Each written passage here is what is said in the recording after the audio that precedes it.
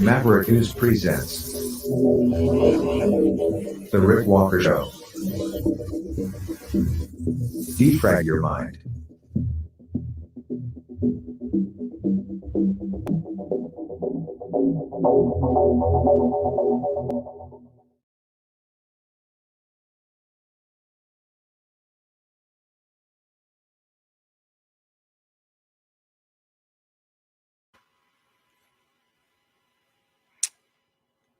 Justin Trudeau, Prime Minister of Canada, has apologized.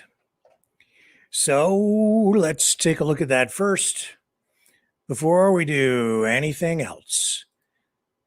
The apology came in the House of Commons. This is what it looked like.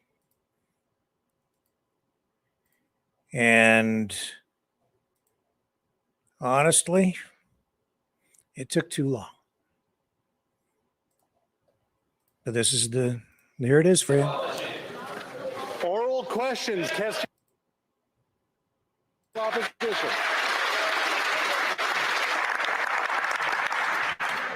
C'est la responsabilité. It is the Prime Minister's personal responsibility to invite heads of state to the House of Commons. It was the Prime Minister's responsibility when President Zelensky was invited here. The government has its security agencies, diplomats, and intelligence agencies. They could and should have checked the list of all those who were present and recognized during the visit. Will the Prime Minister finally come out of hiding and take personal responsibility for the embarrassment and monumental shame caused on the global stage by him, the Right Honorable Prime Minister?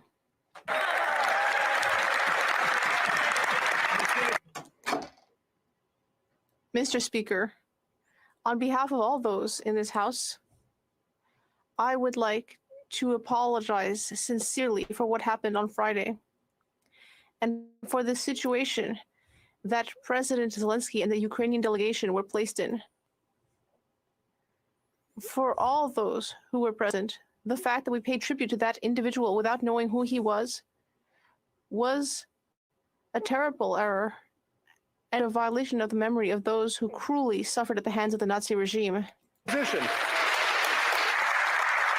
Mr. Speaker, it was the personal responsibility of the Prime Minister to invite President Zelensky to the floor of this House of Commons. It was his personal responsibility to make sure it was a diplomatic success. It was his personal responsibility to continue to lead government that has the security, intelligence, and diplomatic agencies that could have and should have vetted all individuals who were present and recognized. Yet this Prime Minister allowed for a monumental, unprecedented, and global shame to unfold in this chamber. Will he take personal responsibility for this shame and personally apologize on behalf of himself? Right. The Right Honorable Prime Minister. Mr. Speaker, on behalf of all of us in this House, I would like to present unreserved apologies for what took place on Friday and to President Zelensky and the Ukrainian delegation for the position they were put in. For all of us who were present to have unknowingly recognized this individual was a terrible mistake and a violation of the memory of those who suffered grievously at the hands of the Nazi regime.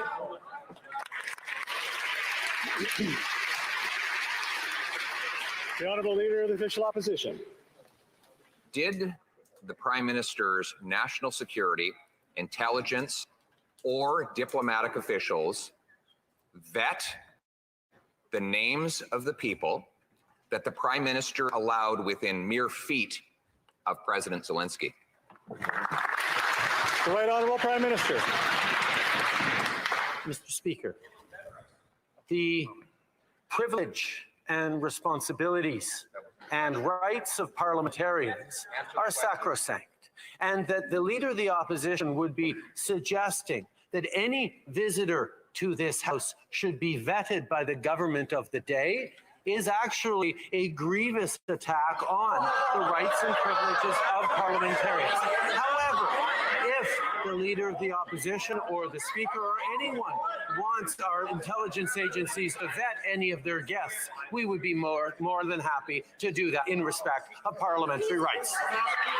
The Honourable Leader of the Official Opposition. The Prime Minister has just said that he allowed the president of a war-torn country, who is perhaps the biggest target of false propaganda and of potential assassinations, to be surrounded by hundreds of people who had not been vetted for their security background, their potential risks that they present, or in this case, the massive diplomatic disasters that they could have brought to that event. Is he really saying that he did absolutely nothing to protect the Ukrainian president from all of those many risks? The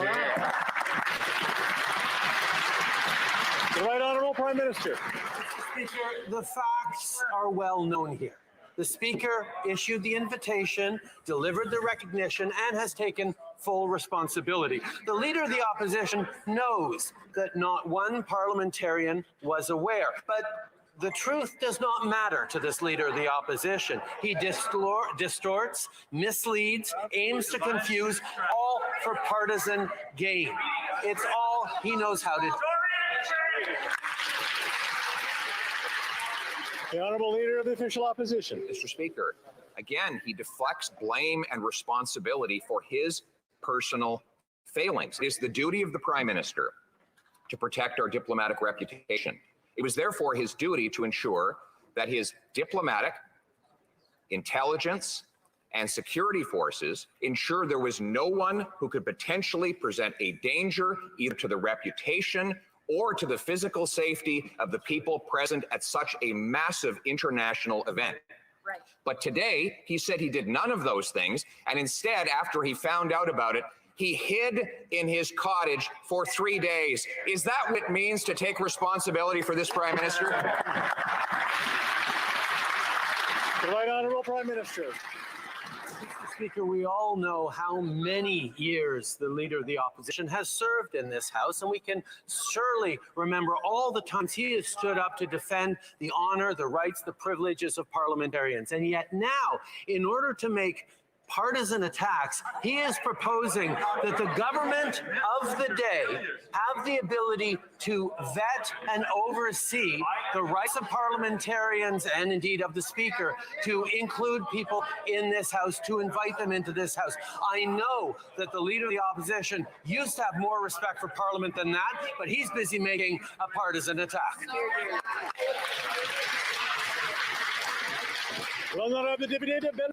The Honourable Member for Belleuil-Chambly. Better late than never, Mr. Speaker. I'd like to congratulate the Prime Minister on his decision to accept the repeated demands to apologize to Parliament and beyond. And his definition of the Leader of the Official Opposition is not entirely wrong either. But I would like to ask the Prime Minister if he has personally called President Zelensky to present his and our apology, and whether he has a strategy to fight the Russians' horrible misinformation campaign along with our allies. The Right Honourable Prime Minister. Yes, Mr. Speaker, it is extremely unfortunate to see that this mistake made here in the House on Friday is being used by the Russians to continue sharing propaganda about why Ukraine is defending itself and why the Russians chose to invade Ukraine. Here in Canada, we will continue to firmly defend Ukraine and the principles of territorial integrity and sovereignty. We have shared that solidarity with the President of Ukraine on multiple occasions over the last few days. The Honourable Member, it is regrettable, Mr. Speaker, because that should have been the first thing that the Prime Minister did.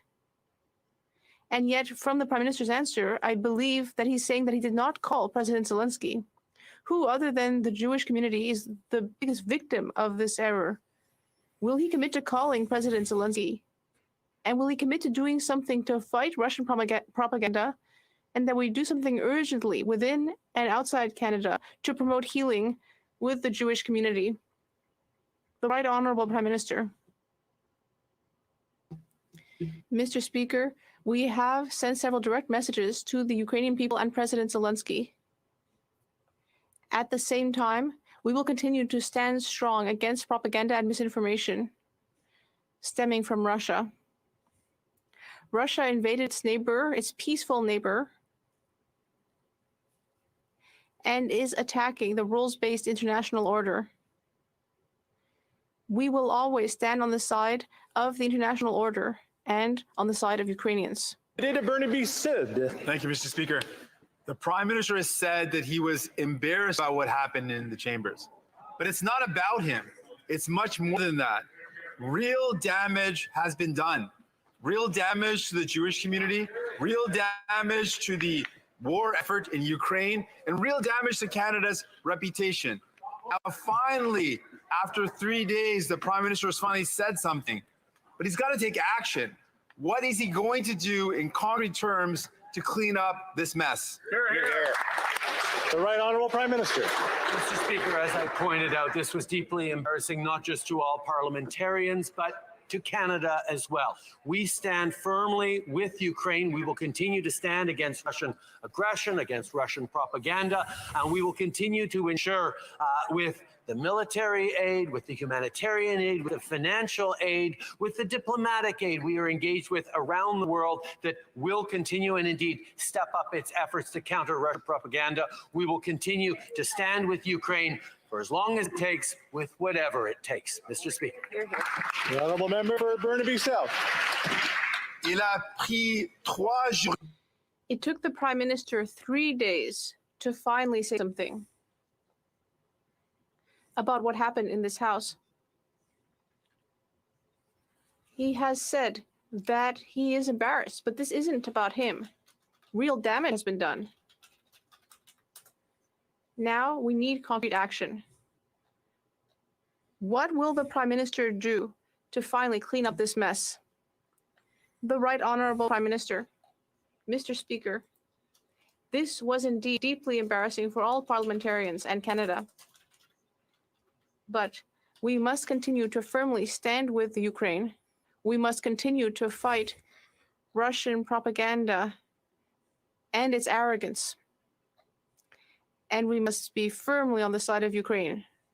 To date, we have invested nearly $9.5 billion in humanitarian and military assistance, diplomatic activities, economic assistance for Ukraine, and we will continue to be there to support Ukraine with everything that it needs for as long as it needs. Speaker, days of silence from this Prime Minister in the face of an international diplomatic crisis that has brought shame on this entire country. An actual Nazi honored in this place, and instead of taking personal responsibility, he blamed the Speaker, went into hiding, and waited 3 days even to call for his resignation. He instructed his MPs to try to wipe the parliamentary record, to forget it. The Prime Minister is there for all of the glory, and when he makes a mess, he's nowhere to be seen. And now he says no one was vetted.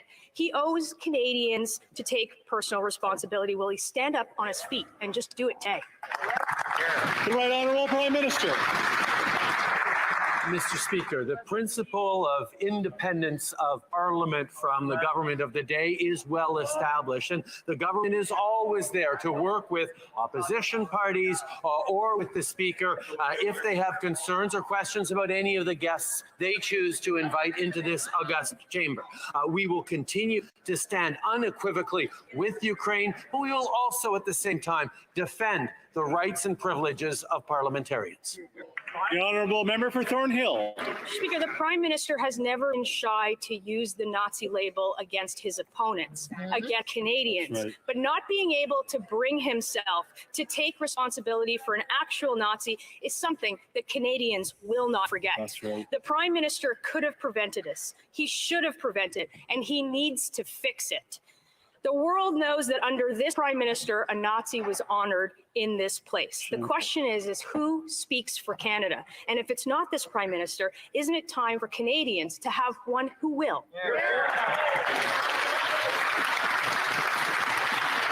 The Right Honourable Prime Minister.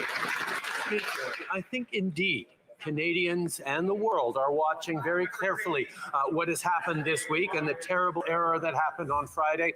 But I think they're also interested in seeing who's trying to make partisan hay out of this, who's trying to look for gains out of what was obviously a terrible, terrible mistake. Mr. Speaker, it is important that we learn from this and stand even stronger with Ukraine going forward, that we counter Russian propaganda. So, Mr. Speaker,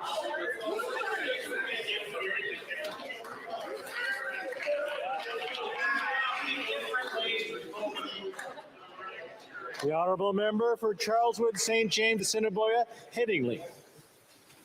Community is horrified that Liberals allowed a Nazi to be honored on the floor of this House and is demanding an apology from the Prime Minister. He has embarrassed Canada on the international stage, caused a diplomatic disaster, and has handed the Kremlin a propaganda win. He has brought shame on this House and deeply offended the Jewish community. Will he stand in this House today, finally take personal responsibility, do the right thing, and personally apologize on behalf of himself? The Right Honourable Prime Minister. it was incredibly upsetting that this happened. The outgoing Speaker took responsibility and resigned, as was the right thing to do. We recognize the deep pain this caused for Jewish communities and for all who were victims of Nazi atrocities and their descendants. An embarrassment for Parliament and for Canadians, and it reaffirms the need to keep promoting and investing in Holocaust education, something our government has and always will continue to support. The Honourable Member Charleswood, St. James, Assiniboia, Headingley. Mr. Speaker, the buck stops with this Prime Minister. That is simply not good enough, not one bit. Not only did the Prime Minister bring shame on this House, on Monday he tried to bury this sort of affair with a motion to strike history from the record. Instead of learning from history, the Prime Minister wants to erase it. Conservatives said no.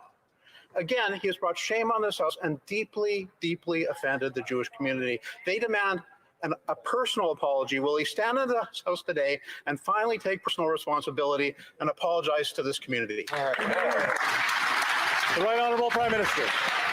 It's important to note, Mr. Speaker, that all parliamentarians agreed unanimously yesterday that the tribute to this individual was withdrawn. That's what happened yesterday, Mr. Speaker. We do not want that to stand into the future. But we also know, Mr. Speaker, that we need to continue to stand every day with the people of Ukraine as they fight against this illegal invasion by Vladimir Putin, as they stand for the rules-based order and the principles of the UN Charter that protect the sovereignty and territorial integrity of us all. This government and this country will always stand unequivocally with Ukraine. The Honourable Member for Charlesbourg-Saint-Charles.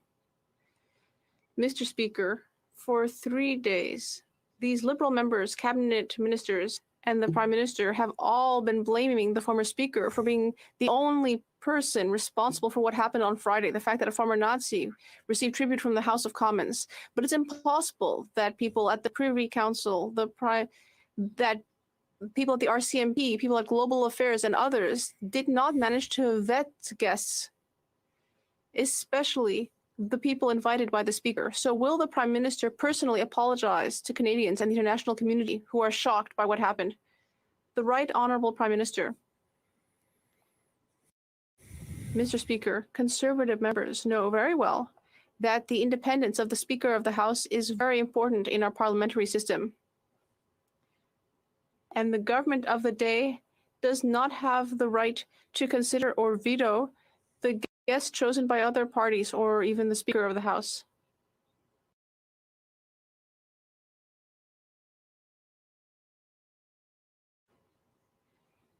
It is very important that we continue to unequivocally stand for Ukraine,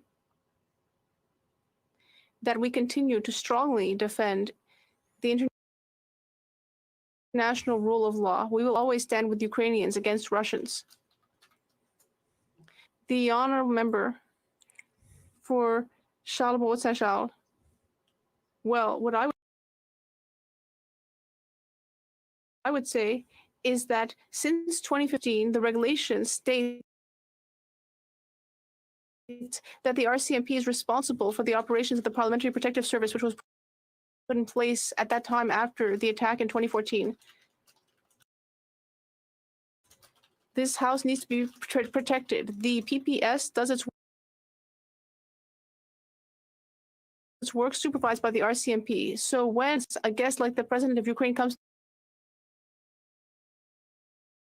to Canada, it's only appropriate the government and the Prime Minister supervise the services to protect our guests. Will the Prime Minister personally apologize to Canadians?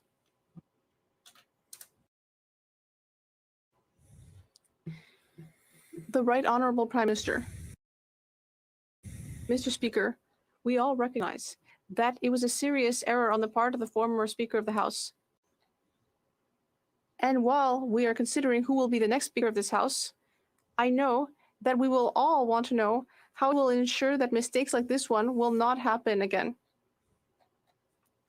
The government will always be there to work with opposition parties and the Speaker's office in order to do background checks for those who visit the House, but it's not up to the government to violate the fundamental rights of members.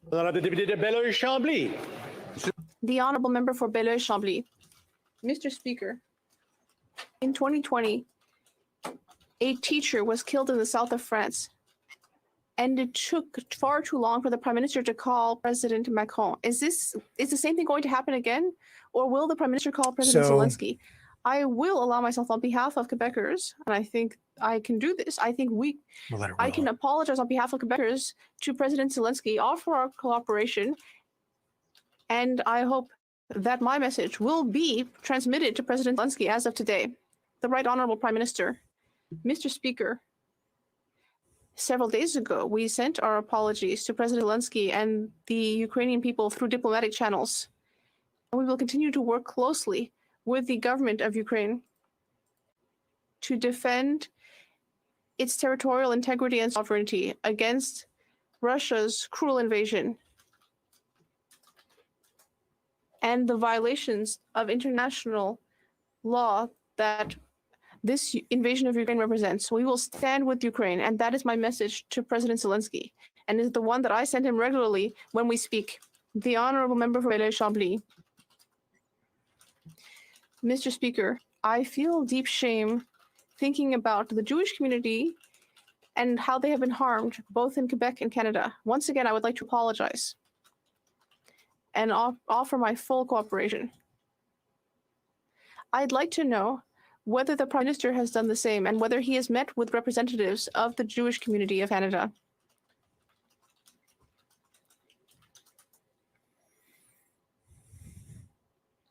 Recording in the gallery there, just texting. Okay, awesome. Le très honorable Premier Ministre. The Right Honourable Prime Minister.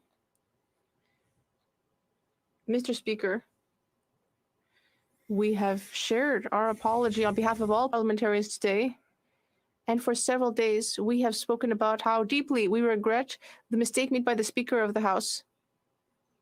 And we will continue to work hard to defend Ukraine and also to support the Jewish community, which is facing a significant increase in anti-Semitism in the world. We will always be there to defend the principles of the rule of law and openness to others. We will always fight for these values and stand with Ukraine. Honourable Member for Selkirk Interlake Eastman. At the end of the day, it is the Prime Minister who is responsible for visiting heads of state. President Zelensky came here expecting a warm welcome and a successful visit. But due to the Prime Minister's haphazard management of this visit, he instead turned it into a diplomatic nightmare. This has played straight into Russia's disinformation campaign against Ukraine. The Prime Minister must accept full responsibility. Will he publicly apologize to President Zelensky today for his failure? The Right Honourable Prime Minister.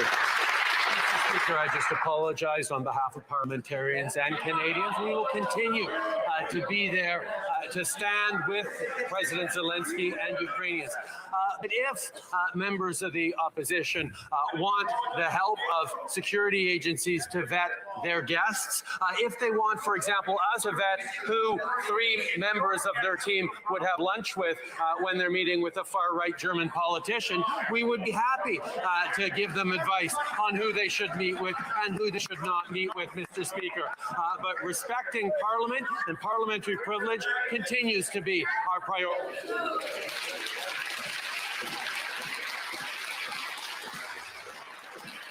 The honourable member for Selkirk Interlake Eastman. The Prime Minister has a duty of care to protect President Zelensky when he was right here in Canada. The Parliamentary Protective Service, the RSMP, the Privy Council Office, the Protocol Office all report to the Prime Minister. Because of his failure to fulfill his personal responsibilities, the Prime Minister has harmed Canada's reputation on the world stage. He broke trust with the Jewish and Ukrainian communities. He's undermined Ukraine in this war, and he's provided fuel for Putin's propaganda machine. So will the Prime Minister admit he was negligent, apologize to President Zelensky, the Ukrainian people, and indeed to all Canadians? The Right Honourable Prime Minister. Do you know who doesn't report to the Prime Minister in our parliamentary system? The Speaker of the House of Commons, Mr. Speaker. It is well established that the independence of the Speaker is sacrosanct. Now, if the Leader of the Opposition wants to change that, let him stand up and say that, Mr. Speaker. We will continue to defend the principles and the rights of parliamentarians, even as we stand with Ukraine against the illegal invasion by Russia.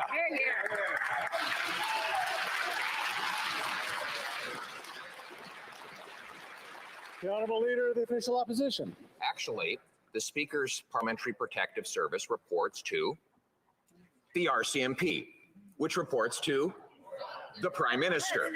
So the Prime Minister says that his National Police Agency did not vet. Order. I can't hear the question, so I want to be able to hear the question. I'll be able to hear the answer, of course, as well. The Honourable Leader of the Official Opposition. You can back up and start. CMP reports to the Public Safety Minister, who reports to the Prime Minister. And that Prime Minister is now saying that when he has foreign heads of state here, that terrorists, assassins, convicted murderers would all be allowed to just walk right into the building and be present within mere feet of a potential assassination target. How does he ever expect another head of state to come back to this place? The Right Honourable Prime Minister.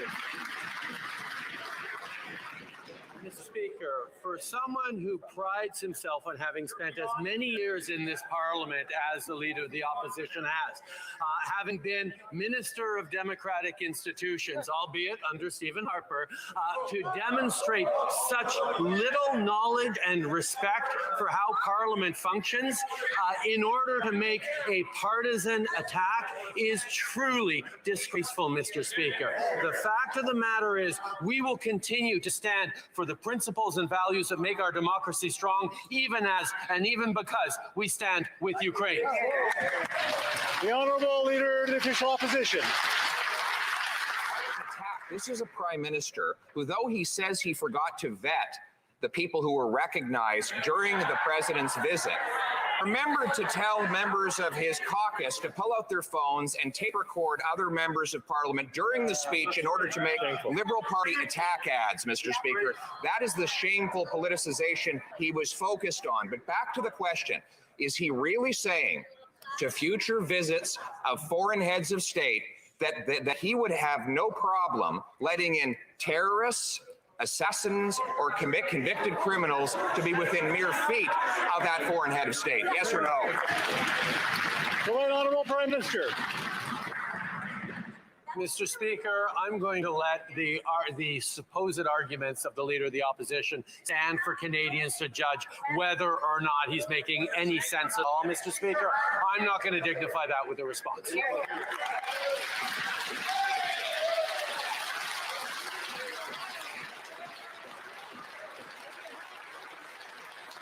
L'honorable député de Burnaby Sud.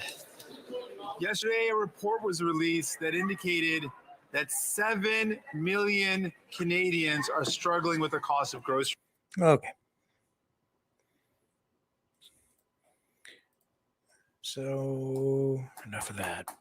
Increasing pressure as well tonight on the Deputy Prime Minister, Chrystia Freeland, to step down. Seeing various media attacks, criticisms of Freeland, whose ties to Ukraine are being highlighted in a lot of articles. Her family, also tied to Ukraine and Nazism. A lot of people concerned that if JT had been,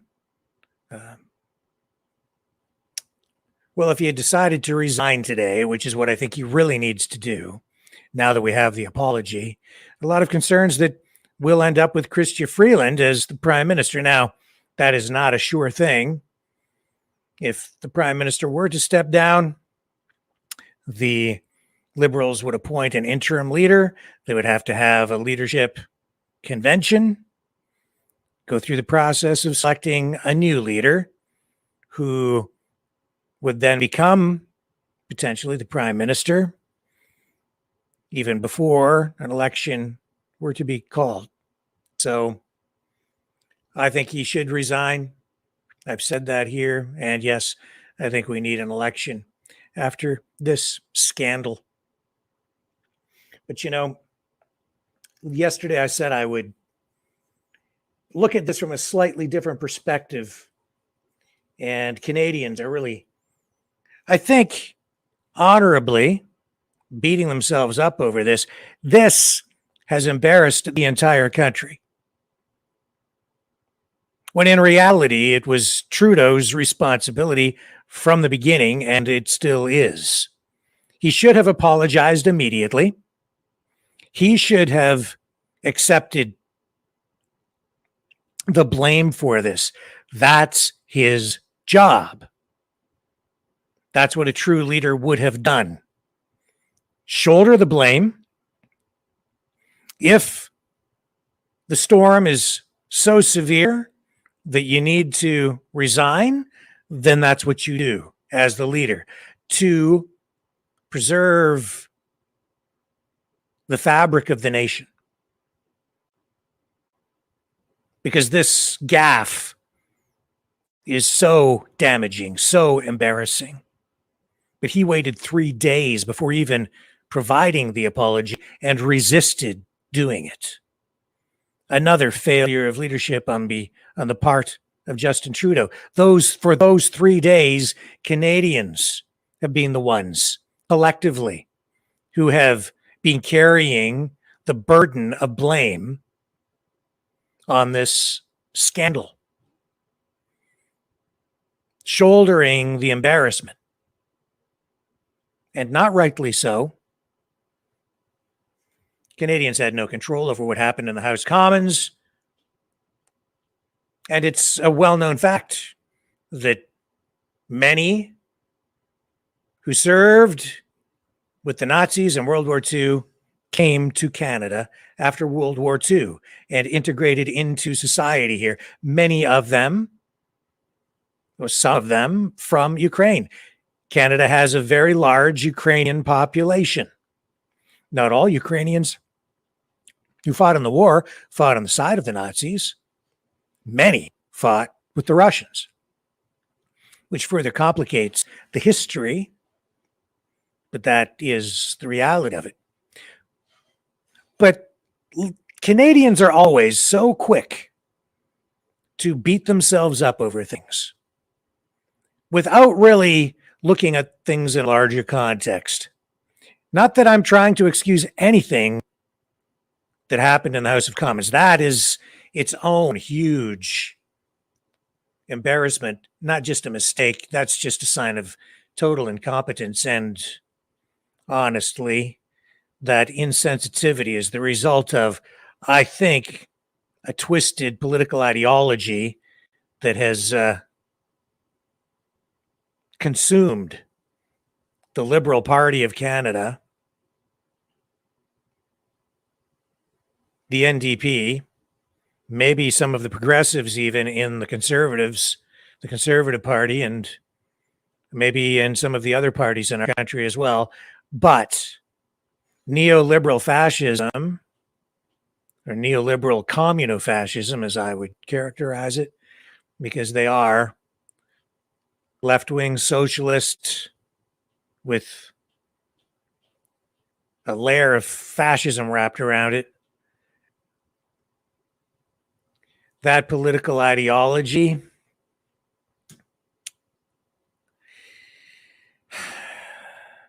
it's a cancer. It's a cancer. But that ideology is not reflective of what Canadians are as a whole. Canadians, our country is diverse. It's made up of people from all kinds of different cultures, backgrounds, religions. They come from all walks of life and from all parts of the globe. I think that it's worth at least acknowledging that Canada is not the only country that took in Nazis after World War II. Many, many, many countries took in German soldiers and Nazi scientists after World War II. In fact, many countries were competing to recruit those Nazi scientists or to kidnap them in some cases and put them to work. So after World War II, several countries took in people who had been associated with or were suspected of being Nazis. This often happened for a lot of reasons, including intelligence gathering, resettlement, and in some cases to prosecute war criminals. And yes, I saw in the chat tonight, just before I went live, that I was being criticized for calling for a trial for Yaroslav Hunka, the Nazi who was honored in the House of Commons. Someone was saying that the people who were murdered as part of the Holocaust did not receive a trial before they were killed. Now, I understand that. But I think if anyone is going to level charges against someone, a person, a citizen, another human being, they're entitled to due process no matter what. And if convicted, then they can face the penalty after the process, the legal process. But, it's crucial to understand, though, that not every German who came to Canada or any of these other countries were necessarily Nazis. A lot of them were German citizens. But these are just some of the countries that took in Nazis after World War II. Argentina, Brazil, the United States, Canada, of course, Egypt, Syria, Spain, Paraguay.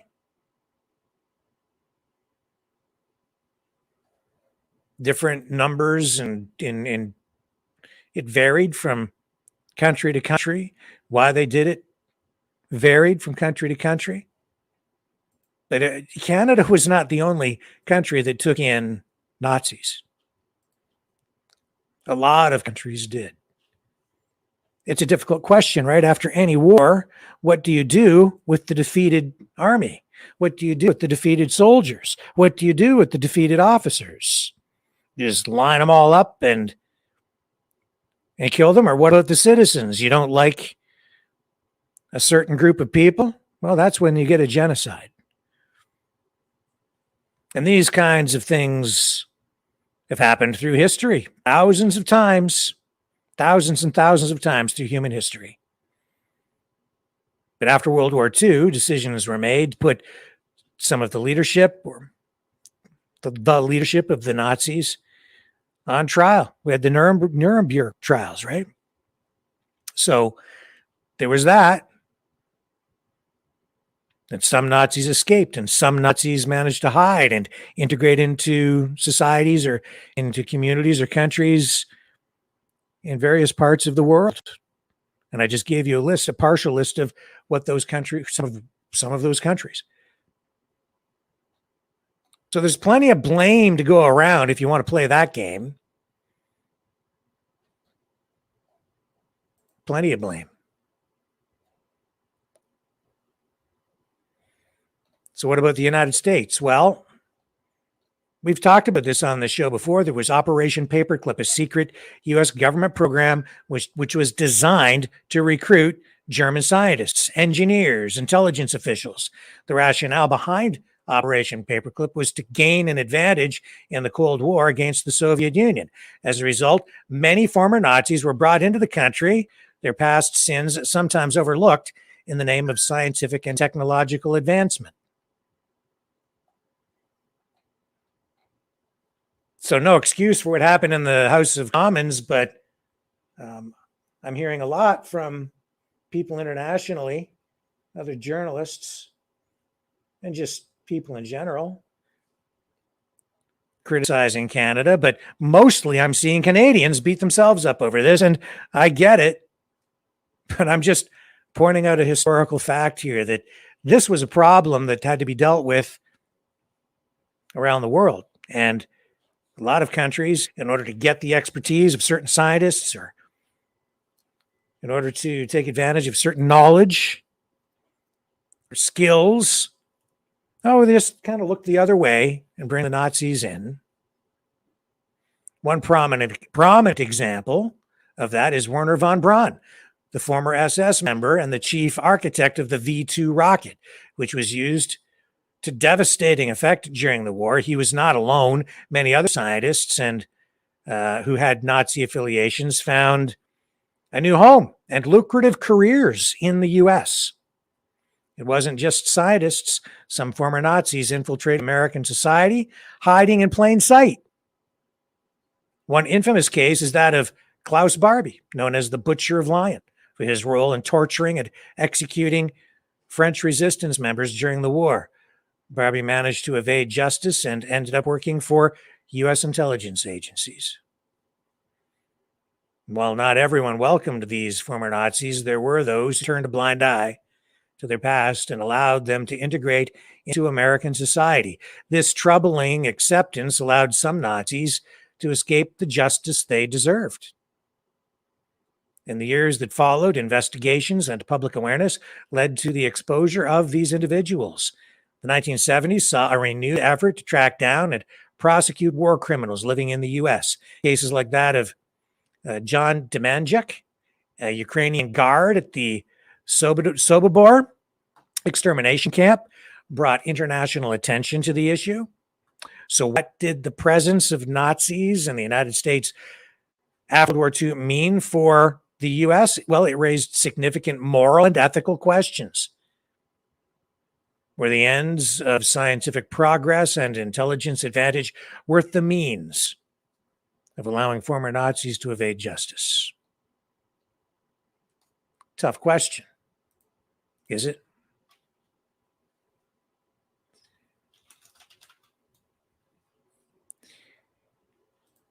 Well, you tell me. It's said that under Operation Paperclip, the United States took in something like 1,600 approximately Nazi scientists. And let me see if I can find this photo. You know what I'm going to do? I'm going to take a brief break. I've got some information here, some stuff I want to show you on the screen, and I just need to get it queued up. So stay with me. I'll have that for you when we come back right after this.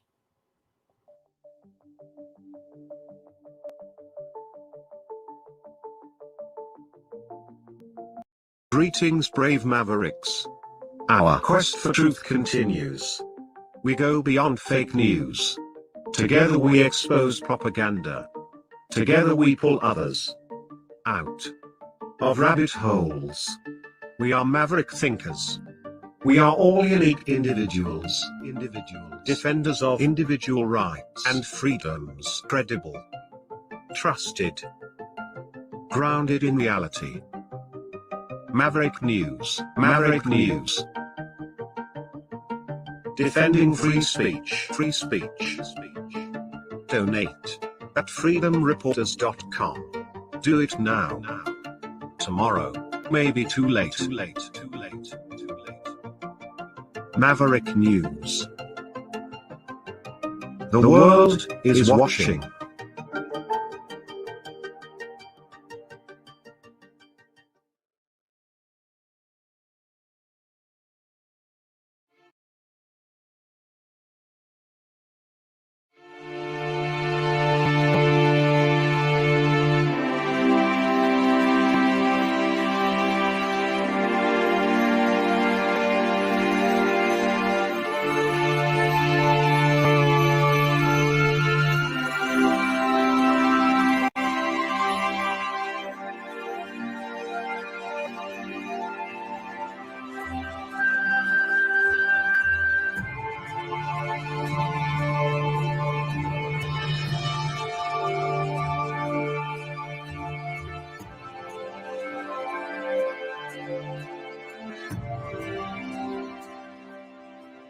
Maverick News.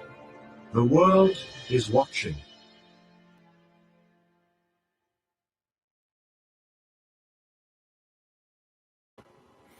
Okay, I'm back. So yeah, here, I'll just throw it up here. It's just an easy Google search, and you can see that even John F. Kennedy, there he is with Nazi scientists, Werner von Braun, after World War II. You could say it was Nazis. Without them, the United States may not have won the space race, if you want to look at it that way. That's why they wanted those guys, for the rocket technology and for other things, many other things. Canada, the US, not just Canada. Britain as well took in Nazis after World War II. They were taken in for pretty much the same reasons. Less so than some of the other countries. Over time, they slowly integrated into society. As World War II drew to a close in 1945, the Allies were faced with that monumental task of dealing with Nazi war criminals.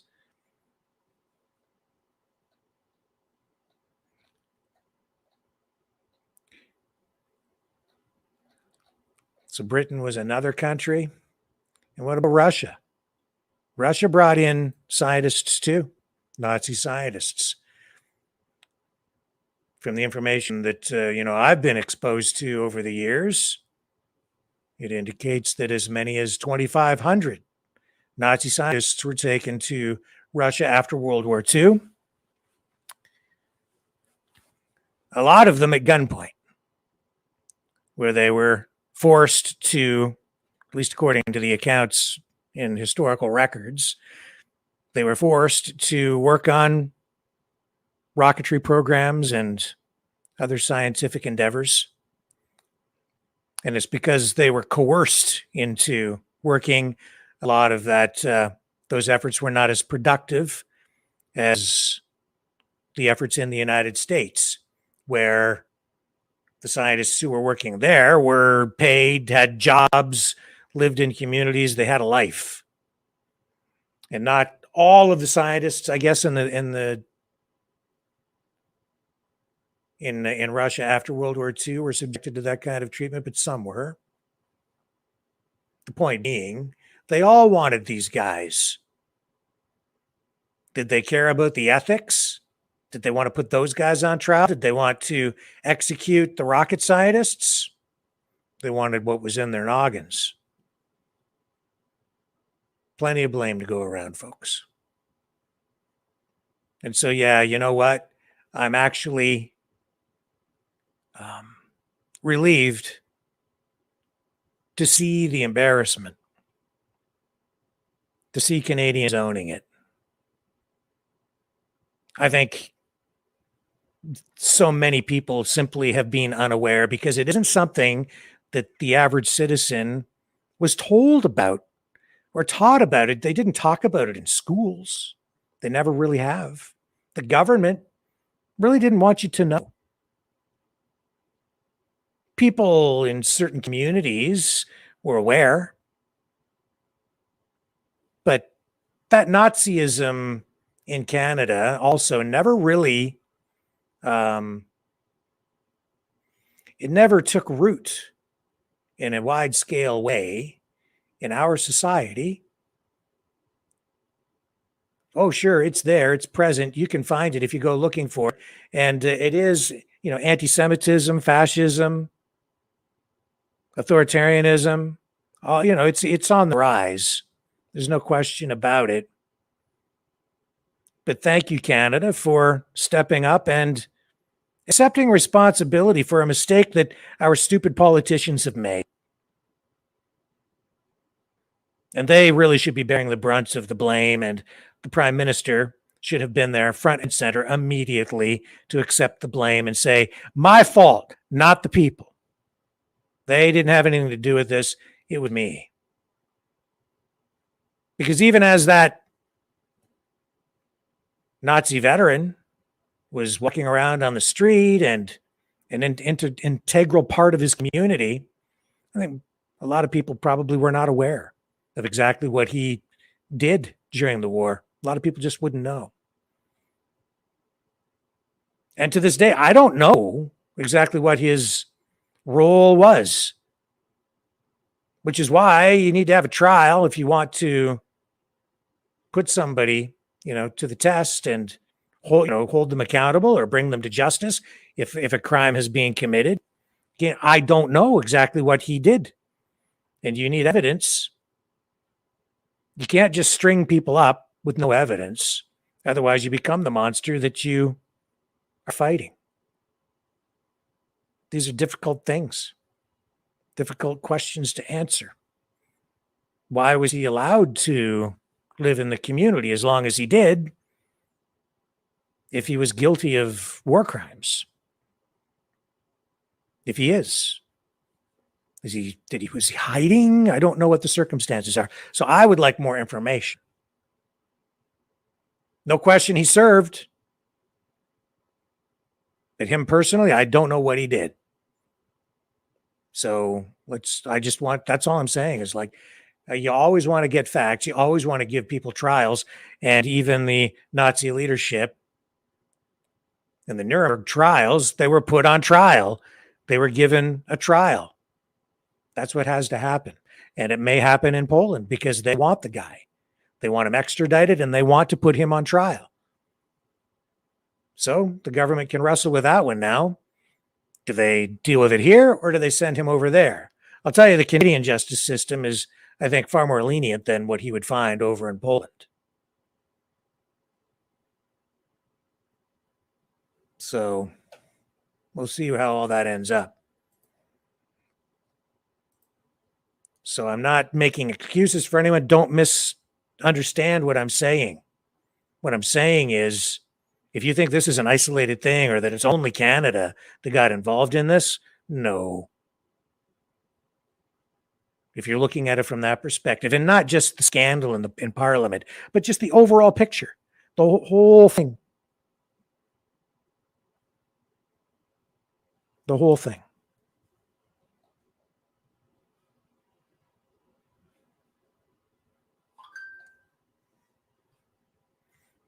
So, yeah, okay. So I get it, Kim, right? He was a member of the SS. Nevertheless, everybody has to have a trial. So put him on trial. Even though he's 98, he's still in good health. He's able to get around from what I'm seeing. So put him on trial. And then if he's found guilty, and I'm sure that he would be if he I'm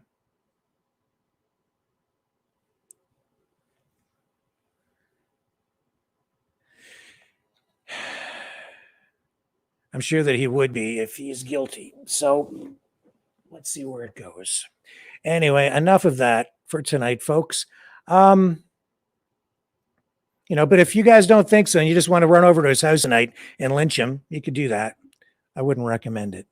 We're going to move on. I'm going to take a break, and when we come back, as promised tonight, Sean Buckley from the National Citizens Inquiry is going to join us, but not to talk about the NCI. Tonight he's here to talk about natural health products because of new regulations, new provisions for natural health products that were released during the last budget back in March. And so they're supposed to come into effect. And what will happen is, under these new rules, common herbs and all these natural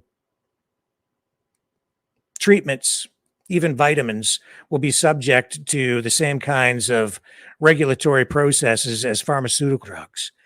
That will increase prices, that will have a lot of negative effects. And while the government is saying it's for your safety and to ensure that claims of efficacy are valid and to protect the public, Sean Buckley has an entirely different take on this. He is an advocate for natural health products, and we will have him with us when we come back right after this. Don't go away. The New World Order. Government overreach. The Great Reset. Mainstream media lies. Now more than ever, independent voices are needed. Donate now at freedomreporters.com. That's freedomreporters.com. Maverick News. The antivirus program for your mind.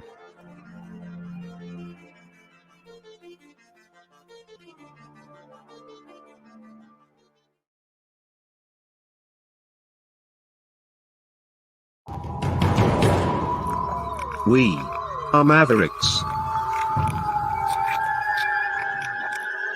We say no to the Trudeau and Biden New World Order.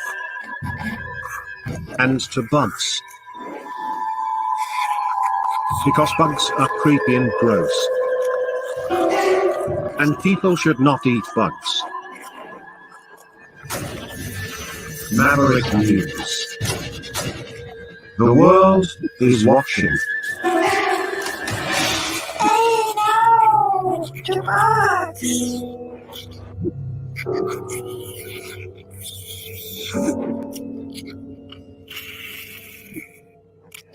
Sean, thank you for joining us on the program again. Another very important topic, natural healthcare supplements, and they are under fire by the Canadian federal government. New rules coming into effect. What exactly are we looking at here? Why are these products in jeopardy? Why is it changing? Well, and Rick, first of all, thanks for having me on your show. And the why is something that we all just have to speculate about. But I can tell you what's happening, and I can tell you that, and maybe just to give your audience a bit of my background in drug regulation so they understand where I'm coming from. So I'm a lawyer, and I've been practicing for 29 years. And for all of that 29 years, probably about half of my practice has been dealing with Health Canada, the Food and Drug Act, the drug regulations, but always in the area of natural health products. So my first experience was actually acting as counsel for Health Canada. I was at a firm in Kamloops, and there was a herbalist named Jim Strauss who was suing Health Canada because this herbalist had imported some herbs from the United States, perfectly legal for anyone to import. And Health Canada seized the herbs at the border in an effort to shut him down. They referred to him internally as a rogue herbalist. Now, Rick, when the government seizes a citizen's property, there's a very specific legal term to describe it. I don't know if your audience will be aware of the term, but in the legal community, we refer to it as theft. So he was suing Health Canada because they stole his herbs. And I got the file acting for Health Canada. Now, first of all, I'll let you know that Health Canada's waived solicitor-client privilege back, I think it was in 1995, so that I could act for him in another file. But so I'm not breaking solicitor-client privilege when I share this. Is they explained to me the problem with this rogue herbalist was he was selling unapproved treatments. Now, I know nothing about food and drug regulation.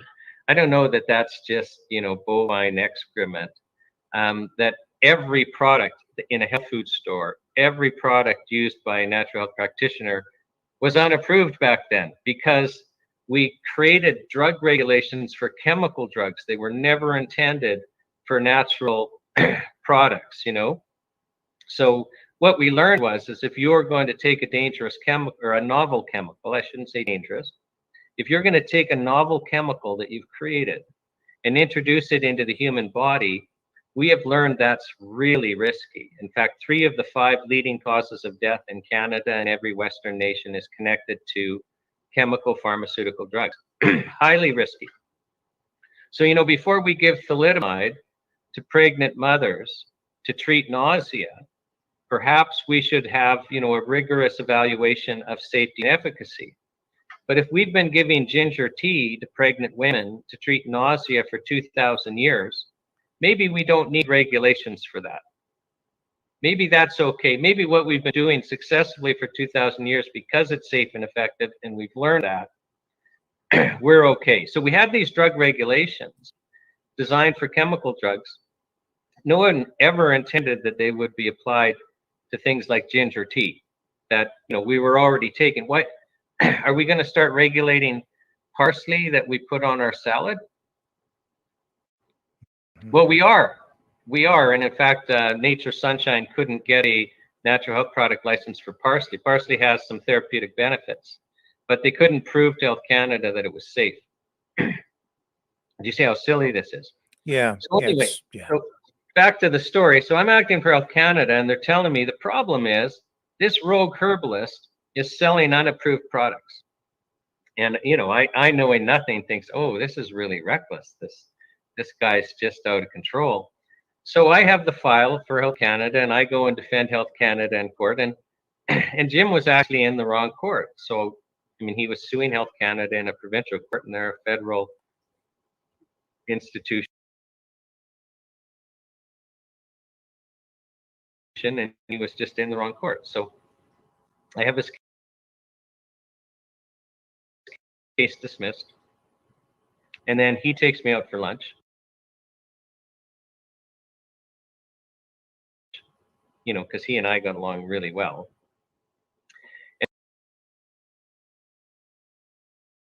And then I start my own law firm, and in another effort to shut him down, he is charged by the province of British Columbia for practicing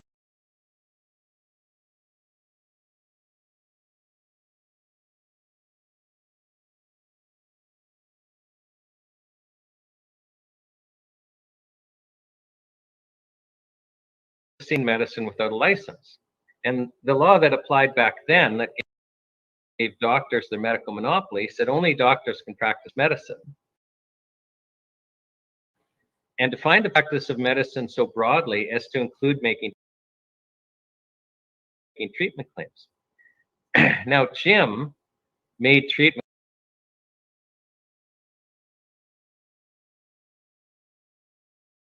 claims. He could, in fact, he drove around in like a white van covered in red letters that said, "We cure heart disease." In fact, he could not he could not be quiet. He would tell everyone he ran into he cured heart disease. And he was literally religious about it. And I'll tell you why. So he was an older gentleman. He flew for the German Air Force in World War II. He was Austrian. And his family in Austria had been traditional healers for 400 years, for 4 centuries. And he was trained by his grandparents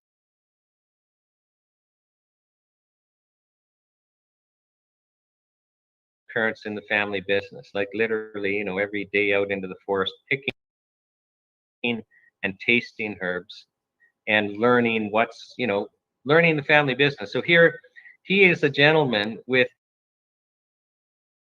unusual knowledge as a traditional healer, but he wasn't interested in that at all. So he had gotten a PhD in electrical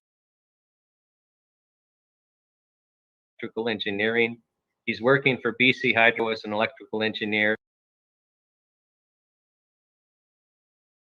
And he has a heart attack. And he's rushed by ambulance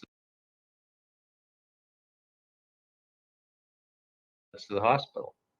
And they do an angiogram.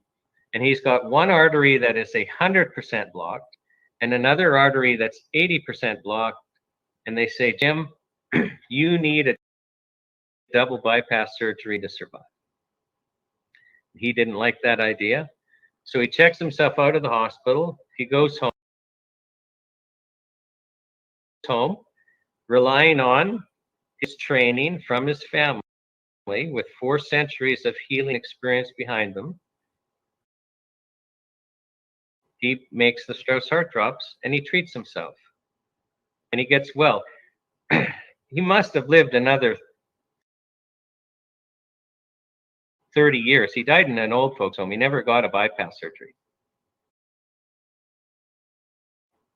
And this was so revolutionary for him. He thought, okay, I've got to share this with the world. So he quits his job at BC Hydro and he becomes a herbalist. I mean, it wasn't just the heart drops. We had a whole bunch of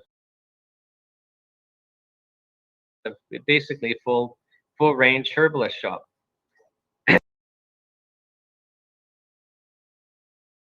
So he hires me to defend him. And as a lawyer, my job is to successfully defend him. And I'm looking at the facts and I'm going, I am dead in the water here because the law says only doctors can make treatment claims. He's clearly making treatment claims. So just running it on the facts, I'm not going to go very far. So I decided to attack the law as being unconstitutional, because in our Charter of Rights and Freedoms, Section 2B, we have freedom of expression. And we also have it as a common law right. And here we have this law prohibiting all speech except by doctors in the area of treatment claims. So I let the Crown know that I was going to ask the court to strike the law down as unconstitutional, that section of the law. And I started going to work. Well, the law, I mean, this is like 1995, 1996. This is back when the Charter still meant something in the courts. So the law was totally on my side. I mean, there were just case after case with strong statements by high-level courts protecting freedom of speech and all speech. Truthful speech, untruthful speech, truth in between, speech that's gray, whether it's true or not true, all speech, because courts understood back then how fundamental it was to have a liberal democracy, or in Canada, a liberal elected autocracy. They understood how important it was for such a polity to function. But I had a factual problem is, although the law's on my side, if the judge accepted Health Canada's narrative, he or she would be reluctant to side for me, because Health Canada's narrative was, we have a rogue herbalist selling unapproved treatments, implication being that they don't work in their snake oil, for serious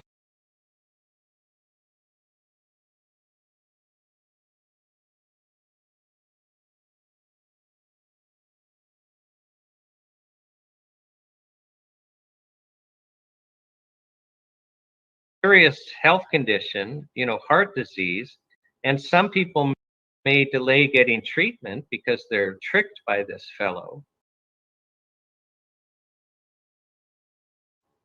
And they might actually die. And if they don't die, suffer and have permanent health consequences because they waited too long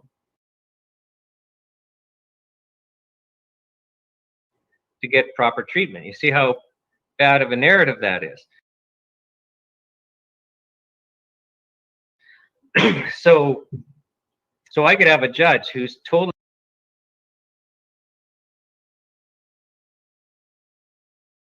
accepts the laws on my side, who will do everything he or she can not to side for me, thinking that it might lead to death or, severe injury.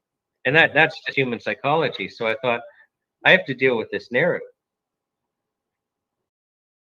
So I go to his herb shop and I say, Jim, is there any way we can show that, you're telling the truth? Like, yeah, I'll put you on the stand, but your story will be a little self-serving because you're trying to defend yourself. Is there any other evidence that we have? Well, Rick, he went in the back and he brought me out. It was either 3 or 5 boxes filled with letters that people just felt obligated to write to him. And I take them back to my office. So, we're talking thousands and thousands and thousands of letters. And I read them all. And they're all the same. So I had heart disease. I was sick. I was dying. I took your heart drops. I got well. God bless you. Now, those letters are pure hearsay. I can't enter a single one in court. But I can call the authors of those letters to take the stand, to swear to tell the truth. And that's actually the highest level of evidence in court. So I start phoning these people. On the day of trial, I had 5 middle-class professional witnesses, and I selected middle-class professionals because the judge is a middle-class professional. I don't want, that'll be the judge's people for credibility purposes. All 5 of these witnesses had had heart disease. They had all had at least 1 open heart bypass surgery. One of them had had 2.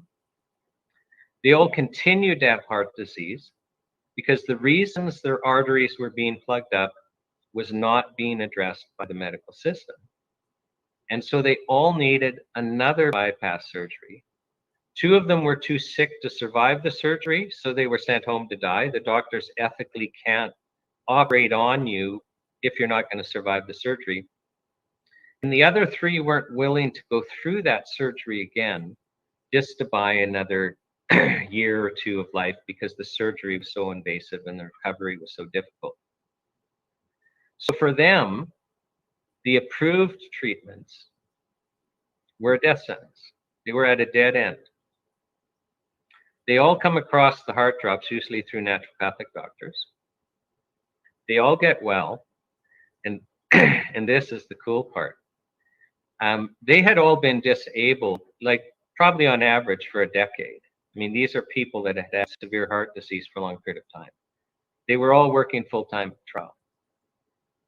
And you can't fake that. You can't fake being on disability insurance for a decade because you can't work and then working full-time at trial.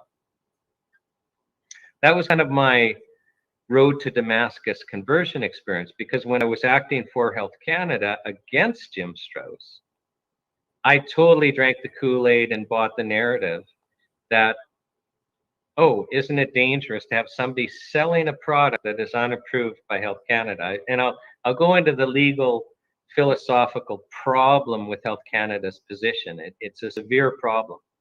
But I drank the Kool-Aid and just, without thinking, oh yeah, that makes perfect sense. But after I prepared for the trial, I understood that the opposite was true. The danger wasn't allowing Jim Strauss to sell an unapproved product. The danger was taking that unapproved product away from Canadians, which was the intention of the trial. I could have given you at that time the names, addresses, and phone numbers of thousands and thousands of Canadians who are only alive because of that single product. Now, what's important about this story is it, first of all, it tells us there's two sides to this equation. And it also tells us that there's a risk to removing product, because one of the difficulties with Health Canada, as they slowly but surely overregulate these out of existence, and I'll tell you a little bit later exactly what they're doing to take these products away. But they always say, well, there's a risk. These products present a risk. And because of that risk, we need to increase the regulatory burden, which the end effect is that they take products away. But they never, ever in the risk analysis consider the danger of removing these products. I mean, it's interesting when I was saying earlier that, 3 of the 5 leading causes of death in Canada and all Western nations are connected to chemical pharmaceutical drugs. You're nodding your head like this is common knowledge. Mm-hmm. Just how dangerous chemical pharmaceutical drugs are. And from a health perspective, you would think that if we wanted good health outcomes, we would do everything we could to keep people from ever taking a chemical pharmaceutical drug, and they would be the last line, that the last option we would use when every other option failed. So let's just talk about nattokinase, for example. Like natto, and some people pronounce it nattokinase. So forgive me if you don't like how I'm pronouncing it, but it's just so what is that? What is nattokinase? It's an enzyme from a type of soy. So, and what it does is it can act as, well, it does act as a blood thinner. It also, like, people use it, if you have lumps in your breasts or scar tissue, things like that, it slowly dissolves these things. So it's a wonderful thing to take. And our mainstream blood thinner still, but for years and years, has been warfarin, which is rat poison. So because warfarin, that's how it kills rats, is it just thins the blood so much that they actually bleed out and die. Now, the pharmaceutical model, though, is that you will patent a new chemical. You will get it through the drug approval process, and then you'll push it on doctors. It'll be much more expensive. And they had come out with a new one called Pradaxa. And so they're pushing Pradaxa on doctors to use instead of warfarin, because the pharmaceutical companies are going to make more money. Warfarin, there's no patent on it anymore. But the problem with Pradaxa is they didn't have an antidote. So if you take too much warfarin and you're bleeding out and you go to the emergency department, they give you a shot of vitamin K, and more often than not, you're okay. Like, it's an antidote, it stops it. But they didn't have an antidote for Pradaxa, and so people were showing up at the emergency wards basically bleeding out, and the emergency doctors didn't have an antidote. So there was nothing they could do. And it was actually hitting the mainstream media at the time because the emergency room doctors were frustrated. There now is an antidote, but they didn't have one for the longest time. Well, while this is going on, so while we're having a problem with Canadians dying because they're bleeding out with Pradaxa, Health Canada decides to take nattokinase off the market, saying it posed too much of a risk. But the problem is a whole bunch of doctors, medical doctors, were managing patients safely on nattokinase. Like, nobody shows up at the emergency room bleeding out because of nattokinase. It just doesn't happen. So the point I'm trying to make is we should be pushing natural health products as the front line especially for managing chronic illness. Like, I mean, we could just spend the whole day talking about that. But instead, we're told they're risky, they're risky, they're risky. But Health Canada never takes into account, well, what's the danger of removing the products? But even when they say they're risky, that's just a bold-faced lie. Because when they say that, what they're trying to communicate is the risk is so great that you actually need protection. And I'm going to say something to your audience, and this applies whenever. So whenever the government tells you you're in danger, you have to basically ask, well, okay, you're telling me I have this danger, but can you please compare it to some other dangers in my life so that I can kind of figure out really how dangerous is this? So when the government tells you you are in danger of natural health products, and I don't deny you are in danger, like you might be, you know, at a store and there might be an earthquake and some of the bottles fall on your head and you could get hurt. Like, I'm not saying there isn't a danger there. I'm being a little cheeky because of what I'm about to say. So most of your life, Rick, and most of my life, and most of your audience life, natural health products have been completely unregulated. You went into a health food store, you went to a naturopathic doctor or another practitioner, that was an unapproved product, dollars to donuts. Like, it's only very recently that we've, you know, been forced halfway into this chemical drug model. And I should say in the United States, they're unregulated. So do you feel dangerous when you order a product from the United States? No. Do you feel, you know, you're in danger if you go to a naturopathic doctor in the United States? No. But what the difference is their prices are about, you know, a third or a quarter of what our prices are. I was on a Twitter Spaces call with the National Citizens Inquiry a couple of months ago, and we had a practitioner on there named Brett Hawes, and he puts together a bunch of treatment protocols for both Americans and Canadians. And he says the same treatment protocol in Canada will cost 3 or 4 times as much as, you know, for the Americans, because their prices are so much lower for the exact same products, because we've decided to overregulate ours and treat them as drugs. And so what that does is it means that in Canada, only the middle class and upper class, and, you know, even part of the middle class can't afford to use natural health products because we've moved halfway into the chemical drug model. Well, what's the health consequences of that? And what are the freedom consequences of that? I'll get to that in a moment, but back to this risk thing. So we first started regulating natural health products officially in 2004. And it took us about 12 years to get most of the industry into compliance. So 2004, if natural health products were going to be risky, that should have been when you had to be stepping over bodies to get into the health food store. A client of mine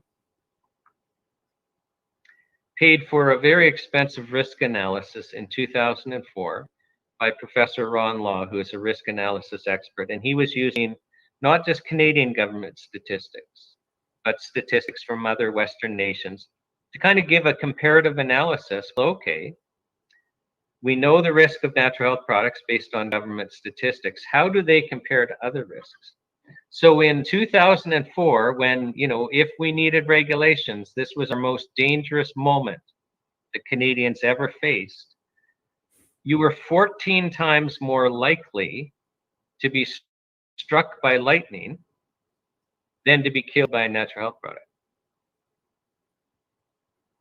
Now, 14 times is such a dramatic, so lightning is so dramatically more dangerous than all of the natural health products in Canada that it's really not fair to the natural health products to compare with lightning. Now, what freedom, Rick, are you willing to give up, or are your viewers willing to give up to be protected by lightning? None. Like, I mean, the question is absolutely ridiculous So then when we say, well, we need, to be protected by natural health products, I mean, it's laughable. 1 month of peanut butter use in Canada, 1 month of peanut butter use, because a number of Canadians die every year from peanut butter.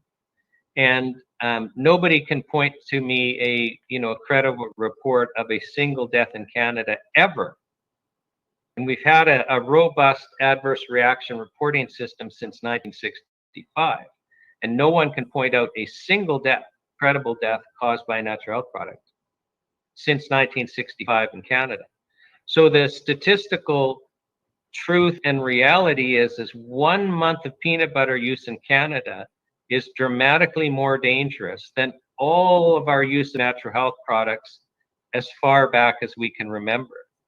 So this is just stupid. And it's stupid because most of almost every ingredient in natural health products is really in our food supply.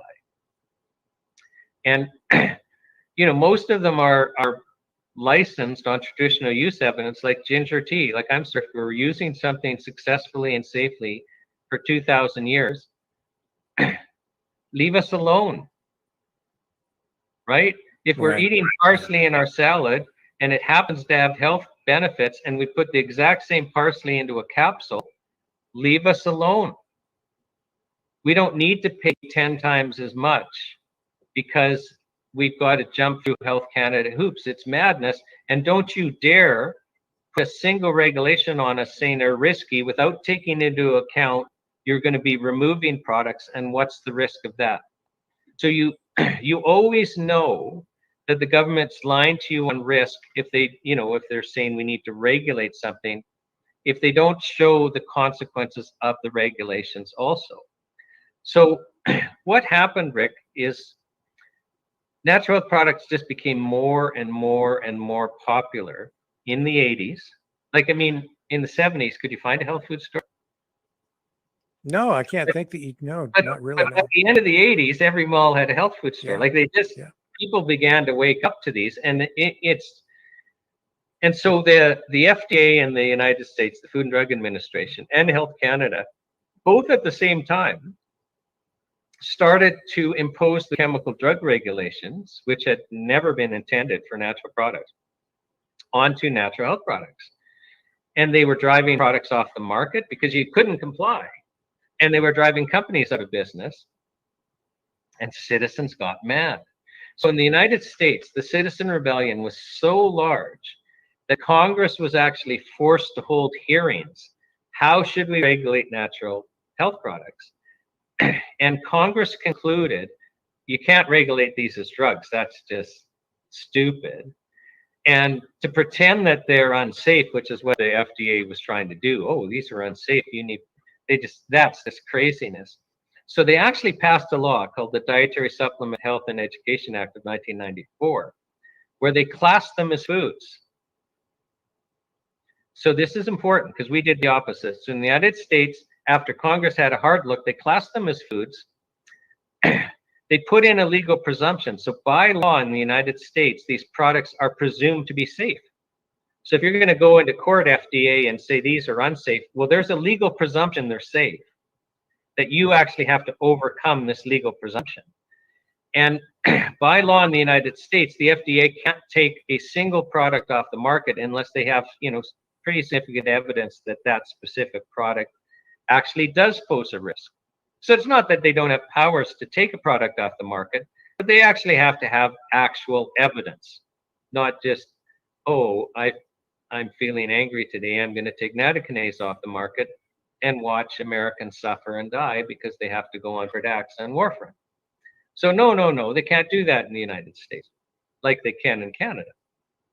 So in Canada, we have a citizens' rebellion, and it's so large. Our health minister at the time, Alan Rock, he holds a press conference and he says, we're going to back off.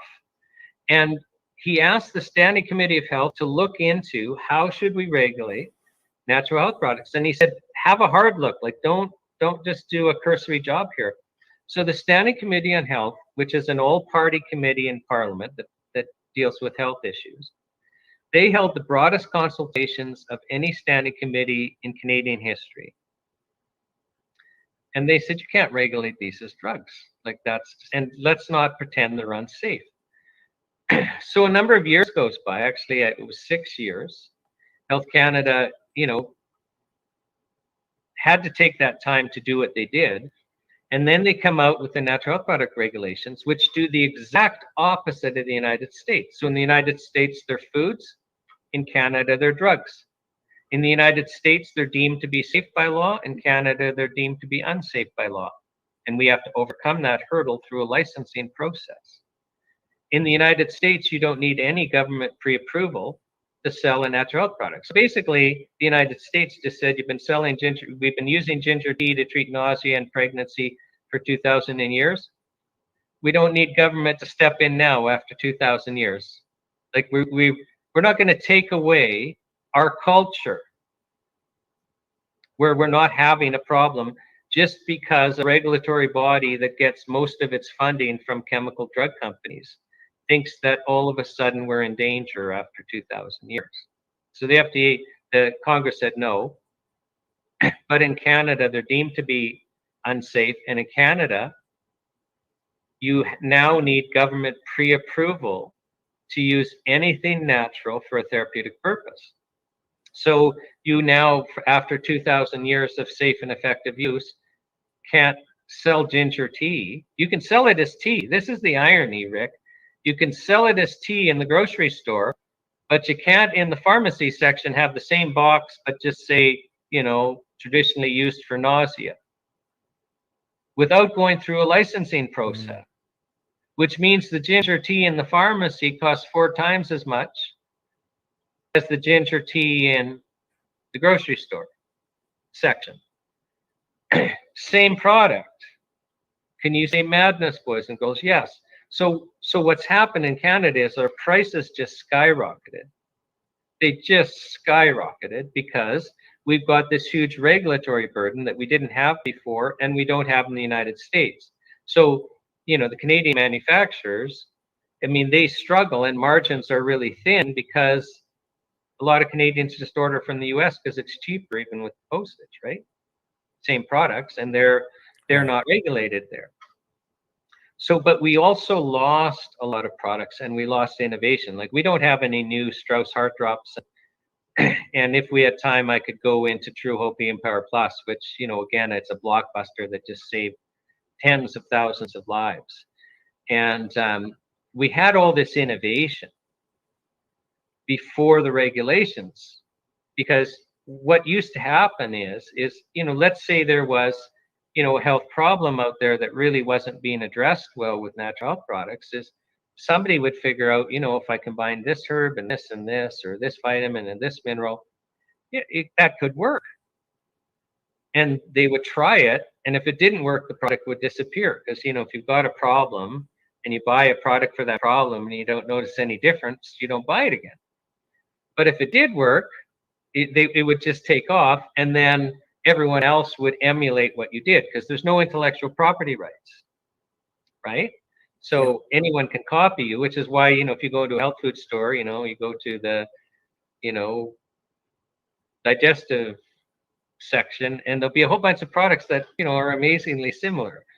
So, but now we can't do that innovation.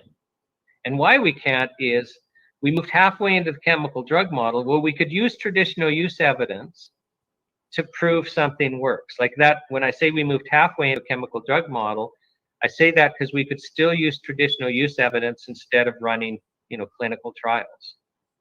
And we also weren't subject to the drug licensing fees, which can be really, really high. So those were kind of the two concessions. But, it's one thing to have traditional use evidence for, let's say, ginger tea treats nausea. But if you're going to be innovating and combining things, it gets a little tricky. And so our innovation has dried up. And our products have also become less effective, because to get through the licensing process, Health Canada would say, well, you have to drop this ingredient, and you have to lower the levels of these other ingredients. And I remember when we were in this transition into these regulations, especially at the beginning, I would have manufacturer after manufacturer after manufacturer telling me, on our best products, our best sellers. Health Canada, for us to get a license, basically are putting us in a position where the product won't work anymore. And some of them dropped the product. Some of them just said, we're not ethically willing to make products for a condition that won't work because we've had to drop ingredients and we've had to lower the ingredients. And some companies made the decision to keep selling the products. And so if you weren't getting advice from, a natural health practitioner to say, you got to triple or quadruple the amount and add this, some of these products were functionally useless. Like what, if you went and bought vitamin D and followed the label, which would limit you to 1,000 international units per dose, like why even bother taking it? It's going to be of no effect. Like, so everyone needs vitamin D, just in much higher doses than Health Canada allows us to tell you. It's almost like, we're deliberately making the industry ineffective. So now, I said we moved halfway into the chemical drug model. Now we're moving all of the way into the chemical drug model. So Health Canada's come out with what they call as the self-care framework. And so they are going to regulate natural health products in exactly the same way, 100% harmonization with how to regulate chemical over-the-counter drugs. And their justification is actually quite genius, like how they're selling this, is they say, look, Rick, you have a headache. And so you go into the drugstore to find, something for your headache. And in the pain relief section, you see aspirin sitting there on the shelf. And right beside it, you see white willow bark on the shelf. Well, both will treat your headache. But aspirin is subject to these really stringent and strict chemical drug regulations. And white willow bark is subject to natural health product regulations, which, are not as strict and is not as onerous. And that's just simply not fair to the consumer, Rick. The consumer should have the confidence that all of the products for the same condition are regulated the same. This is the party line, and it's really genius. Now, Health Canada, if we use that example, and I picked the aspirin example. So, but I picked it because, so aspirin is derived from white willow bark. So Lord knows, somebody will know, I just don't off the top of my head, how many centuries or thousands of years we have been using white willow bark as a pain reliever completely safely. Like you can't overdose on it. So just go gnaw on a white willow tree all day long and who cares? Maybe you get an upset stomach, maybe you won't. Right? But, help me out here. It's just, now one of the ingredients is when you have something like white willow bark that treats pain, it's not going to be just a single ingredient in there. There'll be several ingredients and they're all tied together and they act synergistically. But what Bayer did is they figured out, well, what's the main molecule that is the pain reliever in white willow bark? And then they tweaked it. They changed it slightly so that it was now a novel chemical. And then you could patent it. And then you get through the new drug approval process. And now you're selling it. Now, aspirin is still effective for treating pain. Even though they tweaked the molecule, it still works to treat pain. But it creates gastrointestinal bleeding, which lead to a number of deaths and hospitalizations each year. Even, like the number of Canadians that take a baby aspirin every day for heart issues. It's actually quite effective, but even that low dose can cause some very serious gastrointestinal bleeding. And white willow bark doesn't. It's ironic. It was the British government did a study comparing the two, and white willow bark has the same positive heart health effect without the gastrointestinal bleeding. But no government is going to push white willow bark. But so here we have aspirin, which causes a number of deaths each year and hospitalizations, and white willow bark that doesn't. And white willow bark that we've been using for centuries, if not thousands of years. So Health Canada says we have to regulate them the same way. Why? Their only justification is well, we use them for the same purpose. but they're completely opposite risk profiles. And they're completely opposite. And then now here's the real game. So our drug regulations, and thank you, Dr. Alan Castles, who testified at the National Citizens Inquiry in Vancouver, who also says this. He said at the National Citizens Inquiry under oath that our drug regulations aren't to protect health, they're to protect intellectual property rights. And I've been saying that for years also. So it's just, you know, there's safety in numbers, but there's very few people that actually understand our drug regulations. And it took me a good decade to figure out, oh yeah, they're to protect intellectual property rights. And here's how it works. So first of all, we define drugs so broadly that it includes everything used for a therapeutic purpose. And I'll just stop. Rick, you're looking a little dehydrated. Can you take some water to treat that dehydration? Oh, I'm sorry, I just broke the law. I just suggested that you use unapproved water for a therapeutic purpose, and I didn't have go through the licensing process with the water that I wanted to sell you. But no word of a lie, if I wanted to sell water, and if selling is giving away also, if I wanted to use water for therapeutic purpose, I would have to get it licensed. This is how stupid this is. So we make it illegal to use anything for a therapeutic purpose, even things we've used for thousands of years safely. And then we pass regulations. So if you want to treat a serious health condition in Canada, heart disease, cancer, bipolar disorder, erectile dysfunction, and like anything that makes money too. So anything serious and anything really lucrative, arthritis. You have to go through what's called the new drug approval process. The regulations are in our drug regulations, C.08.001 is where they start. That process is so expensive, like it's likely the average cost is $1 billion. You could get through it for hundreds of millions, you know, on a simple application. But I don't think in Canadian history, there's only been one product that has gotten through that process that didn't have a patent, and that product was sponsored by government. And the reason is because it's so expensive to go through that process that you only go through it if you have a patent. If you don't have the money to go through the process, you'll never raise it without a patent.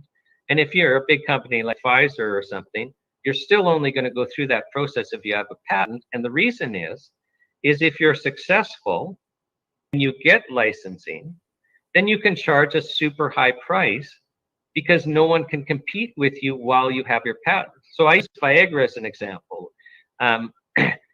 For those who are, you know, aware when Viagra came out, it was, you know, Viagra's for erectile dysfunction, and the advertising in the United States was so successful that in Canada, I mean, it might have cost $20-30 a pill when it came out.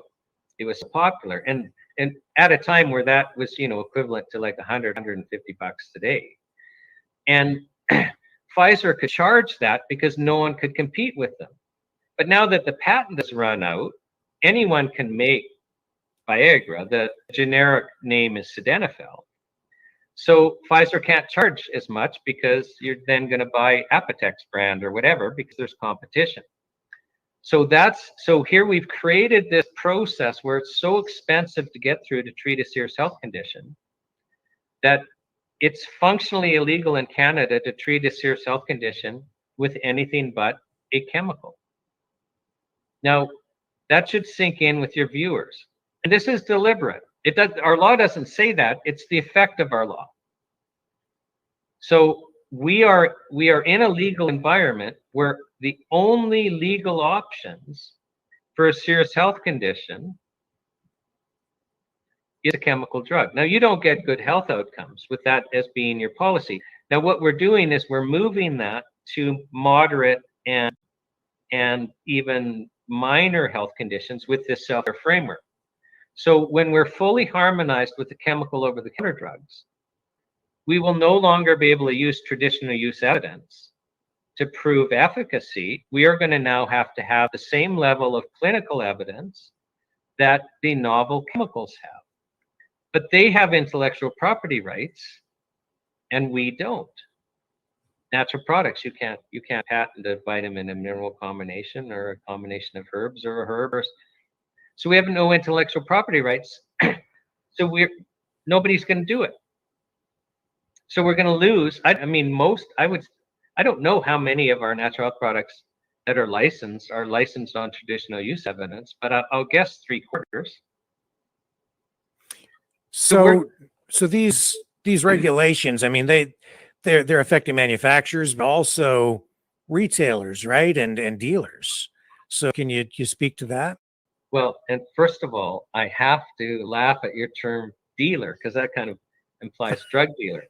Because another aspect of the self-care framework, remember full harmonization, prior to June 22nd, if you were, in the natural health product industry and you violated the Food and Drug Act or the NHP regulations, your maximum penalty was a $5,000 fine.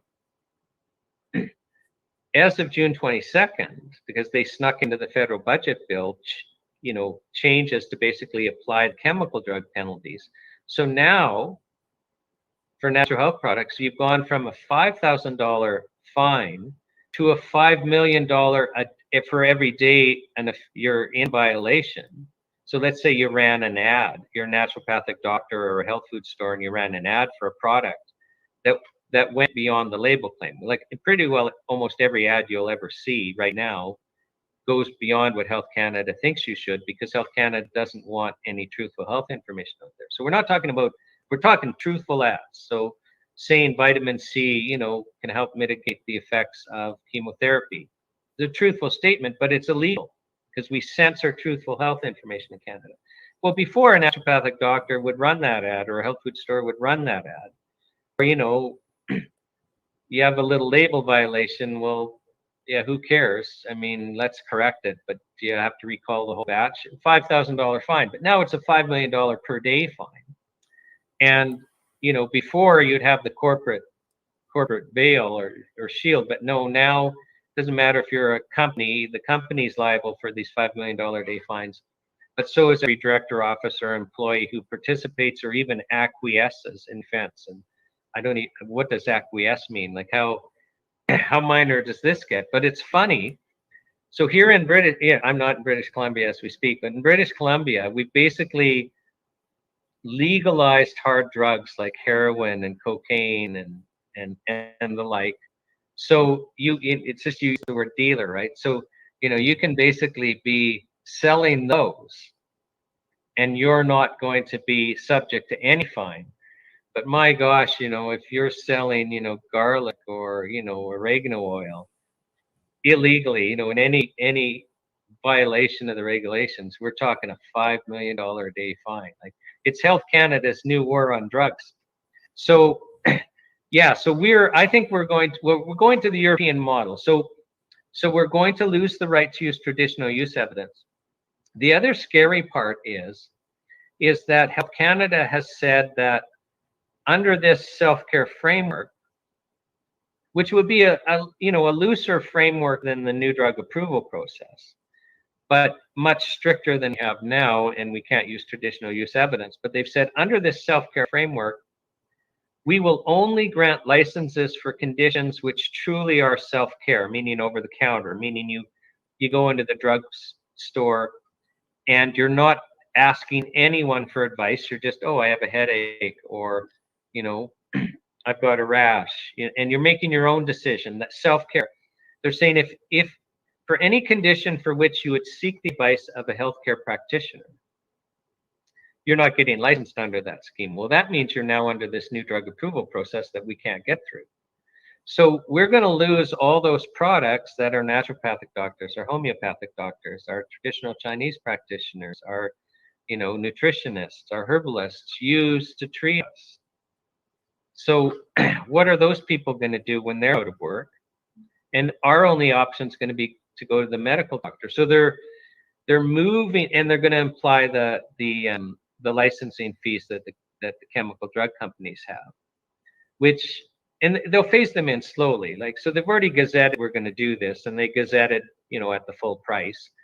But what they'll come back is they'll come back and say, well, yeah, we'll just start maybe at an eighth of the full fees, and then they'll slowly year by year ramp them up to we're in full harmonization. So we'll lose a lot of manufacturers there. We'll lose a lot of products because it's increasing the price when the prices are already going up with the increased regulations. So I think, 2 years out, you won't have health food stores, except, maybe one or two in large centers, because they won't have anything different than the drugstores and the supermarket pharmacy section. So we'll have vitamins and minerals in, with label claim amounts that are meaningless. We'll have single ingredient herbs and a few multi-ingredient products. Like, we'll basically be like Europe, where that's all you have, but the multi-ingredient products are gone, prices are way higher, and really, to treat a health condition, you have no option but the chemical drug model. So it's going to be a bloodbath.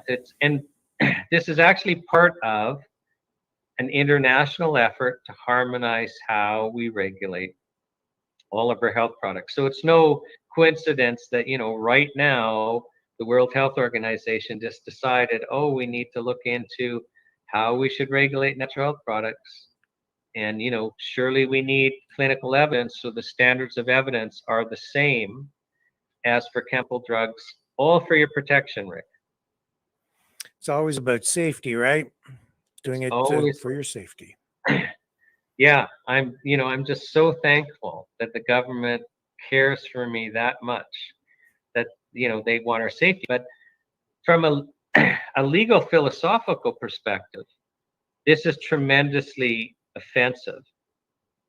Even if, and we don't, but even if we had a regulatory body, so even if Health Canada actually was interested in good health outcomes, and your audience should know that when they're under oath, so when you have Health Canada inspectors under oath, they will readily agree that they're not there for good health outcomes. In fact, I remember I was cross-examining a Health Canada inspector on a file where, this company was charged with selling an unapproved product. And this was a product, actually, that the decision ended with the court acquitting them on the defense of necessity. We had called, just witness after witness about just the danger. In fact, one of the witnesses was Ron Lajeunesse, who was president of the Alberta branch of the Canadian Mental Health Association, who would hold a press conference every time there was a death, because there was a number of deaths. So this was another case where Health Canada restricted a product for a short period of time, and there was just death after death after death. And finally, they relented and allowed the product back on the market. So, back to the balanced risk analysis. But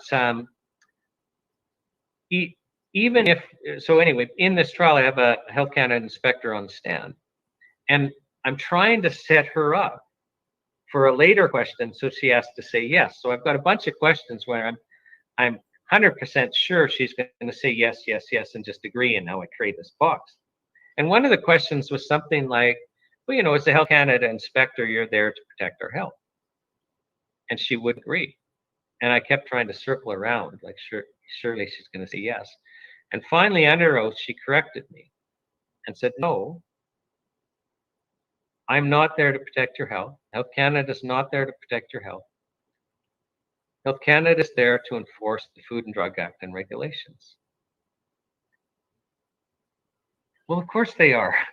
Health Canada is there to enforce the Food and Drug Act and regulations. And when you read Food and Drug Act and regulations, there's not a single word there about protecting health. There's not a single word there about acting in the public interest. There's not a single word there about getting good health outcomes. Let that sink in. It's just about enforcement. It's about enforcing the Food and Drug Act and regulations.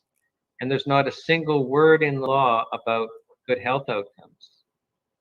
So they're not there to protect our health. And it would be a whole different show on how even our drug approval process, safe and effective, is 100% fraud on the Canadian. It's the biggest fraud perpetrated on the Canadian public that I'm aware of.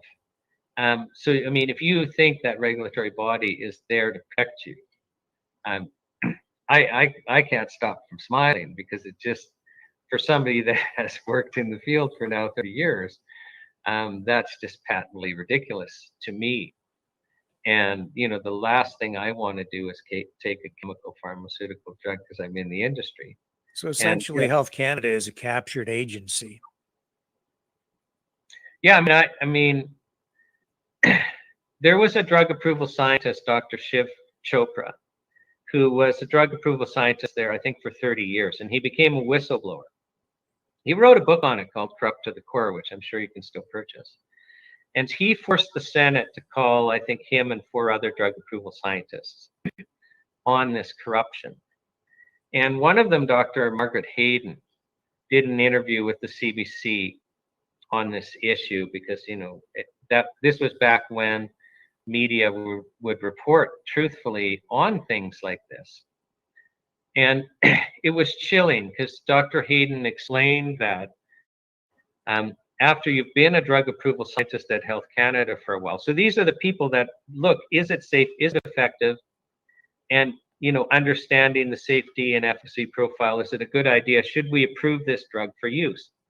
And she's explaining, well, as a drug approval scientist at Health Canada, after you've been there for a while, you learn how, you know, they're going to get around your decision not to approve a drug. So Health Canada's scientists will decide we shouldn't approve this. And she says, well, after you've been at Health Canada for a while, you learn how the management's going to get around you. And it's brilliant because nobody's liable. So you have the Health Canada scientists say, no way should we approve this drug. And then what the senior management does is they appoint an outside body of experts. So you've got a number of them. That body will make a recommendation. You don't know who voted yes or no in that body. So how's there any liability for them? So that panel expert body will say, oh yeah, you should approve this. And then the management, who, you know, as she explained, they're never doctors or scientists themselves, will approve the drug based on the recommendation. So the management isn't liable because they're relying on this panel of outside experts. The panel of outside experts aren't liable because you don't know who voted what. And then drugs are approved, and routinely, I mean, Dr. Hayden's making it clear, well, you understand the pattern after you've been there a while. It's a pattern. So drugs that the Health Canada's own internal scientists say should not be approved, that they're just too risky and don't have benefits, are routinely approved with this process. Well, you tell me it's not a captured organization. When, I mean, and even how they're written. I mean, I was cross-examining I'll tell this story and then I'll get into the good news and what we need to do. But I was cross-examining a psychiatrist that has a company that all this company does is get psychiatric drugs through the new drug approval process. And this person under oath started complaining to me under oath, saying, you know, when we have a new antidepressant drug, like, you have to give Health Canada 2 double-blind clinical trials of a sizable size that have this magical statistical separation with the sugar pill that we pretend means the drug works. So you got the placebo group taking the sugar pill, you've got a group taking the drug, and there has to be this magical statistical separation. There's got to be just enough, and then we pretend that means the drug works. So this psychiatrist who does drug approval was complaining to me, well, you know, we got to give Health Canada 2. Well, now on a new antidepressant, we just run 8 double-blind clinical trials out of the gate. We just do 8 at the same time, because we need to run 8 to get the 2 that show the statistical separation with the sugar pill. We don't have to give Health Canada the other 6. We just have to provide the 2. Now, you tell me this isn't a fraud perpetrated on the Canadian public. So they know that statistically, if they run the test enough times, they'll get enough of the outcomes in any compartmentalized study so that they can just 2 out of the 8 will give them the result Yeah, they want. that company's figured out they need to run 8. So they just do 8 out of the gate. That's their magic number. Whether that's changed or not, I don't know. But at the time, it was 8. So we're in a train wreck here, Rick. Now, this is good news though, and it's good news, like, because we really are. You know, if Canadians don't step up and do something, we are going to lose our natural products. But it's just so blatant and so obvious that Canadians will get mad, because about 70% of us regularly use natural health products. Yeah. And the 2 largest citizen rebellions in my lifetime have been over natural health products. So 98 and then 2008. And both times Parliament backed down. Now, we're in a brave new world where Parliament is really unresponsive to the public. And we've just gone through this COVID thing, which it could be a whole other show. In fact, maybe we should do one on how the drug approval test was changed for the COVID-19 vaccines. And the test doesn't even have the word safety in it, let alone efficacy. And a bunch of other things happened. I'd be glad to come back for that, because it's shocking, and that should get out. But Parliament's become extremely non-responsive. And we've got all these freedom groups, you know, that have sprung up with COVID that would love to have an issue to see, can we get Parliament responsive again? So I'm involved with a federally incorporated nonprofit called the Natural Health Product Protection Association. The website is nhppa.org, and hopefully you can put a link up to it when you post your show. So nhppa.org. We're going to start, we had started a citizen rebellion in 08 and we were successful. We're going to start it here. We're already coordinating with the freedom groups to make it a much wider campaign. But we need you to go to our website and subscribe. There's a contact page or a subscribe page. Give us your email address, because then we can alert you to campaigns that we run. Because otherwise we can't plug you in. And we must. We need your financial support. We're asking people, we think this campaign is going to last for a year. And, you know, this is life and death. And Rick, I don't know how you're funded. Like, do you just take donations, or how do you fund yourself? That's it.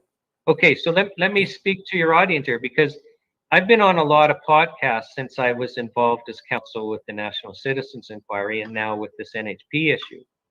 And I'm with podcaster after podcaster that they're living like church mice. They're sacrificing their standard of living greatly, and people aren't supporting them financially, as if we're like in some third world country and they can't support. And so I'm saying on these programs, how dare you? How dare you watch podcasters like Rick and not support them? Because none of us would know what's going on. We wouldn't even have a freedom movement if we didn't have people like Rick sharing the truth with us. And it's a lot of work to put on a show like this. It is a huge commitment to do what he's doing. And you support him financially, and you support the other podcasters financially. We're in an information war where literally lives are being lost. Our economy is being wrecked. And we have to fight back. And people like Rick need to have the resources to do it. So I just say shame on you if you're not supporting him. And likewise for NHPPA, we truly need your support. We're the only trade organization out there with the expertise and the plan to get this done. And for other freedom groups too, like, we're in a war and you have to step up. So did I get that? I don't think I got the link correct. It's nhppa.org. Yep. Yeah. Okay. So yeah, right. I made an error. So yeah, NHPPA. Right. Yeah. So it just stands for Natural Health Product Protection Association. So nhppa.org. There it is. That's the right URL there. nhppa.org. Right. Yeah. Okay. Well, thank you for the endorsement as well. There are a lot of live streamers, podcasters, influencers, freedom fighters out there who do deserve more attention and support. It is an information war.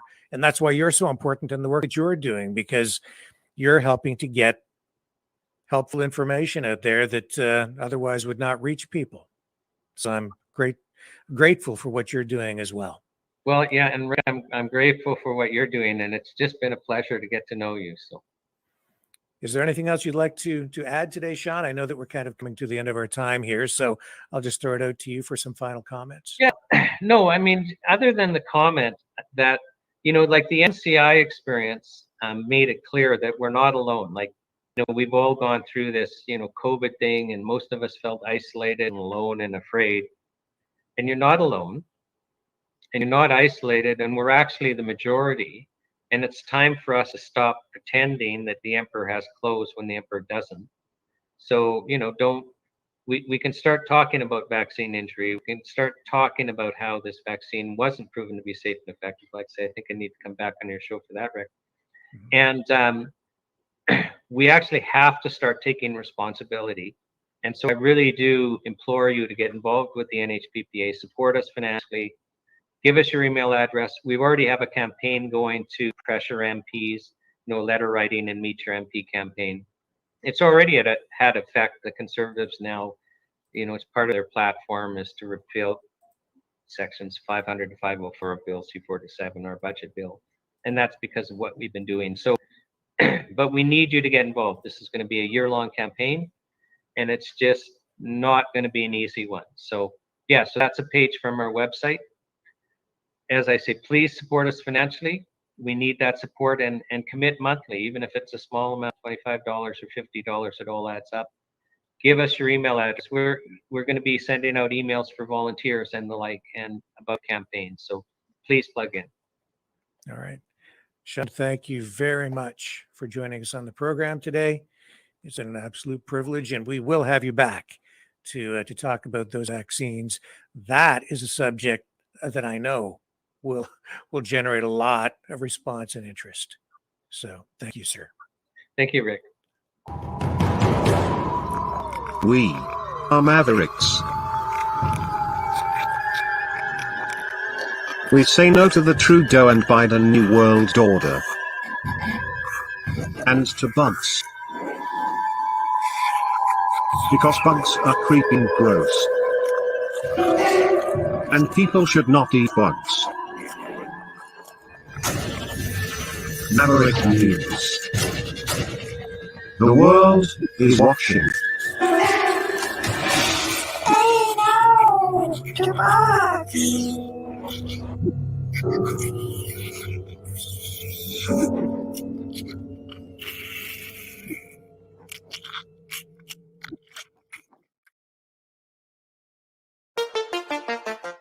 The New World Order. Government overreach. The Great Reset. Mainstream media lies. Now more than ever, independent voices are needed. Donate now at freedomreporters.com. That's freedomreporters.com. Maverick News. The antivirus program for your mind.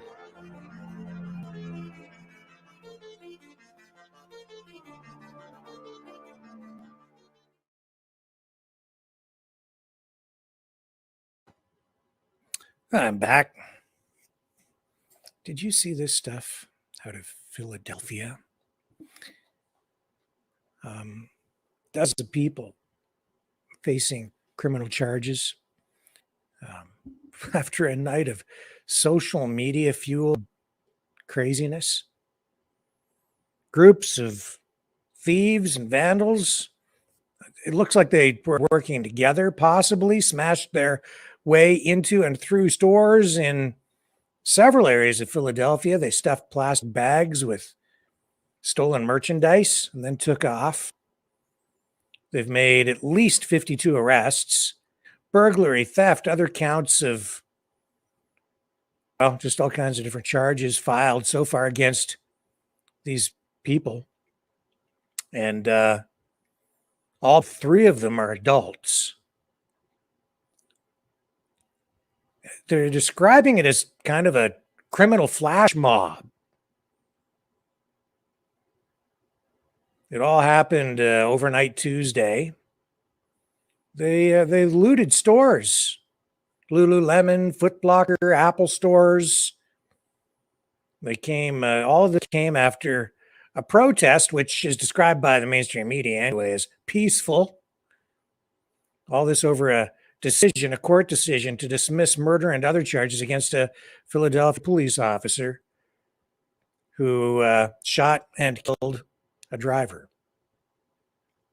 The victim's name, Eddie Irizarry. And his window was rolled up, I guess, at the time, shot through the window. So I guess those who were doing all of this ransacking were told they probably were not affiliated with the protest.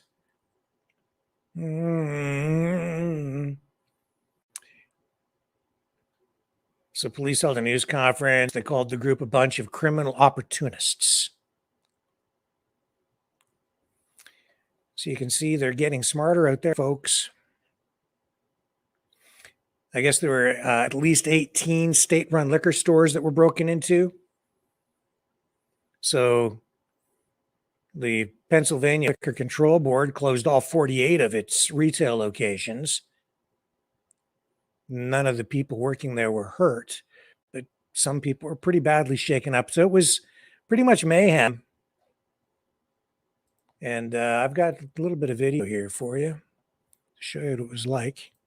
We can kind of scroll through some of these Twitter posts to show you, but here we go. Oh, hang on. This is insane.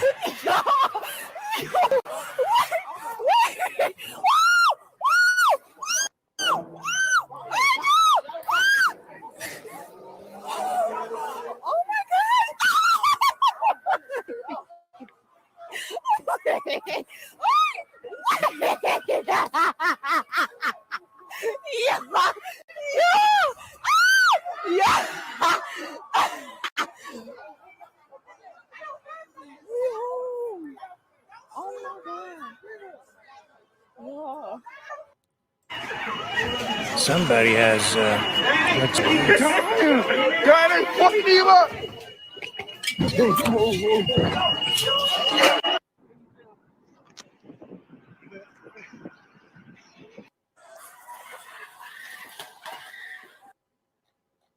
unbelievable.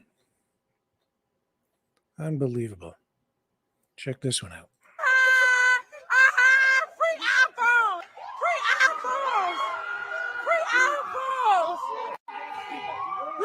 Security running. Oh shit, what's up? Yeah, next.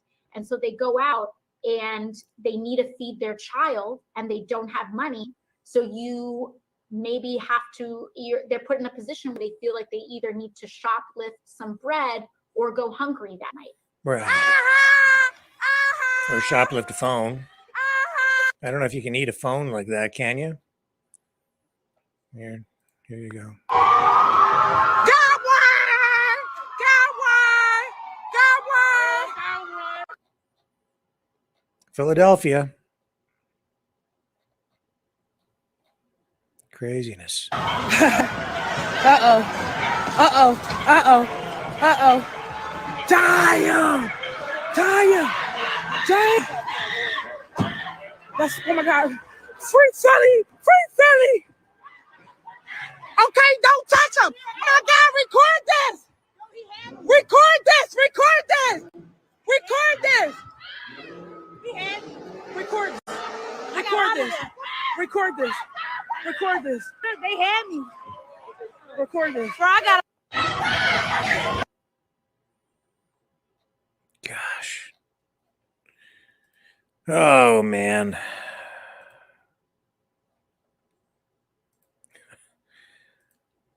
I don't know what it's coming to anymore, man. What else do we have for you?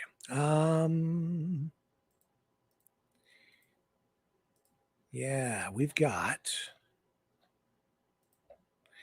an improvised explosive device. It was planted on a vehicle in Barrie, Ontario, Canada, and police locked down and evacuated an area in that town today.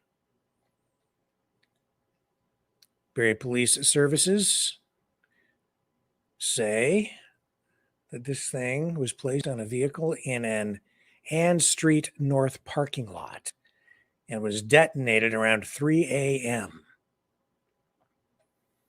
People living in the area called 911 to report hearing a loud bang. No kidding. 2 vehicles were damaged. Police believe the owner of the vehicle that had the device planted on it was probably the target or had been targeted by someone or some group, most likely some sort of organized crime, so say police tonight. And they are hoping that the owner of the vehicle is with them and say if that happens, they will very likely be able to put together a list of suspects fairly easily. Here, I'll show you at least a photo from the scene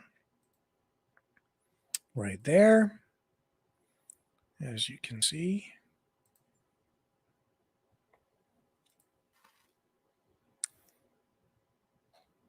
An IED.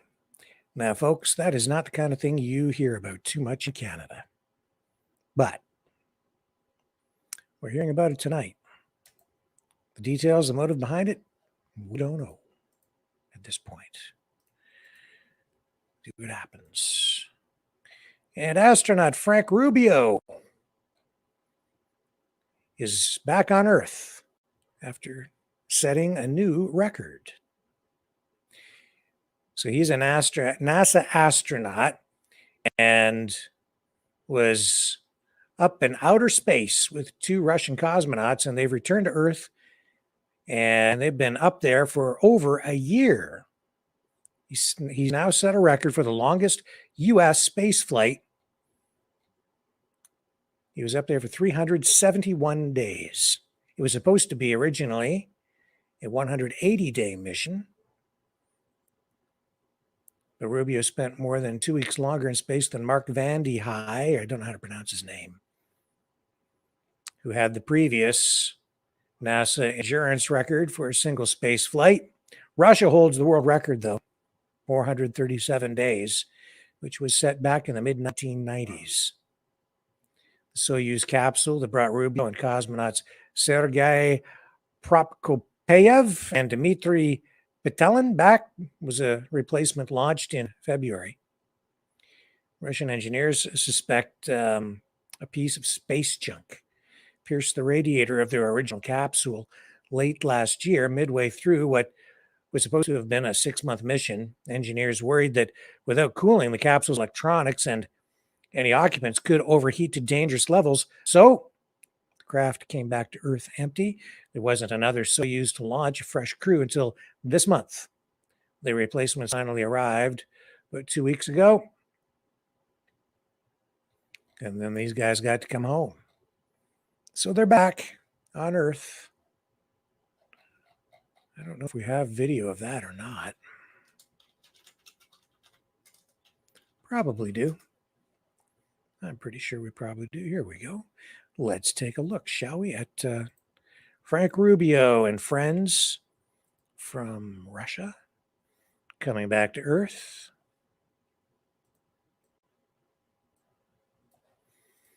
At least we're able to do this and not fight with each other. 100 meters to go. The crew being told to brace for touchdown. Object getting close to touchdown. Object Touchdown. Touchdown confirmed at 6:17 a.m. Central Time. Rubio's record ride comes to an end as he, Prokopyev, and Petelin return to Earth after a 371-day, 157 million-mile journey at the International Space Station. The 3rd longest flight ever in human spaceflight history is over with a pinpoint landing on the steppe of Kazakhstan. Bingo. There you go. Yeah, we can show you some other footage. See, I think when you're in outer space too, for that long, your you kind of get soft. Your muscles shrink and stuff because there's not as much gravity up there. There's no gravity, right? So when you get back to Earth after spending that much time up there, I think you have to go through a bit of a rehabilitation period. So they're carrying this guy here. Стёгнутый, то есть он не отстёгивается.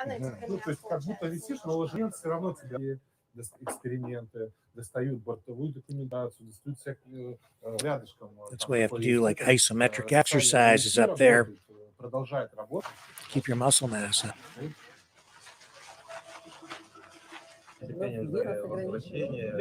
How do you feel? I feel like I can't get up. I feel like I've fallen back to Earth and can't get up. Они находятся в планетарии, конечно, да. Они в это время. Мне кажется, здесь вряд ли что-то сейчас было, то есть все нормально. Pretty cool. Чтобы как раз пыль не поднималась, то есть обязательно стелят и которые происходили в космосе и на орбите. Поставил спускаемый аппарат с помощью там ну ПМ-ка. Spam in a can.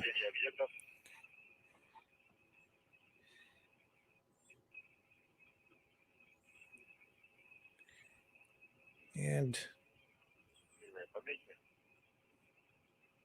look at that. There's the Whopper. So, a nice little achievement for an American, courtesy of Russia. That's funny.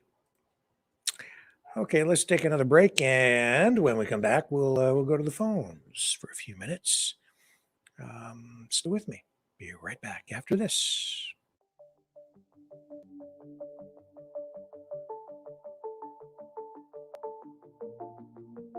Greetings, brave Mavericks. Our quest for truth continues. We go beyond fake news. Together we expose propaganda. Together we pull others out of rabbit holes. We are maverick thinkers. We are all individuals, defenders of individual rights and freedoms, credible, trusted, grounded in reality. Maverick News, Maverick News. Defending free speech, free speech. Donate at freedomreporters.com. Do it now. Tomorrow may be too late. Maverick News.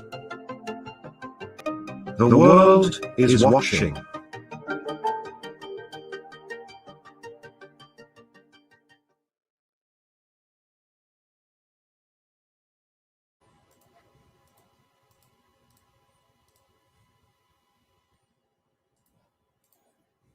Okay, I'm back. And we've got the phone lines rocking and rolling here. So here's the number to call if you want to join the conversation.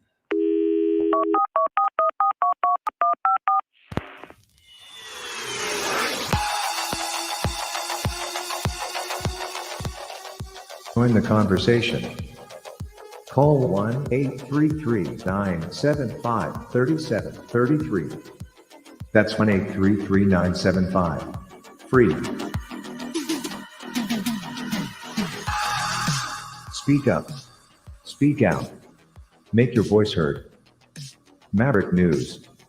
Fighting for freedom by defending your right to free speech. Be a maverick. Join us.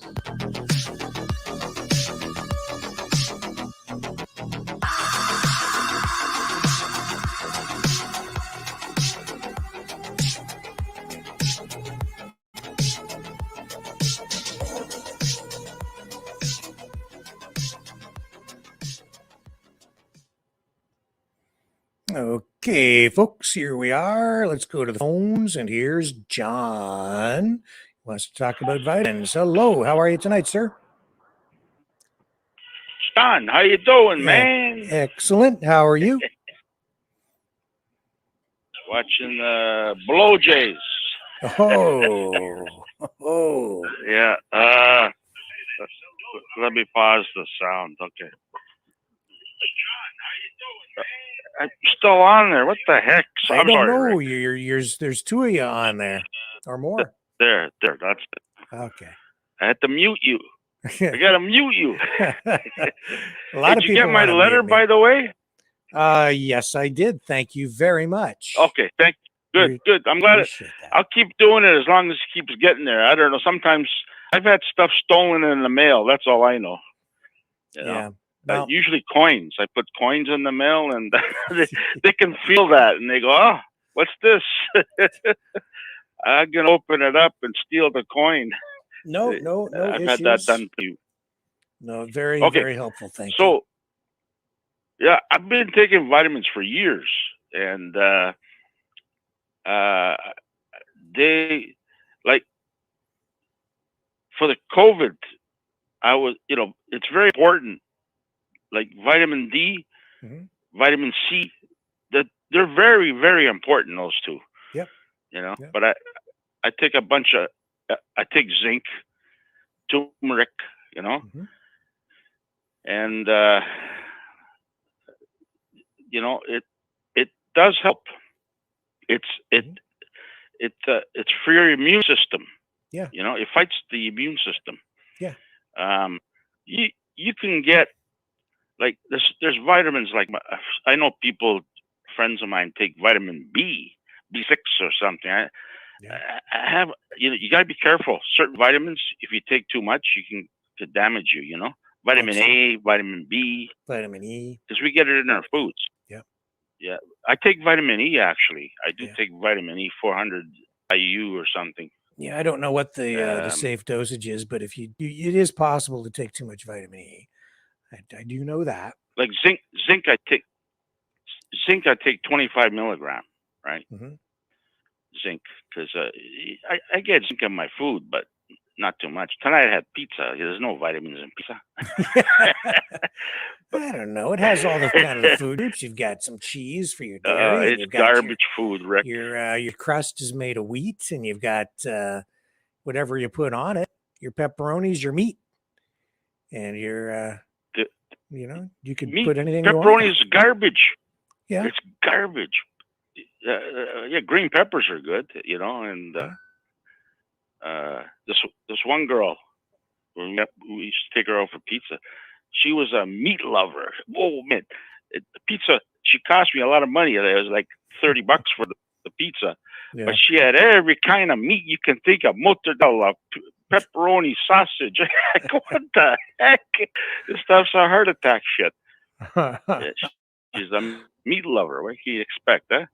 It was good though, but it's just too much stuff. Today I went to give blood, Red Cross. I do it twice a year. Yeah. They take out the last time I went 2 months ago. There was a young girl and she missed my vein, and the blood didn't come out, so she had to pull the needle. And she said, "We can't do it again. You're gonna have to wait 2 months." I go, "What? Just use the other arm." No, you can't do it. So today I made sure they did it right.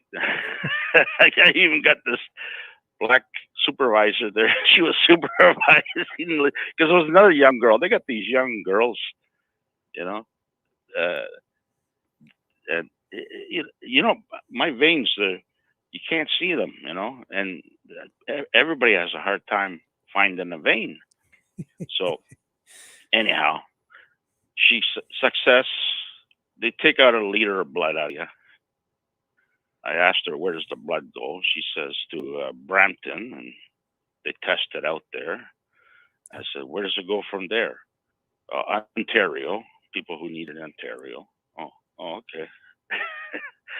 I said, no, that's rare blood there. It doesn't have mRNA in it.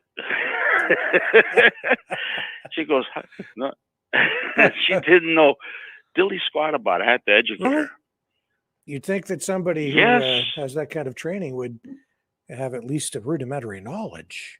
And she was an old black lady who, probably knows a lot about, because she knew my veins, man. She can find the veins. She knew a lot about it. And I told her, I said, I'm an electrical designer. I do a lot of funeral homes, and we do incinerators, and where they do the bong and they take all your blood out of you, before they burn you or whatever, Yeah. put you in a coffin. Yeah. These people, I talked to some of them, and they're telling me they're pulling out like 1.5 foot of blood clots out of people's veins. Mm-hmm. They've never seen it before. And anyhow, kind of scared her. She didn't know, and she says she had to get it. She has to get it because of work, eh? I says, why does he make you do that? Like, I thought it's a free country here. Like, why should they force you to something you don't want to do? Like, yeah. Anyhow, that's the way it is. But and that's yep, what we've been so fighting she, for. Whatever. Yeah. I give blood because it's healthy, Rick. I know you don't give blood, but How do you know I don't give blood? Did I tell you I don't give blood? Oh, I know you in like a book there, Rick. I know you like a book. You don't even like doctors. So, did I tell you, or are you just guessing? No, I'm guessing, but I am guessing right. Yeah, I don't give blood. You're right. I know you don't. I don't give blood. I know, but your body gets full of iron. Yeah. And when I give blood, it gets rid of the iron in your bloodstream. Yeah. Which is a healthy thing. It There's is. too much iron in your body.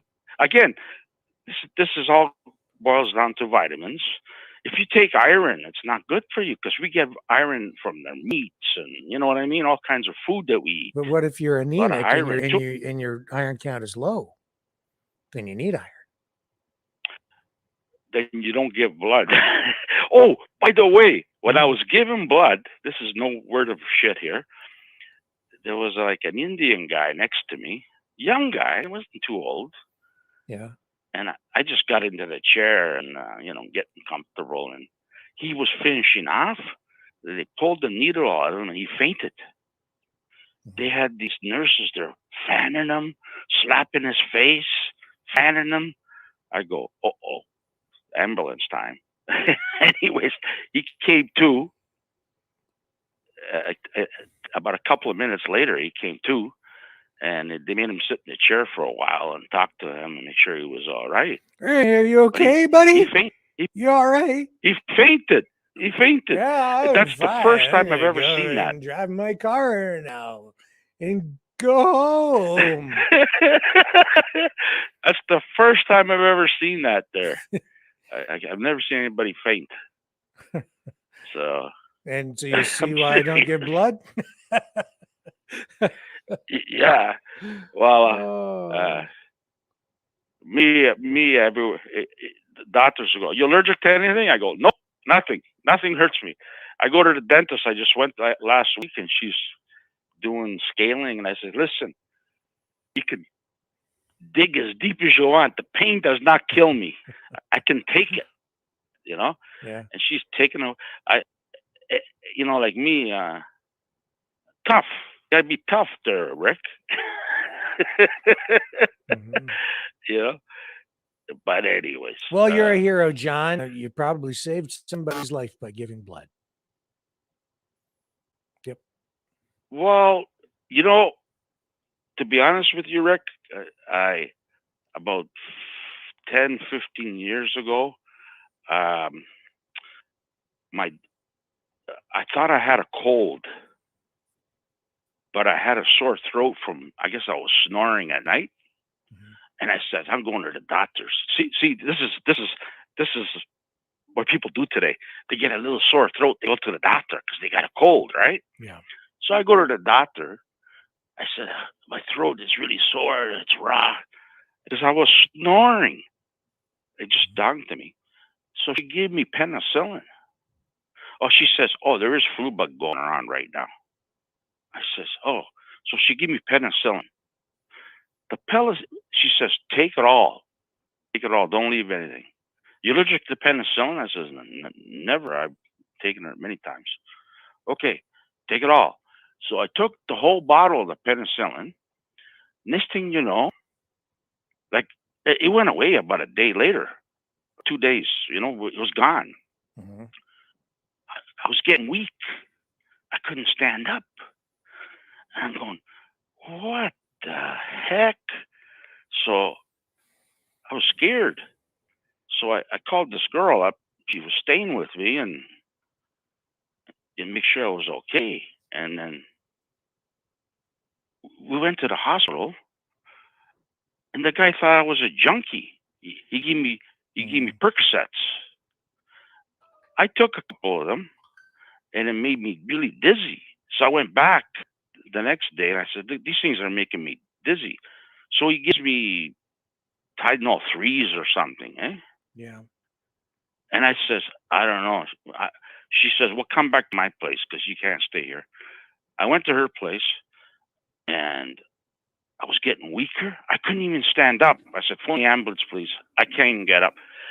The hospital, I went back twice. The hospital here, it sucks, man. And they thought I was a junkie, and they're just giving me hardcore pills. I went to her place. She's right by Coxwell Hospital there. I took the ambulance, took me there, and the doctor looked at me, goes, "You're not leaving. You're staying here till we find out what you're doing, what happened." I was paralyzed for over a month. I couldn't move, couldn't eat, everything. My whole body was paralyzed. I felt like ending it all. I said, I don't want to live like this. I'm not living in a wheelchair. I said, I don't give a shit. I'm going to end it all. And no. Yeah, I'm going to end it all, because I'm not going to live like this. They kept doctor after doctor after doctor.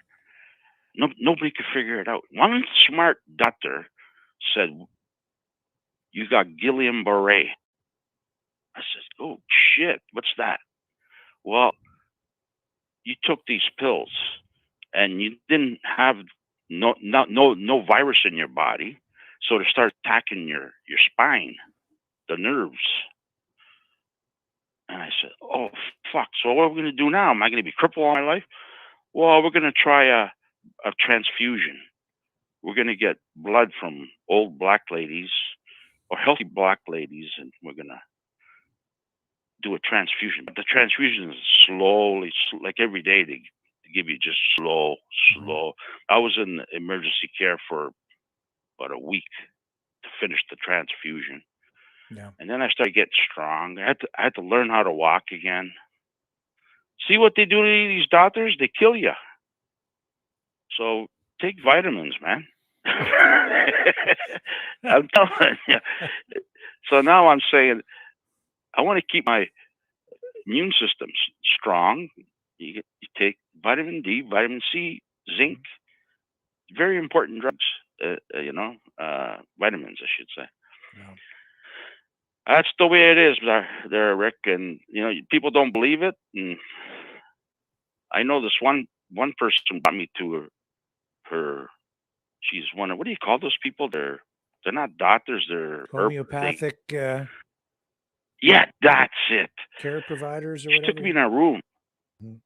She took me in a room. Big bucks that's expensive because the healthcare doesn't cover that. It costs you like $500 to sign up. Yeah. But I had a free pass, and she took me in this room, and she had a whole wall, there's little vials of everything. She gave me a little vial. She goes, "Take this, and you'll be better." I go, "Okay." I don't get help. Anyways, yeah, but I don't know, but that's another treatment. But yeah, Well, what you are is what you eat, Rick. You are what you eat. You eat burgers every day, you're gonna have a heart attack. Yeah, or pizza.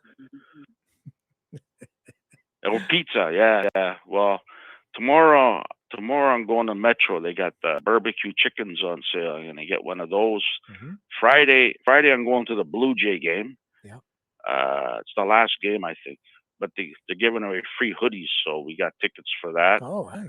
and we're going to City Hall before it. There's a Every Child Matter protest at the City Hall, Toronto City Hall there. Oh yeah, yeah. So I'm gonna wear my orange shirt, and then I'm gonna wear my orange shirt to the Jays game, the last game of the year. And I don't think they're gonna make the play. I'm watching. I got $100 on them. I got $100 on the Yankees tonight. Yeah, I'm doing good. Last weekend I made a chunk of money. That's why I said I sent you something, Rick. But anyways, that's what I am. I think I got a problem. I like to gamble. I gamble at anything. Yeah, but Well, as long as you're I like winning gambling. more than you're losing, then I guess it's okay. But Well, that's it. Yeah. You know, that's one thing about me. If I lose, like if I go to a racetrack, some days you have a bad day. If I lose 3 races in a row, I'll go home. I go to the casino, I bring $50. If I don't win anything on $50, I go home. I'm not going to hang around and lose $500. You know, Yeah. If I play poker and I'm having bad luck with my cards, I get up and change seats with another seat. Yeah. That always brings me good luck. Or I go home. It's not my night. It's all in the stars, Rick. You know, if you got luck that day, you got luck. If you don't, you don't. Like I've lost money on sports. This Judge, this guy's a monster. Aaron Judge. One more thing I seen the other night. They have these. Now this is cool, Rick. It's a robot that cleans toilets. They have them in a lot of the Walmart stores and everything. Okay. This robot goes into the urinal. It cleans the urinal, cleans the sink. It does a great job, and then it goes to the next urinal and cleans it. Right? Nobody likes cleaning toilets. Not even the refugees don't like cleaning toilets. So it's hard to. Every time I go into the toilet, it's disgusting in there. You know, I don't really give a shit. I like disgusting places there, Rick. I like dives. You know, when I go, oh look, he hit another home run. Oh my God, this guy's killing him. Aaron Judge, another 2 home runs tonight. This guy's killing it. 6-0 Yankees. And here's your play-by-play action. Yeah, well, I got muted right now. But yeah, I think the Jays are done. They're toast. Leafs are next. They'll be toast. Raptors will be toast. We don't have Canada doesn't have. You know what the problem is? Nobody wants to play in Canada because of the taxes. Yeah. You get paid in American money, but you know the taxes you got to pay in Canada. You know. Yeah. Best team to play for is Texas or Miami. There's no taxes. Yeah, these guys aren't stupid, man. Yeah. So those robots, you should look into them. I think that's one of the best robots that I think is. Well, actually, robots are for car assembly and see what's going on with the Ford there with the Ring of Fire up north. You know the Ring of Fire? Yeah. What about it? Okay. The natives are stopping Ford from going there to grab the minerals for the batteries. Because that's where all the battery mineral is. Yeah. In Ontario. Yep. There's a lot of whatever you call it for the battery. Lithium? And the natives go, we don't yeah. To make the batteries for these, Ford signed these big contracts for the batteries in Windsor and London or wherever it is, and that's where they go get the, and they don't want the lakes polluted. They don't want, and they're not getting nothing out of it, right? So maybe buy them all. You know what I mean? And see Trump today with the electric cars. There's a meeting right now. I think there's a big thing going on with all the DeSantis and everybody. Trump didn't show up. Yeah, that's He the went to second the GOP debate. We may go to that live actually in about 15 minutes. Okay, yeah, he went to the Ford strike thing, like, and he's complaining that nobody wants electric cars. Yeah. Right? Like they're forcing them to build electric cars. Yep. And Trump's saying nobody wants electric cars. Yeah. We don't have the infrastructure. Yeah. You got to go dig this cobalt, like you said. Cobalt. Natives don't want you digging that shit. Other Cobalt, whatever it's called. Lithium, yeah. They don't want you digging that shit up and polluting all the water. Look what's happening in Africa. Yep. So these liberal, socialists, NDP, whatever, they're all brain dead there, Rick. Brain dead. So. All right. Well, we better move on, Anyhow. John. Yeah. Thank you. Yeah. Nice talking to you. Yeah. Great call. Talk to you later. Bye. Entertaining as always. So who do we have up here next? I think this is Noel. Hello, Noel. How are you tonight? I'm well. How are you? I'm just fine. Go ahead. Good. Just to confirm, my name's Noella. Oh, okay, Noella. There's an A on the end. Okay. But anyways, I just wanted to say it's truly an honor to speak to you because my husband and I have been listening to you for close to a year now. And faithfully every day, it's peace and quiet from the time your show starts until it ends. And I just want to say that you have really opened our eyes to Canada and the country that we're living in right now, all the trouble that we're in. But I just wanted to say thank you for having such clarity on your shows that we're able to learn so much from you. So thank you for that. Thank you. And you're welcome. And regarding vitamin D, this has prompted me to call in tonight. I'm a long haul truck driver, and I was down in Florida not long ago, and I ended up it was extremely hot, humid, and I had ended up kind of semi-passing out. I lost my breath, my air, and I ended up going to the doctor right away, especially being down south because we are Canadians. So I went to the doctor when we got back into Ontario, and but we live in Vancouver. And when we got into Ontario, I went into the doctor and I got a whole bunch of testing done. And it had been found out that my vitamin D was critically low. And so they actually, I think the recommended dosage is 1,000 or 2,000 IU a day. And right now they have me on, and I couldn't believe this blew me away. They have me on 20,000 IUs once a week, every week. And it was just, yeah, it was sure a shock to me as well. And but I just wanted to say I'm doing well, doing much better, and I never realized just the importance of vitamin D and that it can get dangerously low. I did not realize, but I certainly found out, and things are going well. I got to go back for testing, but yeah, that was a real shocker. Well, I'm glad that you called to share that with us because I know a lot of people, even though there is a lot of talk about vitamin D, especially these days, a lot of people still are kind of unaware and don't realize how much they really need, and that it's usually far more than they say on the label, right? That's exactly correct. Yes. And, you know, being also long haul trucker, the food that you get to choose from out here is not good.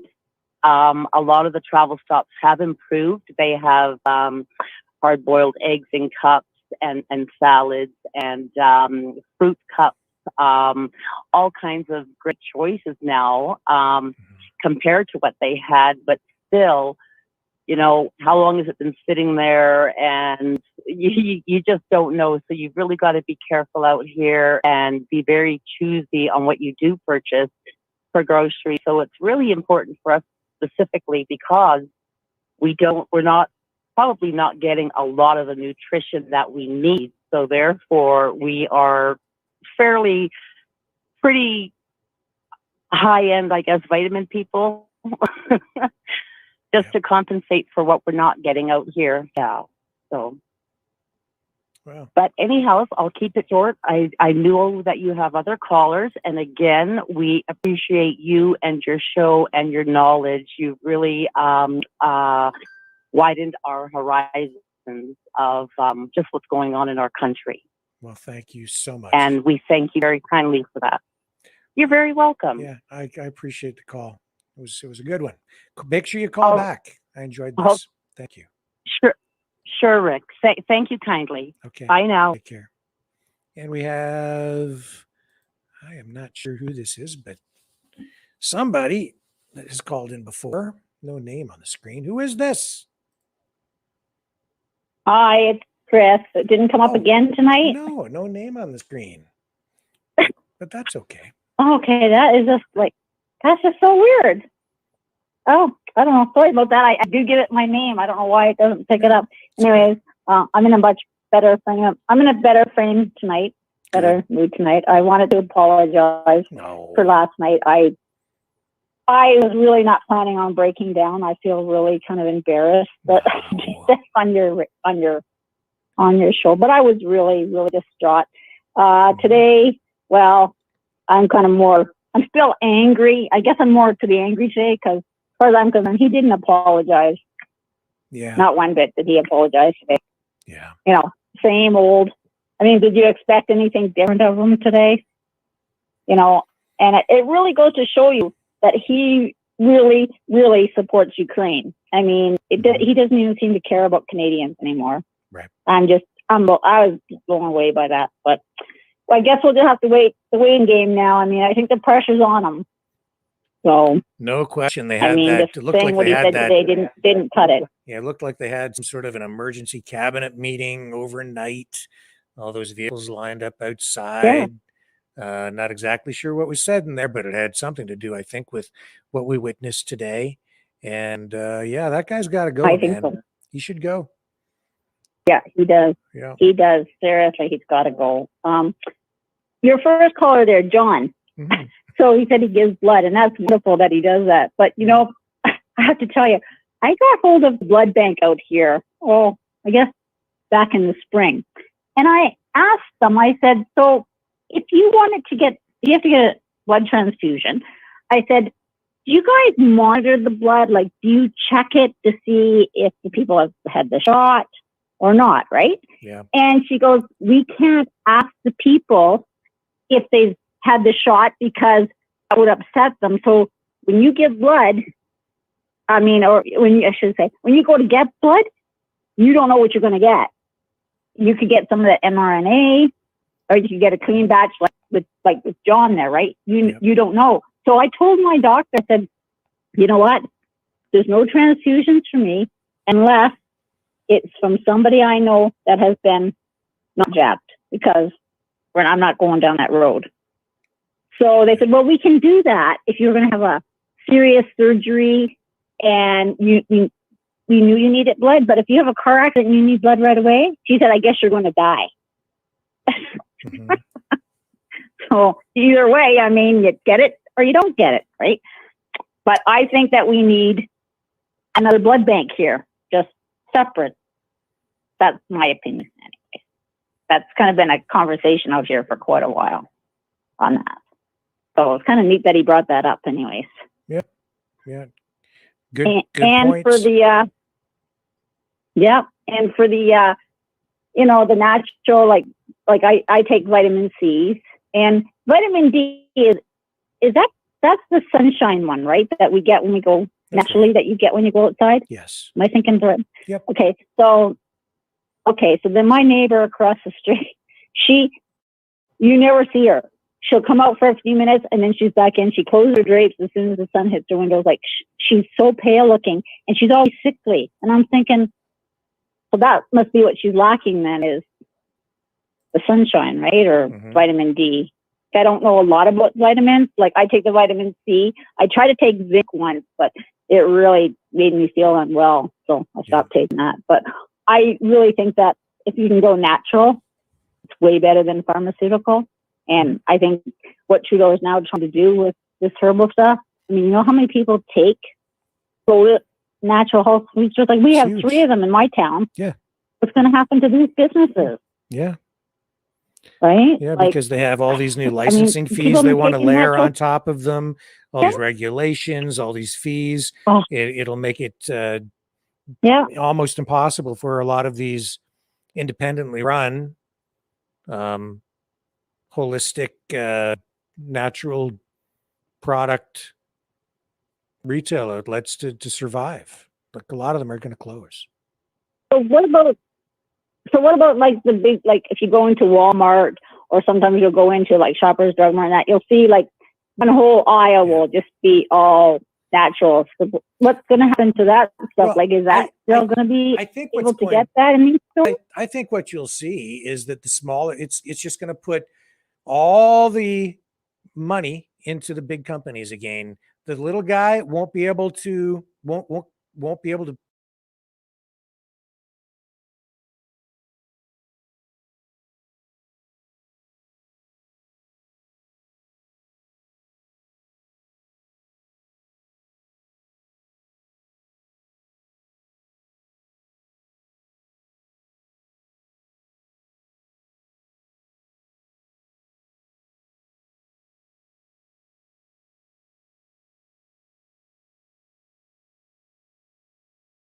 pay all the licensing fees and all of that, and it's just going to layer so many regulations on that it'll make it impossible for small stores to survive. And then the only stuff you'll have access to is probably at like Shoppers Drug Mart or the Loblaws stores, which is the same thing, same company, as a matter of fact, or just all the big chain, or Walmart. Because they can afford to pay the fee and they'll do enough volume. Because they've got people buying groceries and shoes and toys and electronics and all the other stuff in one location. And they dominate the market. So it'll put the little guy out of business and throw all the business to the big corporate, big box stores again. I think ultimately that's what will happen. And you'll see fewer products on store shelves because the regulations will make it more and more difficult to get approvals for them. And you'll see fewer new innovative products because the approval process and the fees will make it prohibitive. So yeah, I think it'll have a dramatic impact on that industry. What about so if you go in Walmart, you see all this diet supplement stuff. Is that all? Does that fall into that category? Like, all this powdered diet stuff and energy bars and protein I mixes? couldn't say. I think it would depend on what the formulation is. If it's all natural, then right now it would be something handled in a different way. But if it's a drug, then like a man-made drug or derivative of some natural thing that they've isolated and patented, then that would be something different. Right. Oh, okay. Well, I guess it'll be interesting to see what happens, but I think if people need to stand up over that, because a lot of people do, a lot of people take that natural stuff. They don't want this pharmaceutical stuff. They don't want prescriptions handed to them all the time. Yeah. Right? Like that's just, I don't know. But anyways, that's all my rant for tonight. I just wanted to apologize for last night and for breaking down. Hey, man, the whole country is upset. The whole country is embarrassed and sad. Yeah. Depressed. Thank you, Justin. Yeah. Again. Just, yeah. And I agree with you. That Nazi guy, if he does go back to Poland, he does deserve a trial. Yeah. I mean, as much as he did commit all this stuff, obviously. He still deserves a trial. But, really, at 98 years of age, is it, I don't know, is it even worth it for them to have him go back to Poland? I mean, seriously, like, the guy could have 6 months left. He has 2 months left. Like, you know what I'm saying? Like, it's just, and I'm not standing up for the guy. Don't get me wrong. I'm not standing up for him at all.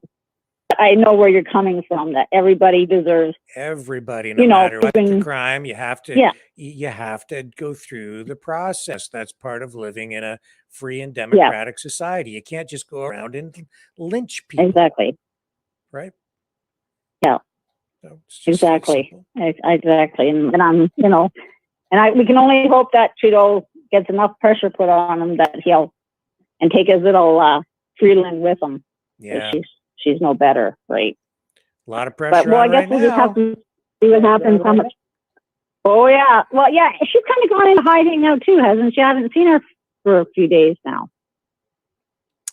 She did a news conference. I'm not sure when. I don't know if she did one today. I think yesterday. Oh, okay. I think.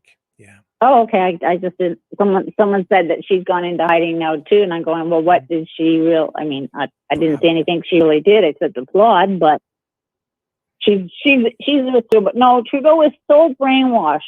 Everything is Ukraine, Ukraine, Ukraine. It's just it. I mean, nothing against the Ukraine, the innocent Ukraine people, but it really is getting over. Yeah. Over. It's sickening. I don't even know what words to say, because I don't, you're on the air, right? But it really just, enough is enough. Like, let's concentrate on Canadians and getting this country back in order. Yeah, exactly. Right? I agree. All right, Rick, you have a good night. We'll Thank talk to you later. Chris. I appreciate it very much. Let's go to Choosy. Okay, thanks. Choosy, Hey, my friend, Rick, how you are doing? you tonight? I'm all right. I've been doing my preparations. I did a couple of chin-ups. I stretched my pectoral muscles in the doorway. I did a couple of squats and lunges. I did a shot of alkaline structured silver solution and cleared my throat. I think we're ready to go. Right on. Okay, lay it on me. What do you got? Most people are deficient in their minimum daily requirement of simple electrolytes, potassium, magnesium, and salts. 98%. That speaks highly towards the Inquisition and the failure of patient family education in the system. Speaks volumes of the lack of intention. Yep. All right. They don't want a healthy population. Bill Gates told us to our faces and in public videos, they don't want a healthy population. So we need to educate ourselves. Yep. Because the Knights of Multimedia is never going to complete a therapeutic soap note format all the way through, and they're going to mess with it right from the get-go with the failure to differentiate between subjective and objective observation. And it's the medical inquisition is symptomatic of the broader inquisition. And we need to step back and see that the problem is greater than national, it's global. And in saying no to any one Knights of Malta and their invariably founded toxic alphabet entities, we need to say no to all of them simultaneously and do it together. And that's what we're doing. And I've seen evidence growing every week that the people are getting it, the doctors and lawyers. And I'm telling you, they've been on me with, trying to make me miserable with my tablet dysfunction, which is one reason why I decided to call in tonight, because they started giving me trouble again. I was like, fine, I'll call. Well, I'm glad you did.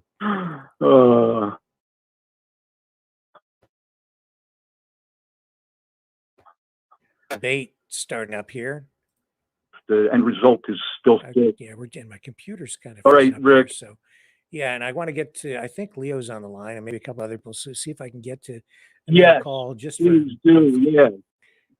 thank you. Leo is the king.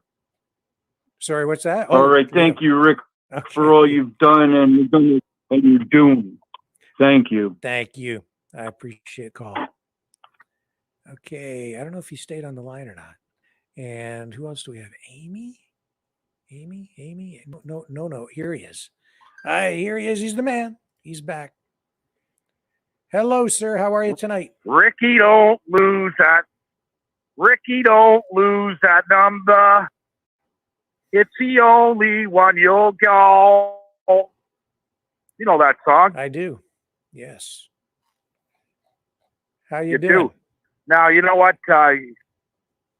Great. Like I said, the best thing that ever happened in Canadian politics is happening before our eyes. I give Trudeau the political life expectancy of less than a loaf of bread. Okay, it's getting moldy, and he's going to get tossed out soon enough. Yeah, okay? Let's keep it tight too, Leo, because the debate, the GOP debate is starting right now.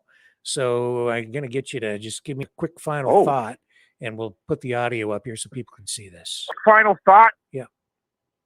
Quick final thought on the health food stuff. Okay, it's out of order what they're trying to do, but it's not stopping you from using it yourself. So grow your own herb, do what you got to do. You get the recipes on the internet, make your own shit, save a ton on your car insurance. With that being said, let's get to the GOP debate. All right. Thank you. Appreciate it. And Pam, I am so sorry. I'm going to have to pick you up the next time around. And yeah, it looks like John calling back. So got to drop out of the calls, though. We're going to go to the GOP debate live right now. Here we go, folks. Get the audio up so you can hear what's going on. Stick with me. I'll be with you. Who says, you can follow me. I've got you. Don't worry. President Biden is trying to do that with Bidenomics. Yesterday, he joined the picket lines where auto workers are demanding more wages and job security. Senator Scott, you recently reacted by praising Ronald Reagan for firing air traffic controllers in the 1980s, saying, you strike, you're fired. Would you fire thousands of striking auto workers today, sir? Hang on here. I'm just going to put this up this way. Should be a little smoother for us. Here we go. $86 billion for the union pensions because they continue to. Oh, what the heck happened? Did we lose that feed? Oh my goodness. I am so sorry, folks. Hang on. I'll get it right back. Hang on. We lost the feed, but I've got her. Don't you worry. Here we go. It's coming up now. I've got it. He's saying we have to close the southern border. Here we go. Every county in America is now a border county because fentanyl has devastated Americans in every single state. I will also say 6 million illegal crossings since Joe Biden has taken office, and he eliminated Title 42. The one thing he should do is finish the wall, reinstate Title 42, and get the job done. Well, I can promise you that we are going to have a lot of questions on the border and immigration. But in the meantime, we do want to talk about the economy and jobs, and especially want to talk about this strike for just a moment more. Mr. Ramaswamy, you've said you really empathize with the strikers. You're standing next to Senator Scott. And do you agree with what he said, or do you think he's wrong? I agree with some of what he said, for sure. I like the spirit of it. I'll say that I don't have a lot of patience for the union bosses. I think that's where he and I actually have a common view. I do have a lot of sympathy for the workers, however. People are going through real hardship in this country. I've been through hardship growing up. My father stared down layoffs at GE under Jack Welch's tenure at the GE plant in Evendale, Ohio.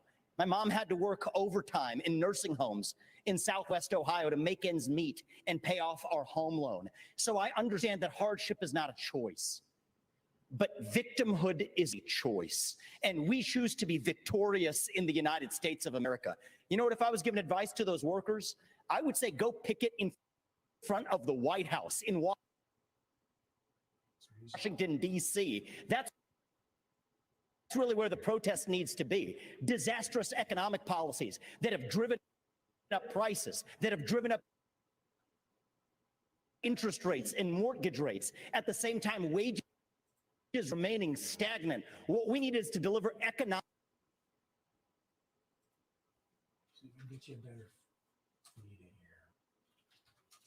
growth in this country. Unlock American energy. Drill, frack, burn coal, embrace nuclear energy, put people back to work by no longer paying them more money to stay at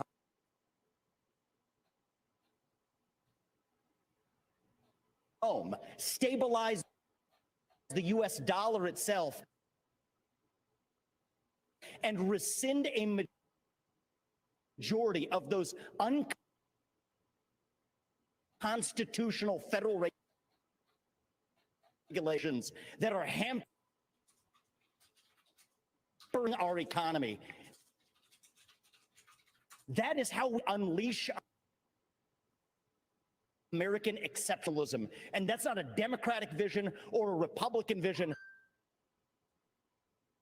That is an American vision, that we embrace economic growth, and capitalism is still the best system known to man to lift us up from poverty, and we should not apologize for it. That's what it means to be an American.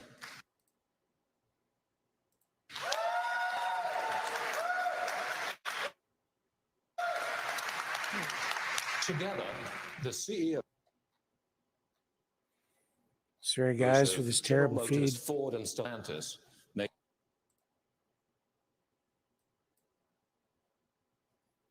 Bad. Come on. Piece of crap. Let me take a quick break. Oh, I'm still working on it. Hang on. State of Indiana. We brought 12,000 factories back to America during our administration. I know some. It's terrible. About manufacturing. And I got to tell you, while the union bosses are talking about class warfare and talking I'll do it about disparity,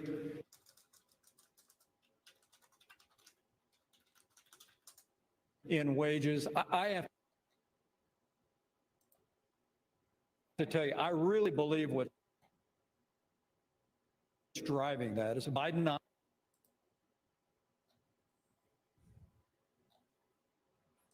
has failed. Wages are not keeping up with inflation. I'm working on it, Auto folks. I'm workers and working all on it. I'll get it.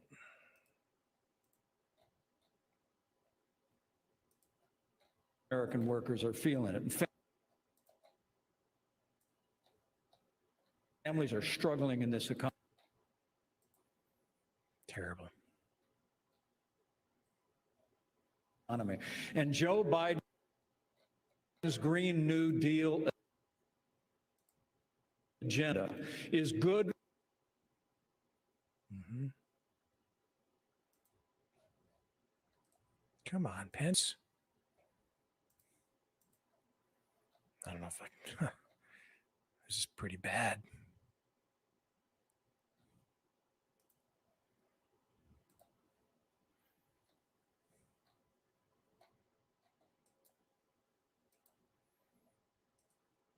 No, can't watch it that way. Okay, they're going to charge for it there, and I don't do that. We don't do that. Come on. For Beijing and ban.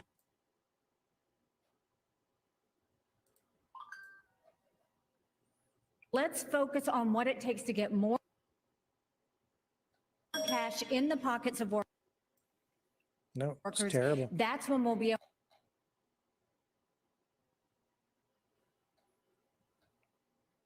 to deal with strikes like this, not sitting on a picket line.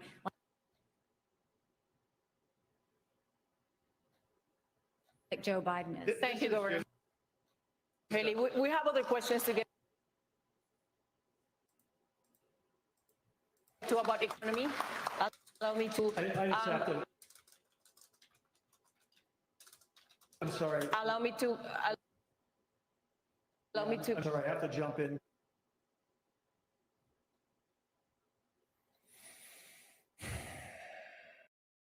We're missing the point.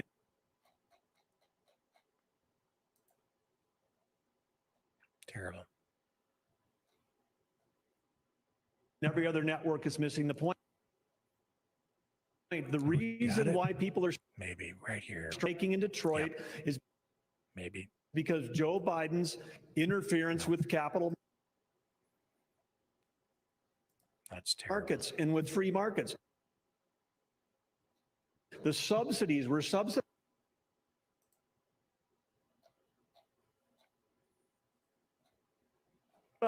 the automakers, and we're subsidizing the cars, and a particular kind of car, not every car. We're subsidizing electric vehicles. And when you decide we're going to take all of your taxpayer monies, take $1 billion, subsidize a certain type of vehicle, and the batteries come from China. China controls 85% of the rare earth minerals. They're called rare earth because they're measured in parts per million. China is moving 100,000 pounds of earth in Indonesia, in Africa. They're literally destroying the planet so that they can make a battery that's in a car subsidized here. That's why they're striking, because they need 2/3 less workers to build an electric car. Joe Biden, this strike is at Joe Biden's feet. We're going to keep the topic of economy, but allow me Come on. to follow.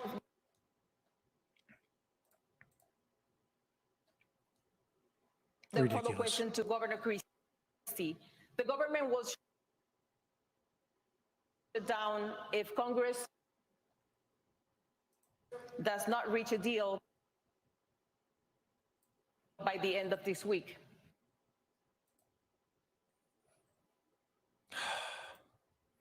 Really, really sorry, folks. I don't know why their feed won't lock up. Let me take a real quick break. I'm going to come right back, and we're going to reboot this thing. Here we go. Hang on.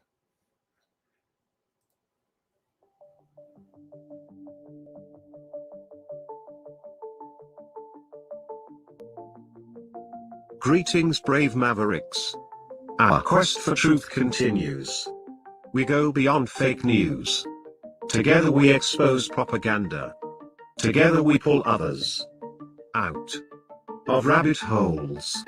We are maverick thinkers. We are all unique individuals, defenders of individual rights and freedoms, credible, trusted, grounded in reality. Maverick News, Maverick News. Defending free speech, free speech.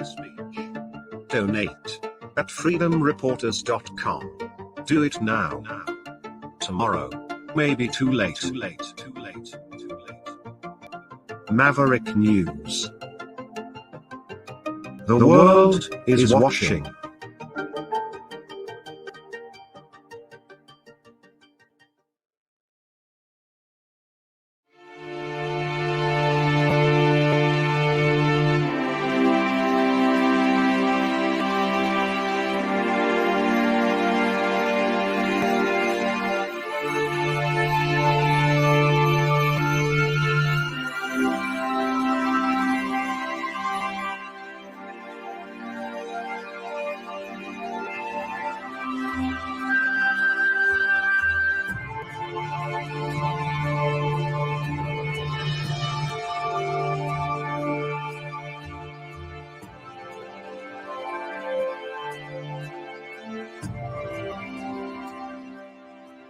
Maverick News. The world is watching. Through the Congress, how could you do it as president? Certainly one of the things I did as a member of Congress was to make sure that we protected the Head Start programs around the country, giving people the opportunity to pick and choose the place that they send their children. The challenges that we see today under the Biden administration is that the cost for daycare has gone over $15,000 per child. In the Build Back Broker plan, he called it the Build Back Better plan, it was going up to $29,000. The way we fix that problem is to make sure that we actually cut taxes and give more Americans their money back. When I helped write the Tax Cuts and Jobs Act, we actually lowered a single mother's taxes by 70% on the federal level. For dual income households by 60%. Then we went a step further. We doubled the child tax credit and made it refundable. By doing that, more parents had more resources to make the decisions how to take care of their family. The one thing we should do is let the American people keep their money. When that happens, the greatest opportunities rise from the ashes. Okay, we need 15 seconds. Go ahead. I need We're to jump going to in the border. Ilya mischaracterized a part of my view. I think this artificial division is unhelpful in our party. The real divide is not between the Republicans on this stage. And in the Reagan Library, I want to say these are good people on this stage. The real divide is between the majority of us in this country who love the United States of America and share our founding ideals. Free speech, meritocracy, the idea you get ahead in this country, not on the color of your skin, but on the content of your character, and the fringe minority in the Democrat Party that has a chokehold over that party. That's the real divide. So this populist versus classical debate is artificial. We need to unite this party. I want to answer the question about the administration. I want to answer the question on childcare. We have billions. We have all these questions. We're going to get to you. We're going to come back to you. There's a lot of time. We're about childcare. Nobody answered the question. In North Dakota, we knew that the cliff was coming. We knew that there was going to be millions of people without it. And so guess what? We planned. Okay. When we passed legislation because we will childcare get you some questions, but you're going to have to let's move on. We are going to the border next. Childcare is workforce infrastructure. I haven't been given a chance to respond. In 1984, President Ronald Reagan said the following. The idea of amnesty for those who have put down roots and who have lived here, even though some time back they may have entered illegally. 2 years later, President Reagan granted amnesty to nearly 3 million immigrants, something no Democrat or Republican president has done since. Governor Christie, as governor of a non-border state in 2010, you supported a path to citizenship. But when you ran for president in 2016, you flipped, saying immigrants should be tracked like FedEx packages. Where do you stand now on a path to citizenship for 11 million of undocumented immigrants? The problem is that since no one has done anything since we first had this discussion 13 years ago, we're not in a position to be able to do any of that anymore. What we have to do now is first treat this like the law enforcement problem it is. Our laws are being broken every day at the southern border, every day. And Joe Biden and his crew is doing nothing about enforcing that law. They are letting it go. And by the way, they announced during the presidential race they were going to let it go. And we need to have a president who acts like I did as governor, enforce the law first and foremost. And that means what I'll do on day one is sign an executive order to send the National Guard to partner with Customs Border Patrol to make sure that we stop the flow of fentanyl over the border, but also to make sure that we send a much different message. We want you here in this country to fill the 6 million vacant jobs we have, but only if you come here to follow the law and only if you come here legally. If you come here illegally, we will apprehend you and we will send you back across the border from which you came. And the fact is that until we set a law and order agenda in this country, not only now, but in the future, we won't be able to continue this. And I'll tell you this, Donald Trump failed on this as well. He said he was going to build a wall across the whole border. He built 52 miles of wall and said Mexico would pay for it. Guess what? I think if Mexico knew that he was only going to build 52 miles, they might have paid for the 52 miles. Thank you, Governor. All right, Governor Haley. Most illegal immigrants are coming from countries south of the border. You've seen the Fox News drone. It's captured this steady stream of people coming into the country on a daily basis. In fact, I believe we have a live picture of it tonight. That is happening right now, live. In the last decade, the U.S. has spent nearly $55 billion to address the root causes of migration. But crime, poverty, and corruption, they persist, and the number of migrants is only growing. Are we wasting our money? Well, what happens is when Joe Biden waved the green flag, it told everybody to come. And now we've seen 6 million people cross the border. We've had more fentanyl that have killed Americans in the Iraq, Vietnam, or Afghanistan wars combined. We need to make sure that we are a country of laws. The second we stop being a country of laws, we give up everything this country was founded on. So we have to secure the border. The way we do that is, first of all, defund sanctuary cities. You see what's happening in Philadelphia right now. It's got to stop. We need to make sure we put 25,000 more Border Patrol and ICE agents on the ground and let them do their job. I spent 400 miles down that border, and I'm telling you, Border Patrol agents aren't allowed to do their job. Let's go back to remain in Mexico policy. Instead of catch and release, let's go to catch and deport.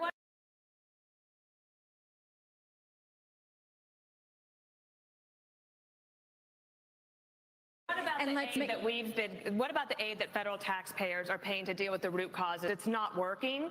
The only aid that we should be spending right now is to secure the border, the southern border, the northern border, period. We need to keep Americans safe. And right now, Americans are not safe. Only when we fix the immigration system, only when we get the border secure, should we ever look at putting any more money into this. Our money should be about keeping Americans safe. We're not doing that. Joe Biden's not doing that. And you mentioned Congress and shutting down government. I'll make it clear. We have to change the budget process in 4 years. In 40 years, Congress has only delivered a budget on time 4 times in 40 years. If they don't keep the government open, they should not get paid. No pay, no budget. That's the way we should. Governor DeSantis, we have a question for you. Governor DeSantis, China invested $12 billion in Latin America just last year.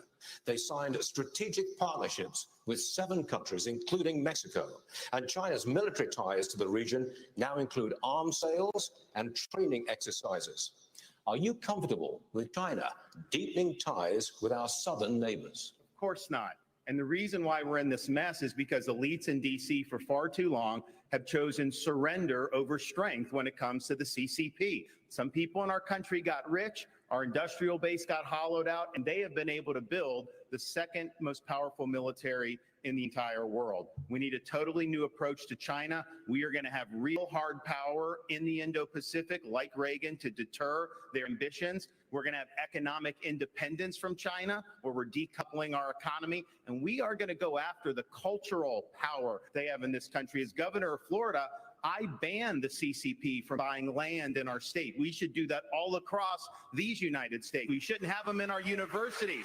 We shouldn't have Confucius institutes. So you see a country in decline, our power's in decline. China's going to surpass us this decade, and if they do that, that's going to affect every single American household. As your president, I am not going to let that happen. I'm going to reverse this country's decline. We are going to choose strength, not surrender when it comes to the CCP. America is not a country in decline. Under Joe Biden, we are a country in retreat. You propose, quote, universal deportation for all undocumented immigrants and their children, even if the children are citizens of the United States. Under what legal premise will you expel U.S. citizens? So the first thing I want to say is I agree with everything. The Republicans on the stage are on the right side of this issue. Militarize the southern border, stop funding sanctuary cities, and end foreign aid to Mexico and Central America to end the incentives to come across. But I do go a step further. You're right about that, Ilya. I favor ending birthright citizenship for the kids of illegal immigrants in this country. Now, the left will howl about the Constitution and the 14th Amendment. The difference between me and them is I've actually read the 14th Amendment. What it says is that all persons born or naturalized in the United States and subject to the laws and jurisdiction thereof are citizens. So nobody believes that the kid of a Mexican diplomat in this country enjoys birthright citizenship. Not a judge or legal scholar in this country will disagree with me on that. Well, if the kid of a Mexican diplomat doesn't enjoy birthright citizenship, then neither does the kid of an illegal migrant who broke the law to come here. And as the father of two sons, it is hard for me to look them in the eye and say, you have to follow the law when our own government fails to follow its own laws. That's how we really go the distance and solve this problem and restore the rule of law in the United States of America, because that is part of what it even means to be an American. Senator Scott, you oppose ending birthright citizenship.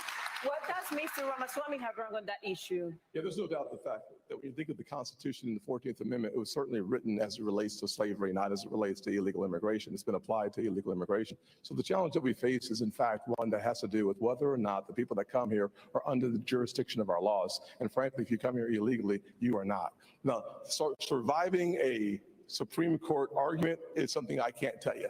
But from a perspective of the Constitution, I think it's simple that clearly it was designed for slavery and not for illegal immigration. I'll go one step further, though.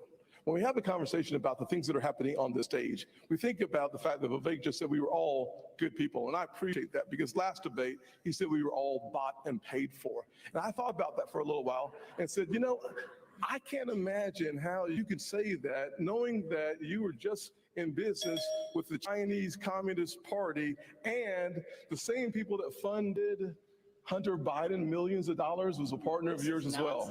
It's not nonsense. So look, here's what I want to respond. These are good people who are tainted by a broken system, and it's not a fault of anybody who's involved. Some of us are tainted, but the bottom line is Thank you for speaking while I'm interrupting. While I'm speaking. You said If I may finish. You can't be on both sides. Gentlemen, you'll have your turn. One of the challenges we focus on issues that matter? We know we can use this in China. Everybody knows that. If I may focus on holding Joe Biden accountable. That's what we need to be. I actually agree with Ron DeSantis. Speaking at the same time, no one can understand. Exactly. So if I may, I agree with Ron DeSantis on China. When every other CEO expanded into the Chinese market, you know what I did with my first company? We opened a subsidiary in China. But you know what I did that was different than every other company? We got the hell out of there. And when I started my next company, Strive, right when that's years ago. Right when I started my next company, Strive, to compete against BlackRock, to compete against BlackRock, I made a commitment that we would never do business in China. And I will say something. Yes. I think you have more than time to explain your point. Well, if I was interrupted by a lot of people here, and I want to be respectful because I believe you were respectful last debate. But I do not believe in these. We're sitting here in the Reagan Library. Yes, I wish you in the honor of Ronald Reagan's library, if I may. From one admirer of Ronald Reagan to another. From one admirer of Reagan to another, we cannot violate This isn't productive. I want to hear about that. Let's have a policy debate. What's going on? Let us have a policy debate. Let's talk about their records. Let's have a policy debate. And the right answer is we need to declare independence from China, and I will see that through. Vice President Pence, in 2017, the Trump-Pence administration canceled DACA, which put the legal status of 600,000 Dreamers in the hands of the courts. Dreamers work and they pay taxes. As president, if the Supreme Court ends DACA, would you work with Congress to reach a permanent solution for Dreamers? Well, first, let me say I'm glad Vivek pulled out of his business deal in 2018 in China. That must have been about the time you decided to start voting in presidential elections. So we're nice to have you participating in elections. So let me speak to this issue. Number one, I negotiated the Remain in Mexico policy with the Mexican government. We used economic power to bring the Mexican government to the table. We built hundreds of miles of border wall. And despite what's said here today, we reduced illegal immigration and asylum abuse by 90%. And as President of the United States, I can do it again. And the truth is we need to fix a broken immigration system, and I'll do that as well. But first and foremost, a nation without borders is not a nation. And we have to secure the southern border of the United States of America. I know how to do it, and we will do it again. Let me say one other thing about China.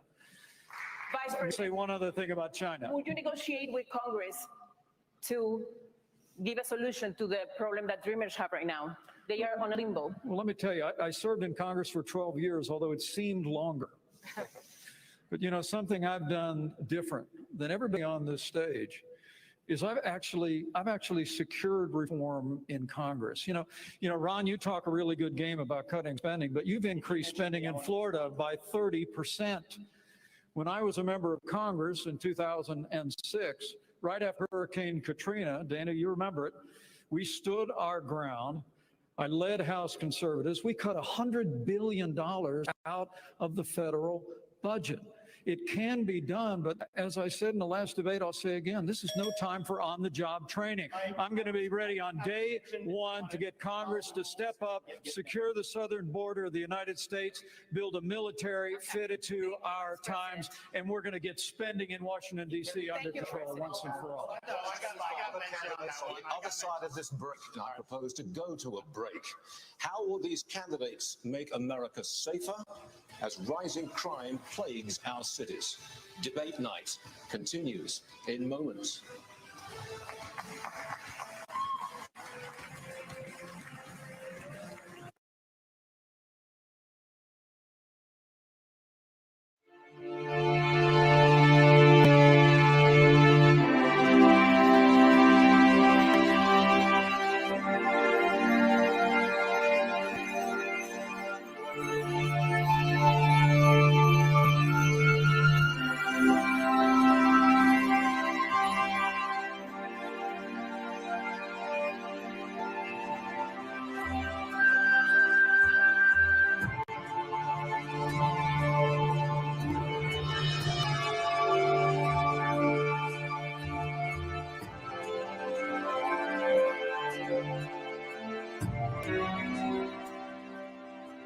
Maverick News.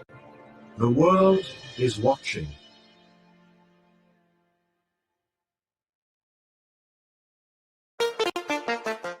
The New World Order. Government overreach. The Great Reset. Mainstream media lies. Now more than ever, independent voices are needed. Donate now at freedomreporters.com. That's freedomreporters.com. Maverick News. The antivirus program for your mind.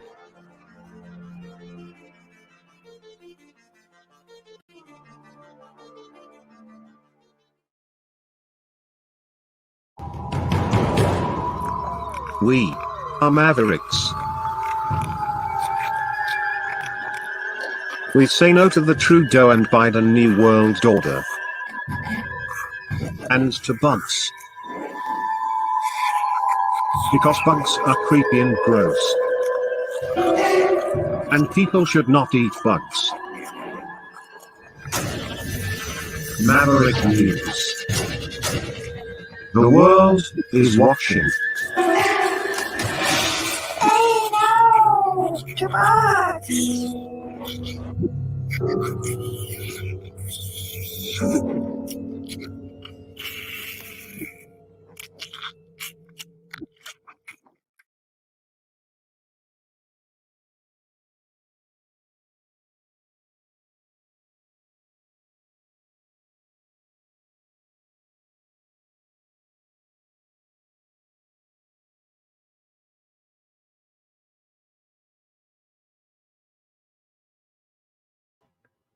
It helps if I unmute my mic.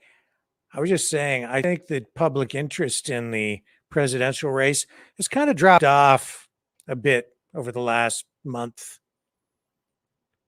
So we'll see if this debate rekindles any interest. And of course, Trump not there tonight. We'll see if this has any impact on the polls. I don't know. I think him not being there probably won't hurt him. I don't know if it will help him. And afterward, I think it might actually help him by not being there. I think sometimes it as a result, people focus on that part of it, and then they still include him in the discussions about who won the debate. And inevitably his name comes up, and they look at the bigger picture that way, right?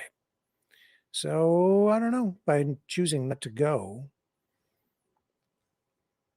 could have gone either way, but because it's Trump, I think I don't think it hurts him at all. I think it might actually help. And welcome back to the Reagan Library for the second Republican presidential debate. I do want to just remind everyone, there's 1 minute for questions, 3 seconds for a follow-up, and the more you mention each other, that means the fewer questions you're going to get. Okay, so we want to talk about crime. This has been a horrendous problem in our country. The Fox News and others have been covering it. Governor Christie, crime in major cities is striking fear into the hearts of Americans. Just last night, looters took over the streets of Philadelphia. You said in the last debate that you would use U.S. attorneys to prosecute crimes local prosecutors won't, but they are stretched as well, and they could not handle all of the lawlessness, the shoplifting, all the carjackings, the armed robberies. They're all surging. Progressive prosecutors were elected by their constituents, and they can't be fired by a president. So what would you do to end the revolving door of criminality? Well, look, Dana, I'm the only one on this stage who's done it. For 7 years, I ran the 5th largest office in this country at the U.S. Attorney's Office in New Jersey, and we set records for the number of prosecutions that we brought that still have not been broken. And the reason was that we went after the crime that was affecting people's lives. And as president, I will appoint an attorney general and instruct that attorney general that you are to put all the resources that are necessary to bring our cities back under control. The fact is, they will be stretched. There's no doubt about that, but that's what they take the job for, because they love the idea of enforcing the law. We've got to bring law and order back to this country, and not just in our cities, but we need law and order back everywhere. We need law and order back in our suburbs. People are threatened there. We need it in our rural areas. People feel threatened there.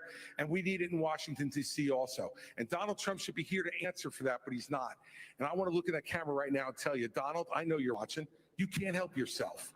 I know you're watching, okay? And you're not here tonight, not because of polls and not because of your indictments. You're not here tonight because you're afraid of being on the stage and defending your record. You're ducking these things. And let me tell you what's going to happen. You keep doing that, no one up here is going to call you Donald Trump anymore. We're going to call you Donald Duck. All right. I want to ask Governor DeSantis, you fired a couple of prosecutors in your state, but as president, you would not have the ability to do that. How do you think about dealing with the root causes of crime, especially this revolving door, the criminals that just get out and come back and commit another crime? Well, the crime in these cities is one of the strongest signs of the decaying of America. We can't be successful as a country if people aren't even safe to live in places like Los Angeles and San Francisco. Just being in Southern California over the last couple of days, my wife and I have met 3 people who have been mugged on the street, and that would have never happened 10 or 20 years ago. In Florida, we back the blue. We support the men and women of law enforcement. They are keeping us safe. We have a 50-year low in the crime rate. And yes, when I had 2 progressive prosecutors that weren't following the law in Florida, I removed them from their posts, and the people of Florida are safer as a result of it. As president, I will use the Justice Department to bring civil rights cases against all of those left-wing Soros-funded prosecutors. We're not going to let them get away with it anymore. We want to reverse this country's decline. We need to choose law and order over rioting and disorder. On a related subject, Governor Haley, there's a nationwide policing shortage. Retirements are up, recruitment is in the tank, morale is at a record low. 3 years ago, you signed a pledge to support law enforcement. Now, pledges are a nice idea, but what's your actual plan to get more police on our streets? Well, and I actually did it in South Carolina too. You know, what we knew in South Carolina was you take care of those who take care of you. We have to start taking care of law enforcement, but it's not just taking care of them with words. It's making sure that you also follow through on what they do. Right now, we have a lot of stolen guns on the street. Well, these law enforcement officers, they arrest these people and then they go and they're let out the very next day. So law enforcement feels like no one has their back. We have to start prosecuting according to the law. We have to make sure we have the backs of law enforcement, and we have to make sure that we're a country of law and order. But I want to go back to China because I don't think we spent enough time on that. Right now, we have to look at what government's doing to hurt us against China too. You have a company, U.S. Antibiotics, that produces amoxicillin, the #1 antibiotic that we need. And right now, there is a company in Bristol, Tennessee that produces that. Yet our federal government only gets it from China. We need to be focusing on companies that produce in America and supporting those companies that produce in America, not companies that are helping China. Governor, we will be talking foreign policy later. Ilya? Thank you, Stuart. We're going to stay in the topic of crime because it affects all of us. Governor Burgum, for the first time ever, a Univision poll found that mass shootings and gun safety are one of the most important issues for Latino voters. Mental health concerns are not unique to the United States, but gun violence is. What is your specific plan to curb gun violence?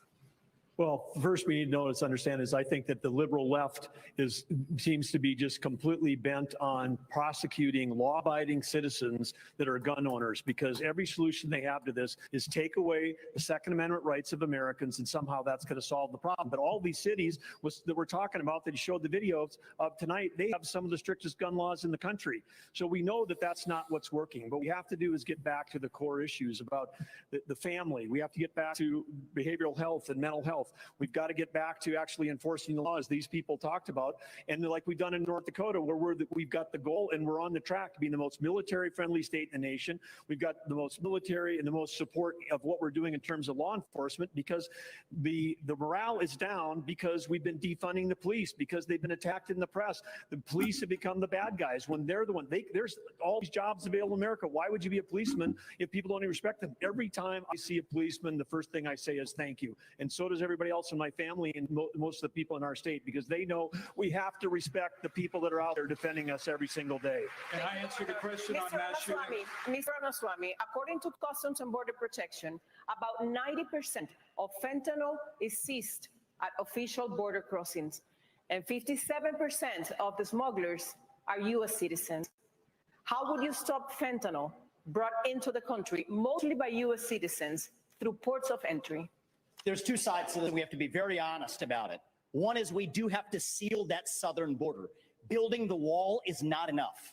They're building cartel-financed tunnels underneath that wall. Semi-trucks can drive through them. We have to use our own military to seal the Swiss cheese of a southern border. But we also have to be honest. There's a demand-side problem in this country, too, a mental health epidemic. I met family in Iowa, parents, Kathy and Derek. They lost their son, Sebastian, 17 years old. He bought Percocet on Snapchat, and then he died. Why did he die? Because it was laced with fentanyl. That is closer to bioterrorism, not a drug overdose. That is poisoning. So it is our job to make sure that never happens. But it's also our job to make sure that 17-year-olds don't turn to Percocet via Snapchat. We have to bring back mental health care in this country, not with pump and pharmaceuticals, but with faith-based approaches that restore purpose and meaning in the next generation of Americans. Many of them are getting it through social media. And this isn't a Republican point or a Democrat point, but if you're 16 years old or under, you should not be using an addictive social media product, period.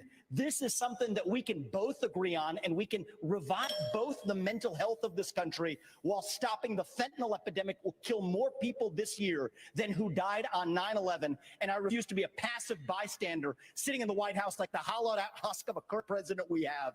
We will step up and address this problem to stand for Americans and our children. Encouraging TikTok. Encouraging TikTok. That is why, everything he said, I agree with. That is why, as Commander-in-Chief, I'm going to use the U.S. military to go after the Mexican drug cartels. They are killing our people. And the stories that I've seen in Florida, we had an infant, 18 months, parents rented an Airbnb. And apparently the people that had rented it before were using drugs. The infant was crawling, the toddler was crawling on the carpet and ingested fentanyl residue and died. Are we just going to sit here and let this happen, this carnage happen in our country? I am not going to do that. So I guarantee you on day one, this border is going to be a day one issue for me as president. We're going to declare it a national emergency. Yes, we'll build the wall. We'll do remain in Mexico. But those Mexican drug cartels are going to be treated like the foreign terrorist organizations that they are. President Pence. All right, Vice President Pence. We're going to move on to a different issue. Hold on. Vice President Pence. Just last month, Vice President Pence, you said if elected, you would repeal all Obamacare mandates. However, you also made that same promise in 2016. And at that time, Trump-Pence had congressional majorities for at least the first 2 years, and you did not deliver on that promise. So Obamacare, right now, it is more popular than ever. Why should Americans trust you, if you become president, to fix that? Or is Obamacare here to stay? Well, first, let me speak to the mass shootings issue, and then I'll answer that question. It's an important one, Dana. I'm someone that believes that justice delayed is justice denied. And as a father of three, as a grandfather of three beautiful little girls, I am sick and tired of the mass shootings happening in the United States of America. And if I'm president of the United States, I'm going to go to the Congress of the United States, and we're going to pass a federal expedited death penalty for anyone involved in a mass shooting so that they will meet their fate in months, not years. It is unconscionable that the Parkland shooter, Ron, is actually going to spend the rest of his life behind bars in Florida. That's not justice. We have to mete out justice and send a message to these would-be killers that you are not going to live out your days behind bars. You're going to meet justice in this system. But does that mean Obamacare is here to stay?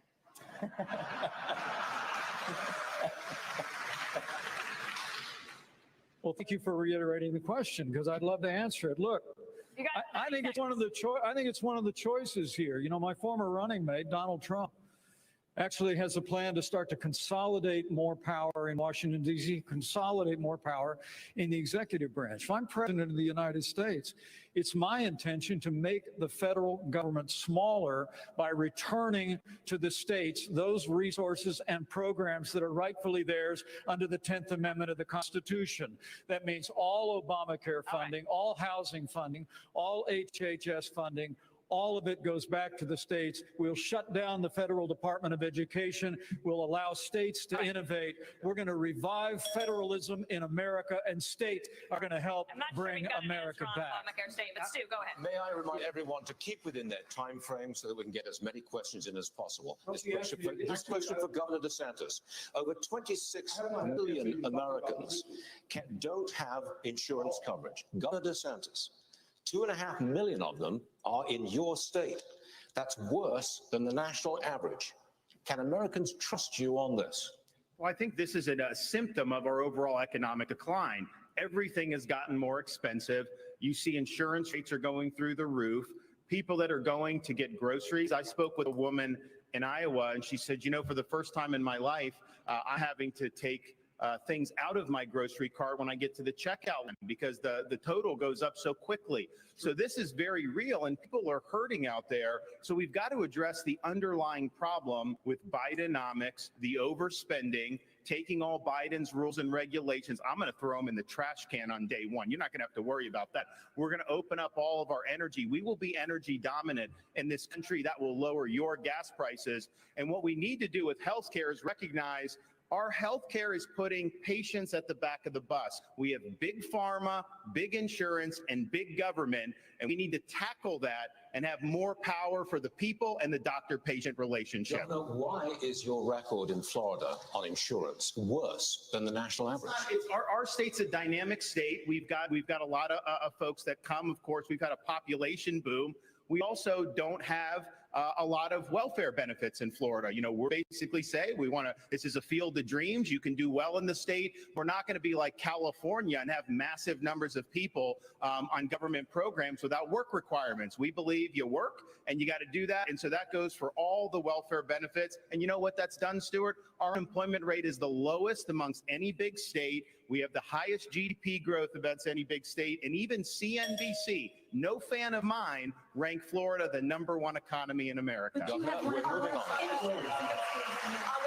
healthcare, Governor Haley, healthcare is the leading cause of bankruptcy for American families, accounting for 2/3 of all personal bankruptcies. As president, how you protect Americans who get sick from financial ruin? First of all, how can we be the best country in the world and have the most expensive health care in the world? We have an issue. My mom was in the hospital, and when she was in the hospital, they tried to bring her a couple of Tylenol, and she said, I don't need it. And they said, honey, go ahead and take it because you're paying for it anyway. Why is it that when we got the bill, the insurance company in the hospital negotiated the bill for her without her having anything to do with it? When I am president, we will break all of it, from the insurance company to the hospitals, to the doctor's offices, to the PBMs, to the pharmaceutical companies. We will make it all transparent, because when you do that, you will realize that's what the problem is. Second thing is you've got to go with tort law.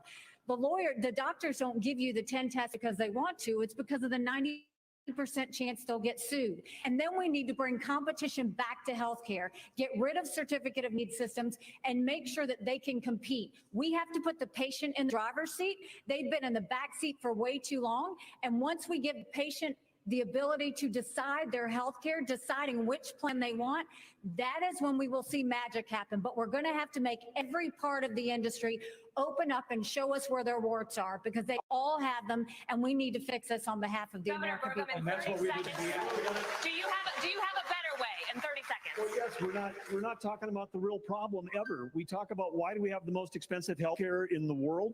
It's because the federal government got involved, same way they did with EVs, and they said, we're going to subsidize a particular kind of software back in 2008 under Obama. And they said, hey, we're going to do this. It's going to make everyone more productive. All of you that are watching have been to a doctor's office when the doctor's got his back to you and their hands on a keyboard. The only industry in the world that's ever absorbed $1 trillion of IT and became less productive, they saw less patients per day, is U.S. healthcare, because they were subsidizing certain kind of technology. It wasn't about improving healthcare. It was about picking winners and losers. Every time the federal government's involved, whether it's higher education, healthcare, or now the auto industry, things get more expensive and less competitive. That was a great transition, because we are going to move on the future of education in America. What's the government's role in finding a way forward? The second Republican debate rolls on from Simi Valley. And informed patriotism is what we want. And are we doing a good enough job teaching our children what America is and what she represents in the long history of the world?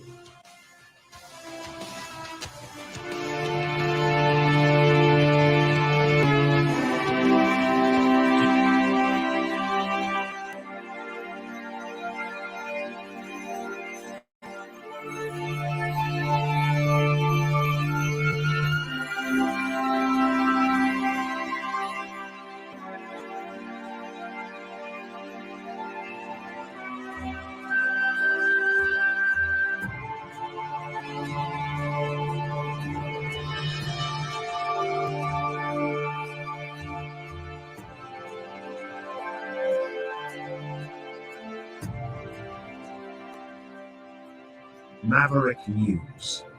The world is watching.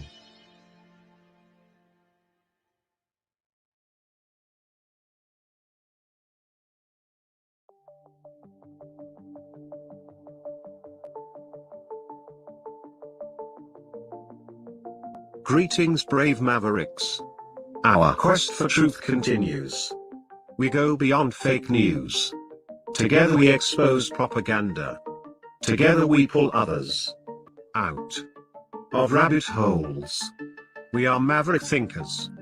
We are all unique individuals, defenders of individual rights and freedoms, credible, trusted, grounded in reality. Maverick News, Maverick News. Defending free speech, free speech. Donate at freedomreporters.com. Do it now. Tomorrow may be too late. Maverick News. The world is watching.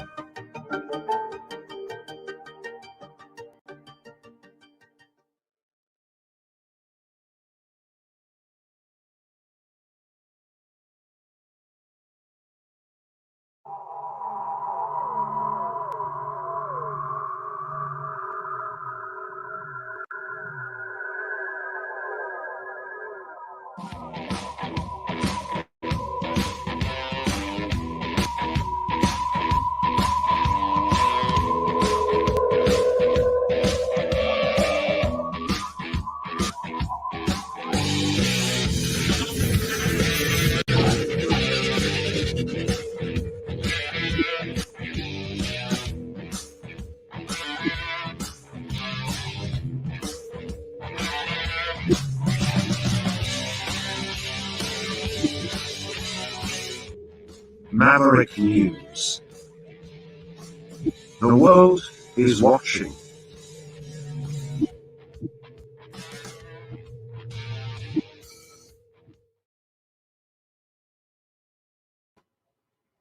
Okay, so main issues they're focusing on here are, the border, the economy, crime, drugs. So that's where they're focusing the debate tonight. Interesting, when you kind of get out into the mainstream, the real world. They seem to focus on other issues that I think people in this sphere maybe are not focused on as much. The lineup of issues over here still things like vaccines, vaccine mandates, central bank digital currencies, freedom issues, So just kind of interesting, and I this is also the issues they're dealing with. I think they're just it's a lot of stuff we've heard over and over and over again. And these candidates all seem to be kind of blending together for me. I don't know about you guys, but nobody really seems to be standing out tonight. A lot of talking over each other. What do you guys think? Let me just check the chat. Let's see what you guys are saying. Gina says they are going after Dr. Berg too. I don't know what that means. Bunch of comments from Gina and there's Leo being pretty straight up. Here we go. We're going back. Governor Haley. American students, they are in academic trouble. They have lower scores in math and reading. There's chronic absenteeism. That's at record highs. And this has even been called education homicide. You say school choice is the answer, but South Carolina, your home state, still has not enacted universal school choice, and even the current expansion won't be fully implemented until 2027. Parents can't wait 4 years for a fix. So what would you do right now? Well, and school choice isn't the only answer, but I'll tell you, it's not out of a lack of trying that we didn't try and get school choice in South Carolina. What I'll tell you, first of all, is we have to acknowledge the fact that 67% of our eighth graders are not proficient in reading or math. Over 80% of our eighth graders aren't proficient in history or civics. And recently they came out and said our 12 and 13-year-olds are scoring at the lowest levels they've been scoring in reading and math in decades. So the first thing we've got to do is we've got to make sure we catch our kids back up. We have to make sure they can read. A child that can't read by third grade is 4 times less likely to graduate high school. We need to do reading remediation. We need complete transparency in the classroom. No parent should ever wonder what's being said or taught to their child in the classroom. We need to make sure that we have school choice so that there's competition. We need to move all the programs from the federal government down to the states and let states decide what education looks like in their states. Right. And we need to start building things in America again. Let's put vocational classes back in our high schools, and let's get our kids building the things that we know that we can make. When we start to focus on that and really bring in that parental involvement, that's when we'll start to see a difference. But we've got to get parents back included.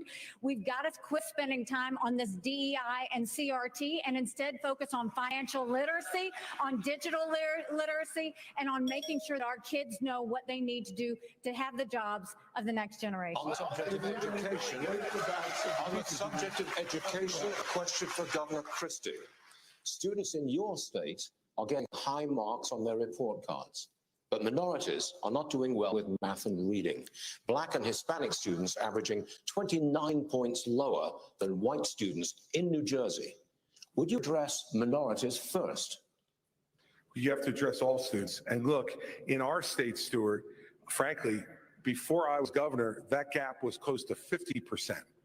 And what we did was institute more charter schools and more Renaissance schools and more public school choice in New Jersey with innovative solutions in cities like Camden, where now we took what was the worst school district in America during my time, and we have now increased that by nearly 40% in terms of their proficiency. It can be done when you give people choice.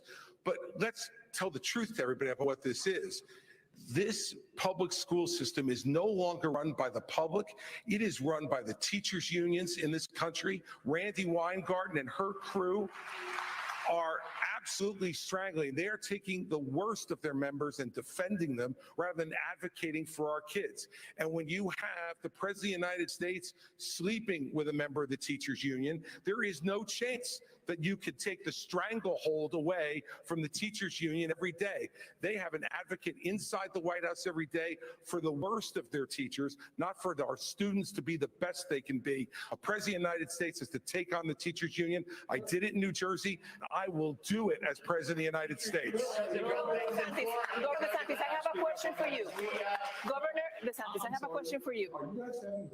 Florida's new Black History curriculum says, quote, slaves develop skills which in some instances could be applied for their personal benefit. You have said slaves develop skills in spite of slavery, not because of it. But many are still hurt. For descendants of slaves, this is personal. What is your message to them? So first of all, that's a hoax that was perpetrated by Kamala Harris. We are not going to be doing that. Second of all, that was written by descendants of slaves. These are great Black history scholars. So we need to stop playing these games. Here's the deal. Our country's education system is in decline because it's focused on indoctrination, denying parents' rights. Florida represents the revival of American education. We're ranked #1 in the nation in education by U.S. News and World Report. My wife and I, we have a 6, 5, and 3-year-old. This is personal to us. We didn't just talk about universal school choice. We enacted universal school choice. We didn't just talk about Parents' Bill of Rights. We enacted the Parents' Bill of Rights. We eliminated critical race theory, and we now have American civics and the Constitution in our schools in a really big way, just like President Reagan asked for in his farewell address back in 1989. Florida is showing how it's done. We're standing with parents, and our kids are benefiting. Senator Scott, you oppose to the new standards. What is your message for Governor DeSantis? There is not a redeeming quality in slavery. He and Kamala should have just taken the one sentence out. America has suffered because of slavery, but we've overcome that. We are the greatest nation on earth because we faced our demons in the mirror and made a decision. So often we think that all the issues, you talked about crime and education and healthcare, we always think that those issues go back to slavery. Here's the challenge though. Black families survived slavery. We survived poll taxes and literacy tests. We survived discrimination being woven into the laws of our country. What was hard to survive was Johnson's Great Society, where they decided to put money, where they decided to take the Black father out of the household to get a check in the mail. And you can now measure that in unemployment, in crime, in devastation. If you want to restore hope, you've got to restore the family, restore capitalism, and put Americans back at work together as one American family. Our nation continues to go in the right direction. It's why I can say I have been discriminated against, but America is not a racist country. Never, ever doubt who we are. We are the greatest country on God's green earth. And frankly, the city on the hill needs a brand new leader. And I'm asking for your vote. I'm going to have a question for you, Mr. Ramaswamy. Over 10.7 million students in over 18,000 public schools nationwide have the ability to change their identity without parental notification. Governor Christie told Stewart last week that he would pass a federal law to protect parental rights. Would you try to do the same? I have to be very clear about this. Transgenderism, especially in kids, is a mental health disorder. We have to acknowledge the truth of that for what it is. I met 2 young women early in this campaign. On parental rights in school. Parents have the right to know. And you know what the hypocrisy of this is? Even New Hampshire failed to actually get past a piece of legislation here. The very people who say that this increases the risk of suicide are also the ones saying that parents don't have the right to know about that increased risk of suicide. And I'm sorry, it is not compassionate to affirm a kid's confusion. That is not compassion, that is cruelty. I met 2 young women, Chloe and Kate, early in this campaign. who are in their 20s now regret getting double mastectomies and a hysterectomy. One of them will never have children. And the fact that we allowed that to happen in this country is barbaric. So I will ban genital mutilation or chemical castration under the age of 18, and parents have absolutely Would you the try right. to pass a federal law that says parents should have that right? We are going to require states absolutely have to follow that through. Governor Burgum just to stand follow for up on this parental rights. because Yes. you in your state you do not have a law that says parents can't be notified, but you want to be president. Would you try to pass a federal law to say parents have that right? I think this is a state's issue, but I do want to say something because all night long we've been talking about issues about how it's broken in Washington, and I respect all of the people on the stage here for their 100+ years of public service. Thank you. But the reason why we're not talking about education or healthcare or safety being a problem in North Dakota is because we have a business leader. I've got more experience as a business leader than I think this whole group combined. I know I've created more jobs than everybody else on stage, thousands of high-paying jobs that have real meaning. So as a business leader, you come in and you treat the taxpayer like a customer. So in North Dakota, instead of fighting with the teachers' unions, we actually created a K-12 coordinating council. Everybody gets in the room and the customer is the student. But you do understand that this is an issue that many people in America really are concerned about, worried about parents and notification in schools. Yes, and that's why we have 50 platforms of innovation. That's why we have states. There are certain things the federal government is supposed to do. It's not the Department of Education that needs to be assembled. We got to move it back to states. Do what we did in North Dakota. Instead of, oh, here's a choice school and here's an old school, the old way with the teachers union and the kids are trapped. We made every school in North Dakota an innovation school. Every school got out from under the red tape and the things that help teach the values that we're trying to get, like 4-H, like FFA, like Boy Scouts. They can get credit for all that stuff in North Dakota. And by the way, North Dakota is now at the top of the median SAT scores in the country right now. Vice President Pence, the Department of Homeland Security warns that violence against LGBTQ plus people is on the rise and intensifying. According to a recent study, members of that community are 9 times more likely to be victims of violent hate crimes. As president, how would you protect this community from violent attacks and discrimination? Well, as President of the United States, I'll stand up for the safety and the civil liberties of every American from every background. And I want the American people to know that. But I want to answer the question as well, Dana, that you just asked Doug Burgum. Because by way of full disclosure, Chris, you mentioned the president's situation. My wife isn't a member of the teachers union, but I got to admit, I've been sleeping with a teacher for 38 years. And full disclosure, look, education is a state and local function. The state of Indiana had one of the very first school choice programs in the country. And when I was governor of the state of Indiana, we doubled it. And as to your question, Dana, let's be very, very clear. When the Linn-Mar Community Schools in Iowa had a policy where you had to have a permission slip from your parents to get a Tylenol, but you could get a gender transition plan without notifying your parents, I weighed in with a foundation. That's not bad policy. That's crazy.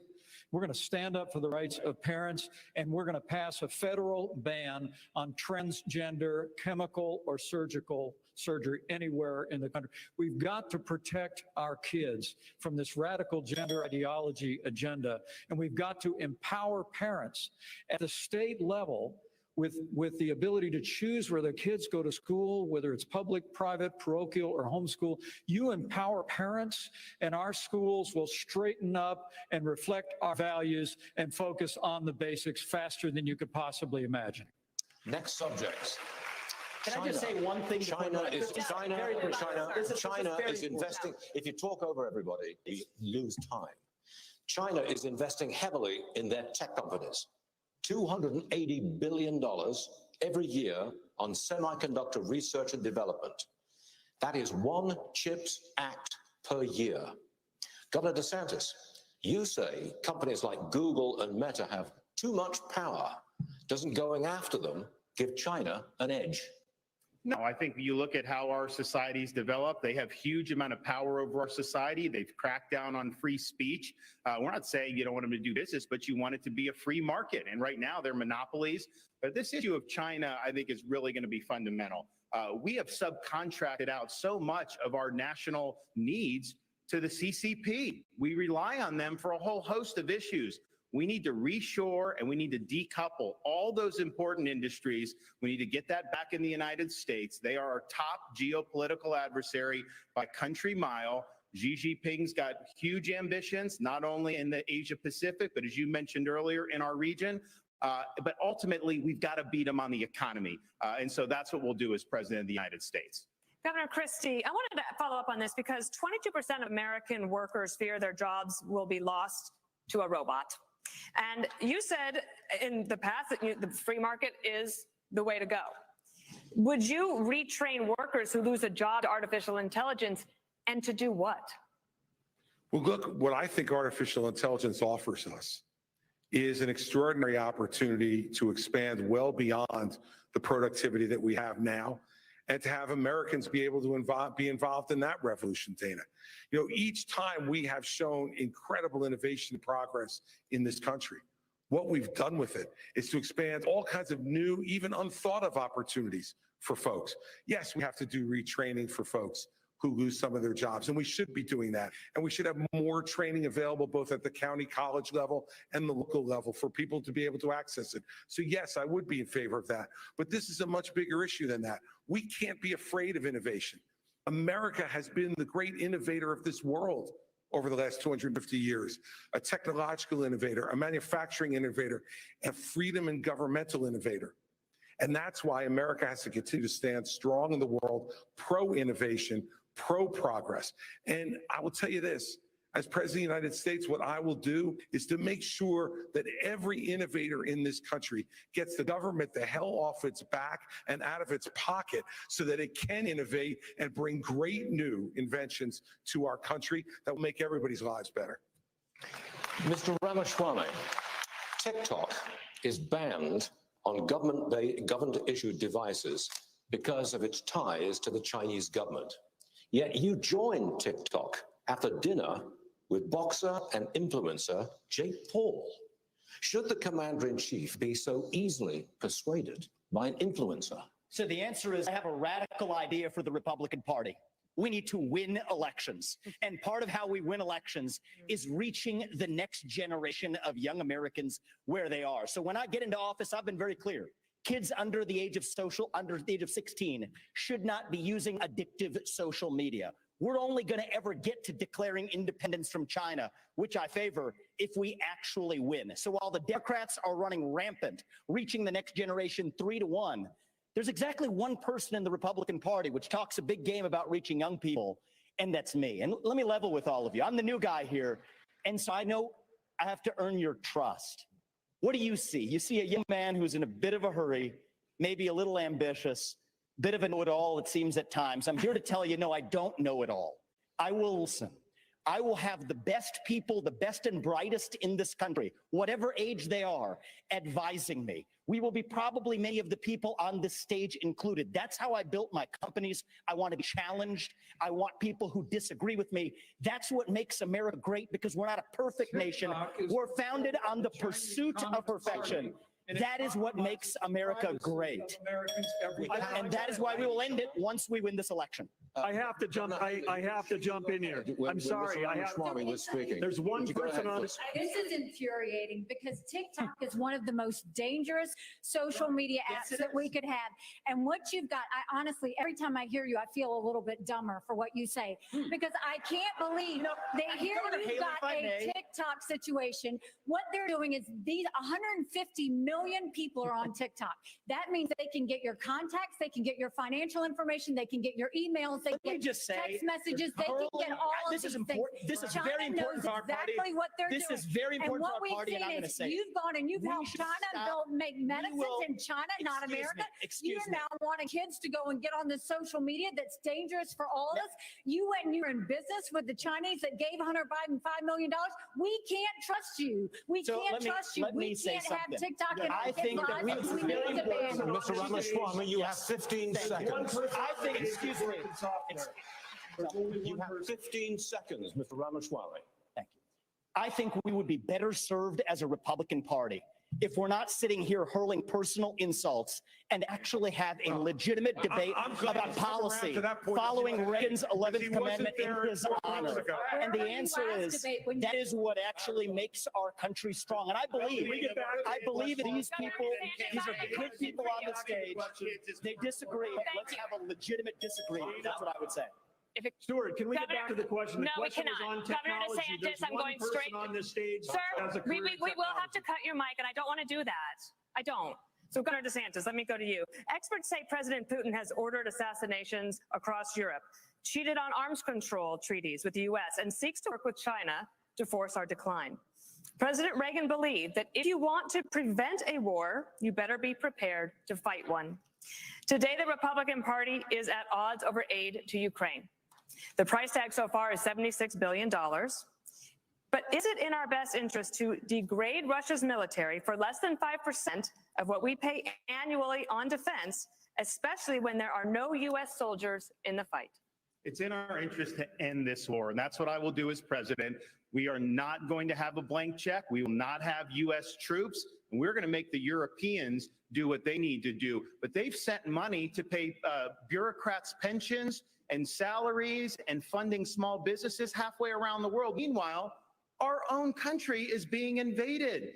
We don't even have control of our own territory. We have got to defend the American people before we even worry about all these other things. And I watch these guys in Washington, D.C., and they don't care about the American people. They don't care about the fentanyl deaths. They don't care about communities being overrun because of this border. They don't care about the Mexican drug cartels. So as Commander-in-Chief, I will defend this country's sovereignty. But it's not a territorial dispute.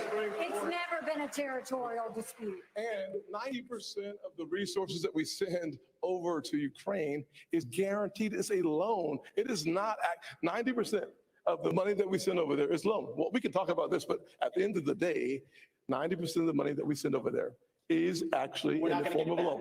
It's not actually not be paid by Ukraine, it's paid by the NATO, our NATO allies. So I think it's a good topic. I think it's a really good topic too. But I will say, let's debate the fact that our national vital interest is in degrading the Russian military. By degrading the Russian military, we actually keep our homeland safer, we keep our troops at home, and we all understand Article 5 of NATO. We have to level with the American people. I thought you said something about waiting until your turn to talk. So hold on. So at the end of the day, I'm going to finish my. I'll be happy to Go ahead, debate and this. I'll respond. I'll look forward to this one right now. So at the end of the day, when you think about the fact that if you want to keep American troops at home, attack on NATO territory would bring us and our troops in.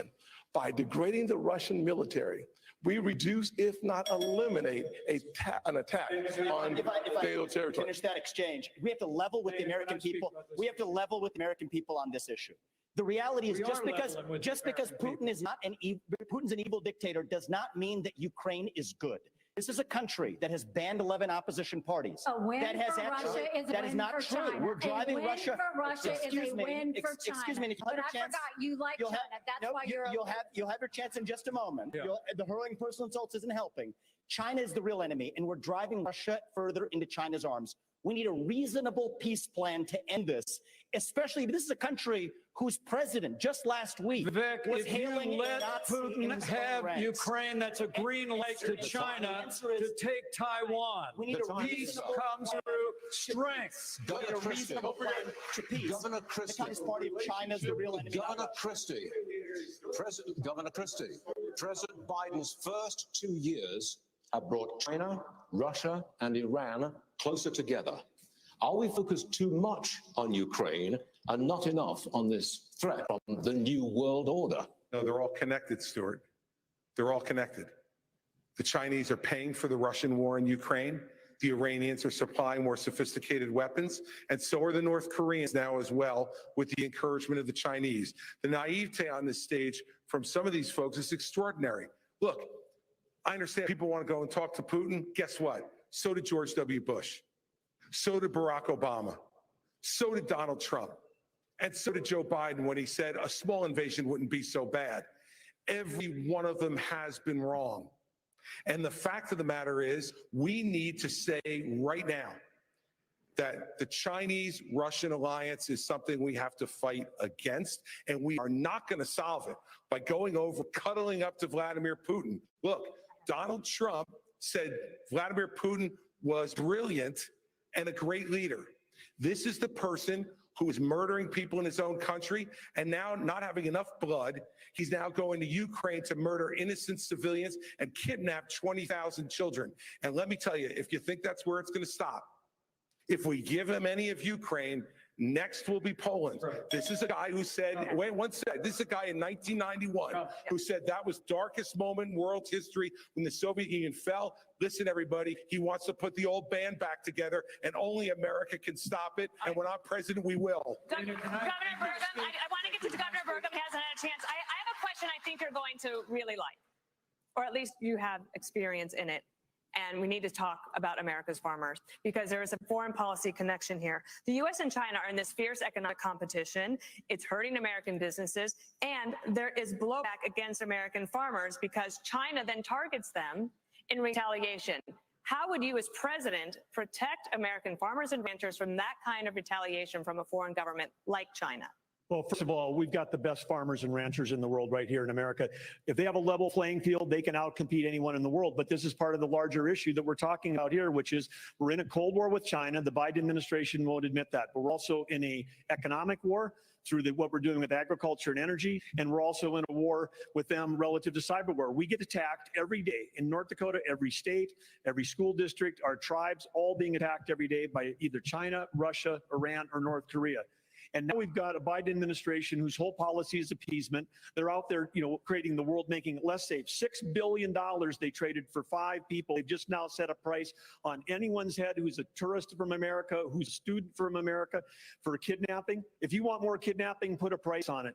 And then they're also helping Iran get to have more closer to nuclear weapon, which pushes all of the Middle East closer to China and Russia. The whole thing is absurd. And then, of course, we're going to give Ukraine to Russia, and then we're going to give Taiwan to China and think that's a foreign policy. That will make our nation less successful, make us more poor. And at the core of all that is energy policy, because China imports 10 million barrels of oil a day. They're the largest importer in the world. And we've had 4 cabinet members from the Biden administration there this summer, and none of them talked about U.S. energy. The first one to go to each of those countries was Kerry to talk about the folly of the climate policy, which is making the world less stable. It's empowering dictators. It's not about climate change that we need worried about. It's about the Biden climate policies that are actually the existential threat to America's future. Thank you. Can I speak about Governor Haley, Mexico's president called who supports sending U.S. military into the country, quote, scoundrels. Mexico is the United States' most important trade partner and border security. You say you will send special operations to attack the cartels in Mexico. So this means boots on the ground, drone strikes?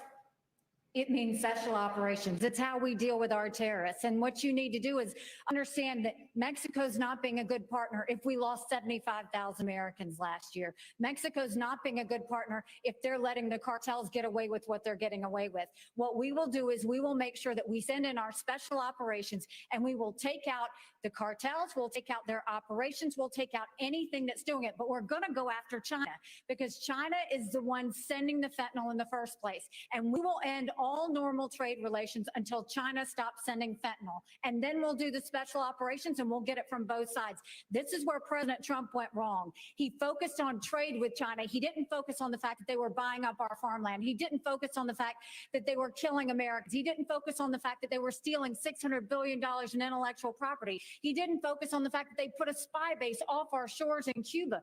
They didn't focus enough on the fact that all of our law enforcement drones in America are Chinese, and we've got all these little surveillance cells. We need to start focusing on what keeps Americans safe. That hasn't happened in a long time. As your president, I will make sure every American is safe, and we'll do whatever it takes to make that happen. All right. I want to get to Senator Scott. You're all auditioning for the job as president of the United States. You want to earn these votes. But the world's problems land in the Oval Office. During the presidential debates in the year 2000, neither Al Gore nor George W. Bush was asked about Al-Qaeda. Yet, Just 1 year later, al-Qaeda's attack on September 11th claimed nearly 3,000 lives. And the farther we get from September 11th, the closer we are to September 10th. Senator Scott, you have no executive branch experience. What has prepared you to protect the nation from a major man-made national security crisis? One of the things I've had the good fortune of doing is serving on committees in the United States Senate, like the Senate Armed Services Committee.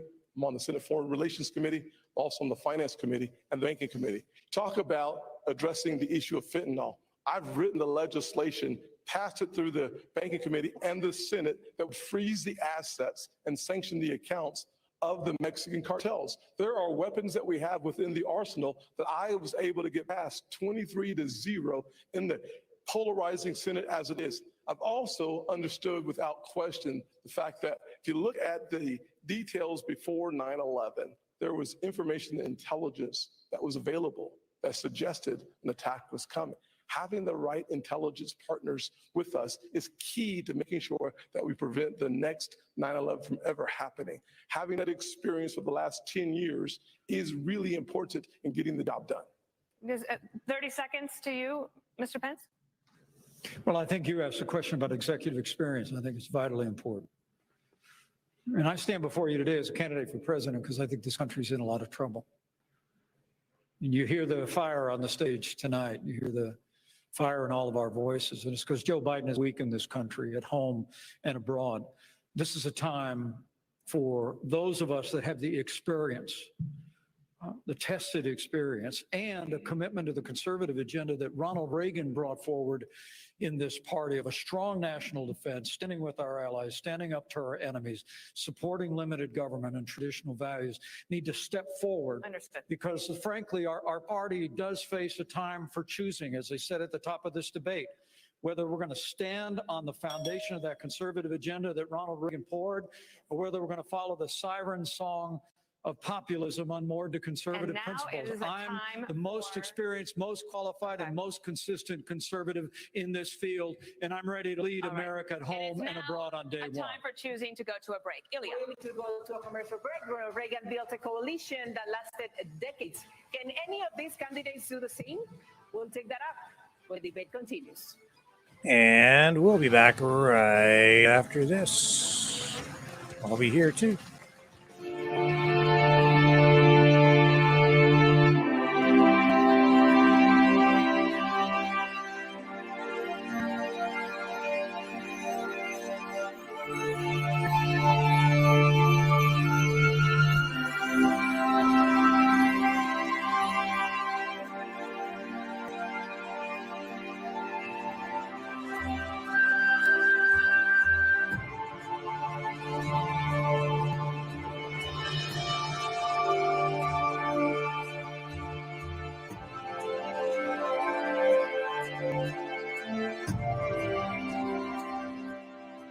Maverick News. The world is watching.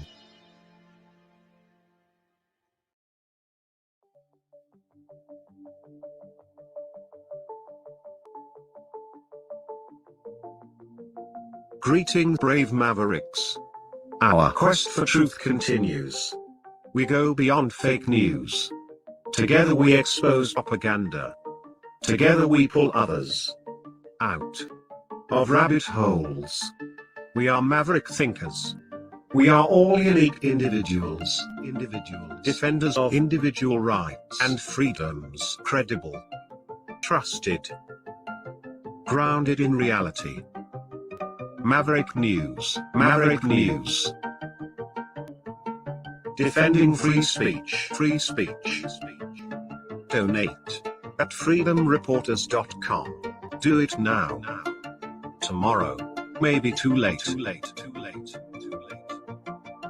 Maverick News. The world is watching.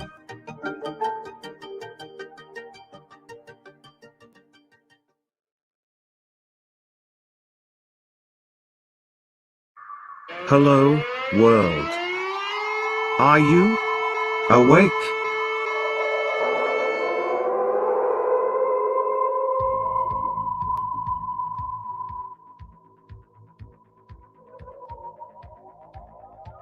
uniting humankind by liberating millions of minds at a time. Maverick News. The world is watching.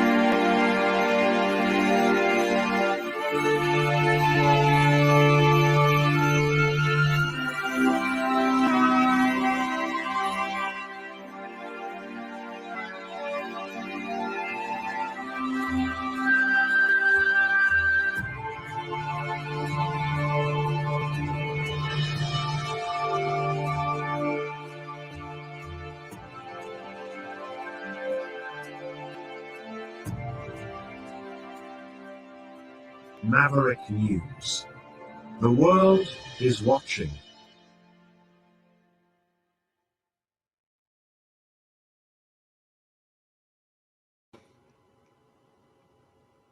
Okay, we're going back. Here we go. Welcome back to the Republican primary debate here at the Reagan Library. We've got a lot more issues to cover and a lot more questions to go. So let's dive right back in.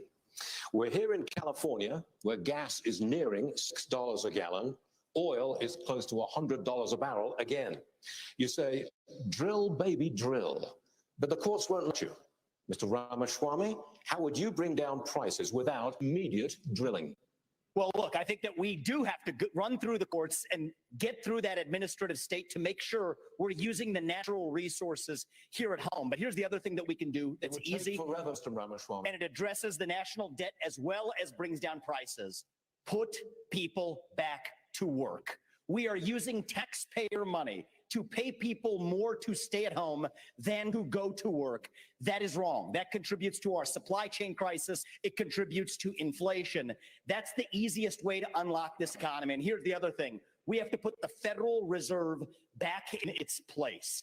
This is an agency that has gone rogue. So in January 2026, when I have the opportunity as your next commander-in-chief, we will have a new chairman of the Federal Reserve who places priority on dollar stability, and then most importantly, send packing 75% of the administrative state, reduce the federal employee headcount by 75%, rescind 50% of unconstitutional federal regulations that are shackling businesses, both large and small. I've offered a very clear, practical plan to do it.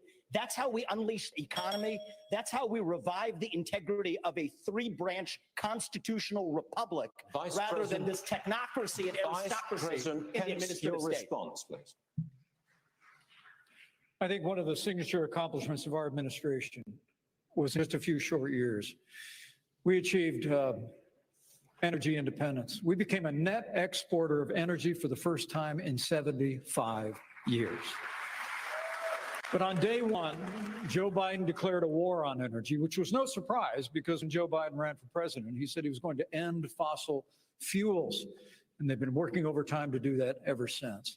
If I'm president of the United States, we're going to open up federal lands. We're going to unleash American energy. We're going to have an all of the above energy strategy. And I have a plan that actually would not only reclaim energy independence, but in 2006, America lost our position as the leading energy producer on Earth. I believe in the next 10 years, with the right policies and experienced leadership in the White House, we can reclaim our role as the leading energy producer on Earth, and that'll grow the American economy for generations to come. Governor Haley, reaction to that, please. As the only person who's leading an energy state, could I answer the energy question? No, Governor Haley. So, the first thing I'll say is what I saw at the United Nations is energy security is national security. We need a president that understands we have to partner with our producers and make sure that we have their backs. What you don't need is a president who is against energy independence. Ron DeSantis is against fracking. He's against drilling.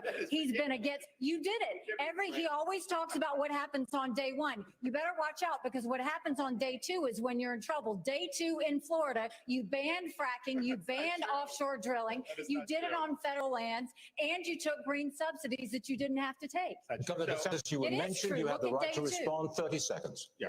I just did a plan out in West Texas for American energy dominance. We're going to choose Midland over Moscow. We're going to choose the Marcellus over the Mullahs. And we're going to choose Bakken over Beijing. And we are going to lower your gas prices. We are going to get that job done because it's important for our national security. It's important for jobs. And that's one of the best ways to drive down inflation. Governor DeSantis, Governor DeSantis, Governor DeSantis, this question is for you. Our voters enacted a constitutional amendment. You banned it before they voted. No, it's not true. You banned it before they voted, and not only that, they didn't vote on fracking. She's totally wrong. They voted it in. That's what we did. Onshore, we do it in Florida. We don't have as much as maybe West Texas, but we do it. But that's a constitutional. So that's just wrong. And let's just get real here.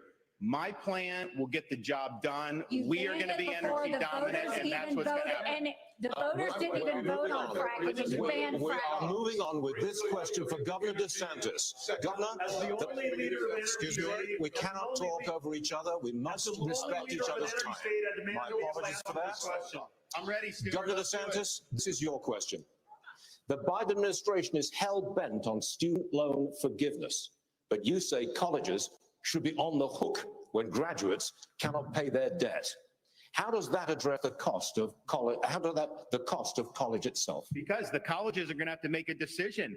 Do we expand the gender studies department, knowing some of those graduates may not have great learning opportunities? No, they're going to focus on the things that really matter. They're going to make different choices. They're going to try to graduate people in 4 years. I also just want to come back to something Dana asked last segment about 9/11, because I was just at the 9/11 memorial with the families. My wife and I were invited. It's very touching to be there, and it affected my life because I ended up joining the military as a result of that.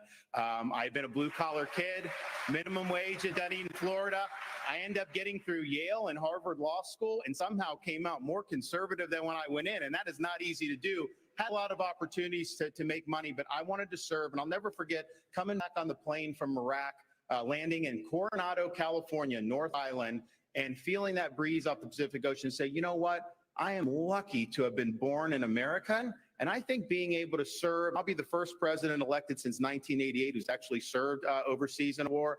I think that's going to help me as commander in chief to know how you see these issues and understand that there are real lives at stake for people that wear the uniform. And we know that Governor Haley's husband is serving right now as well, and we thank him for that. Senator Scott, the national debt has nearly doubled in your time in office. The approval rate for Congress is at a mere 19%. If this were a business, you'd probably all be fired in Washington, but you're here tonight looking for a promotion. In 2013, Governor Haley hired you for the Senate. I'd like you to tell her why you should be promoted to CEO of the nation instead of her. Certainly. One of the things I'd say is if you look at our national debt of $33 trillion, I would love to have an opportunity to have this country pass a balanced budget amendment. That would constrain the spending in Washington in the same fashion that it does in every state in our nation, number one. Number two, if you want to actually reduce our national debt, you have to grow our economy. In order to grow our economy, you need to create about 10 million jobs to grow our economy at 5%. You can do that in three specific sectors. Number one, the energy sector. We could create between 3 and 3.5 million jobs if we unleashed all of our energy resources. America is we're the richest country if you combine coal, gas, and oil. Why not unleash all of our resources? Number two, we've lost 100,000 factories. 100,000 factories in the last 25 years. If we continued on my Made in America plan, we could bring jobs back to America in a similar fashion that we did when I wrote the Tax Cuts and Jobs Act. We actually lowered the corporate tax from 35% to 21%, reshored or repatriated $1.7 trillion.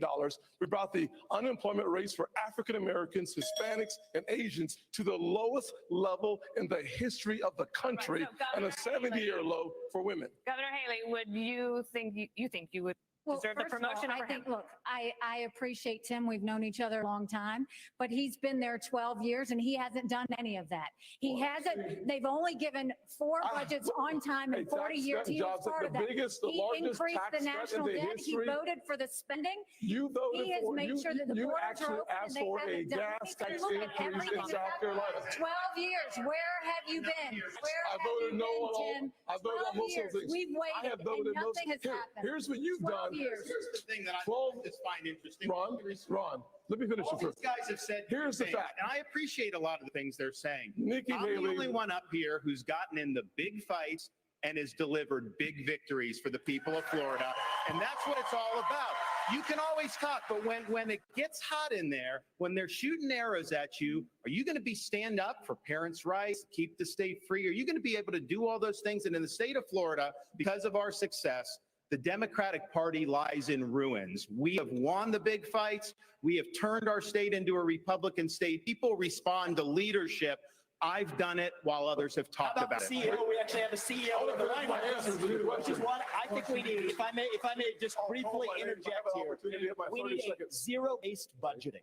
That's the way businesses are actually run. Start with zero as the baseline for the budget, and then see what's actually necessary.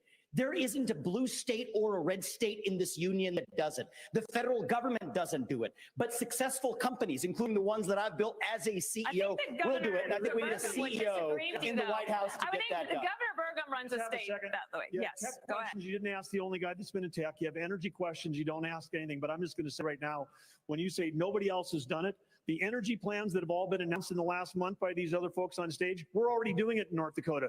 The border plans they're already talking about, we've got troops down at the border flying helicopter missions from North Dakota, from San Diego to the Gulf Coast, trying to stop transnational criminal organizations from inflicting the invasion and the mass casualties in our state. And on the energy policy, we're already doing it. It's not saying when nobody else done the big fights, North Dakota was leading the charge. We won the battle to get the Biden administration, who was ignoring the law. They were the first administration since Truman that wasn't holding the quarterly required lease sales. And we won that in court. WOTUS, we won that in federal court. We're fighting the Biden administration on 20 fronts. To say that nobody's fighting the big fights, just look at the record of what we're doing right now. Energy, economy, national security, been talking about it since day one, and now finally good, we're having the conversation about it, but we've got the answer in North Dakota. Governor Burgum, let's talk big government. This question's for you. Big government keeps getting bigger. 1/5 of all new jobs this year have been created by the government. Governor Burgum, you say you want to shrink the size of government, but it has been a century since any president has done that. Why would you be any different? Well, because we've done it in North Dakota. When I took office, we shrunk the state budget general fund by 27% in the first 4 months I was office, and all the trains stopped running on time. Why? Because you had a business leader that was actually there. Inside every government job, there's 10 or 20% of mind-numbing, soul-sucking work that even the state and federal employees don't want to do, and you engineer that work out of the job. That would free up right there 20% of 2 million civilian employees. And by the way, we've got 10 million jobs open. They'd have plenty to do. They could be generating taxes instead of being paid by taxes. This is totally possible to do it if you have somebody that understands, because having worked in technology for 30 years, everything we had to do was to be better, faster, and cheaper the next day. That's what we can do in government. That's what we're doing in North Dakota. All right, Governor DeSantis. I want to ask you about something that I think is on a lot of Republicans' minds. This election could come down to less than 50,000 votes in 3 states. Abortion was on the ballot in 6 states in 2022. Republicans lost all of them. Next year, abortion will likely be on the ballot in Arizona. That is a must-win state. Governor DeSantis, how are you going to win over independent, pro-choice voters in Arizona? Same way we did in Florida. We won the greatest Republican victory in a governor's race in the history of the state, over 1.5 million votes. We were winning places like Miami-Dade County, Palm Beach, that nobody thought was possible because we were leading with purpose and conviction. I reject this idea that pro-lifers are to blame for midterm defeats. I think there's other reasons for that. The former president, he's missing in action tonight. He's had a lot to say about that. He should be here explaining his comments to try to say that pro-life protections are somehow a terrible thing. I want him to look into the eyes and tell people who've been fighting this fight for a long time. My wife and I earlier today were at the gravesite of President Mrs. Reagan, and I noticed that there was a quote where it says, every single person has purpose and worth. We're better off when everybody counts. And I think we should stand for what we believe in. I think we should hold the Democrats accountable for their extremism, supporting abortion all the way up until the moment of birth. That is fanticide, and that is wrong. Let me ask Governor Christie. Governor Christie, do you think that Republicans? Yes, I will. Okay, Governor Christie, do you think that Republicans can do that in Arizona if this referendum is on the ballot there? Yeah, because I did it in New Jersey, Dana. Then why are all these other states losing? Well, because they don't have leaders in those states who are leading the fight the way it should be led. And in fact, look, I was the governor here of the only blue state that's represented up here. This is where the fight is really tough for Republicans. And those are the states that we're going to have to try to win if we're going to win the White House back. And what we did is 14 times, Dana, in 8 years, I vetoed Planned Parenthood funding. 14 times. No one else gets it that much. The Democrats just kept sending it to me, and I kept saying no because I believe in life, but I also believe in states' rights. And I think we fought hard against Roe versus Wade for decades to say that states should make these decisions. So we're going to have those fights in the states. But what you need is a leader who can talk to people and make them understand that if you're pro-life, you have to be pro-life for the entire life, not just the 9 months in the womb. And we talked a lot about fentanyl tonight, and we haven't spoken one moment about treatment. But we need to make sure that for the drug-addicted 16-year-old on the floor of the county lockup, her life is precious too. And we need to be providing treatment to cure this as a disease that it is. If you're pro-life, you got to be pro-life for the entire life. We start talking like that, they're going to do what I did in the blue state, which was get reelected with 61% of the vote and won 70% of independents and 51% of Latinos because I told them the truth from my heart. Thank you. Vice President Pence, the latest Univision poll found that 73% of Latino voters think the Republican Party doesn't care about or is being hostile toward them, the Hispanic community. Only Governor DeSantis has translated his campaign into Spanish. How will you reach out to Latino voters? Well, I promise you that we're going to continue to build bridges to every community in this country. And I'm incredibly proud of that tax cut and tax reform bill. I worked on Capitol Hill to help get that bill passed into law, the largest tax cut in American history. We saw literally the lowest unemployment ever recorded for Hispanic Americans, the lowest unemployment ever recorded for African Americans, 50-year low for women. So I think the President of the United States needs to be a champion for the American dream for every American. It begins with the unborn and the aged and the infirm. And it begins with every ethnic group in this country. And I promise you, if I'm President of the United States, I'll be a champion. I'll be a champion for the American dream, for Hispanic Americans and for every American. So help me God. Senator Scott, reaction? Yes, there's no doubt that if you lead by example, it's the best way to get the job done. If you look at my office in the Senate, my chief of staff is the only Hispanic female chief of staff in the Senate. I hired her because she was the best, highest qualified person we have. What we need are leaders who lead by example. And I will simply say, I would love to finish my conversation with Nikki as it relates to the job that needs to get done. Nikki offered a 10-cent gas tax increase in South Carolina. Talk about someone who has never seen a federal dollar she doesn't like. 10 cents on the gallon in South Carolina. As the UN ambassador, you literally put $50,000 on curtains and a $15 million subsidized location. Next. You got bad information. First of all, I fought the gas tax in South Carolina multiple times against the establishment. Just go to YouTube. Against the establishment. Just go to and you YouTube want and to see know it what for that yourself. tension was? When they wouldn't pass the gas tax, the establishment and the companies wanted me to do it so much that I said the only way I will Here's pass what you have it to if do. you will give us All you have to do is go if you will watch give- Nikki Haley on YouTube. Yes. If you will give me 3 times the deduction in income tax, then I will look at your gas So you tax, said which yes, is why it didn't you would happen. pass. Secondly, Exactly, Ron. secondly, on the 50 million. Here is a nice part. Secondly, on the curtains, do your Yes. homework, Tim, because Obama bought those curtains. Did you send them back? It's in the Did you press. send them back? It's the State Department. Did you send them back? you send them back? You're the one that works in Congress. Oh my gosh. You get it You done. hung them on your curtains. They were there before I even showed up at the residence. You are scrapping. You're scrapping. I'm not scrapping. You know I fought Here's the fact. taxes. Here's the fact, though. I cut taxes. I loaded up our You wanted a gas tax increase, and then you wanted We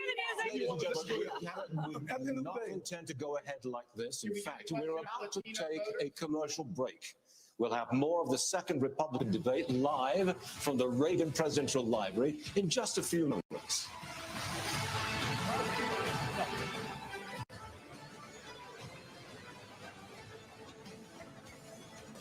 Do you trust our government and where the economy is heading? Does the thought of losing your hard-earned retirement savings to DC's reckless spending scare the heck out of you? Well, you're not alone. Smart Americans are taking action while they still can by reaching out to Birch Gold Group. For over 20 years, Birch Gold has helped concerned Americans protect their futures by moving part of an existing IRA or 401k into a physical gold IRA. Because when things are a mess, like right now, Americans turn to gold. With an A+ rating, with a Better Business Bureau, and thousands of happy customers, Birch Gold is the trusted leader in gold. They're busier than ever because people are taking control of their savings away from the government and into their own hands. Text the word NOW to the number 989898 to get a free info kit on gold. There's no pressure and no obligation, just information. So get your no-cost info kit now. Text NOW to 989898. How are we looking up there, Sergeant Best? On target, on time, boys! Fire forward, baby!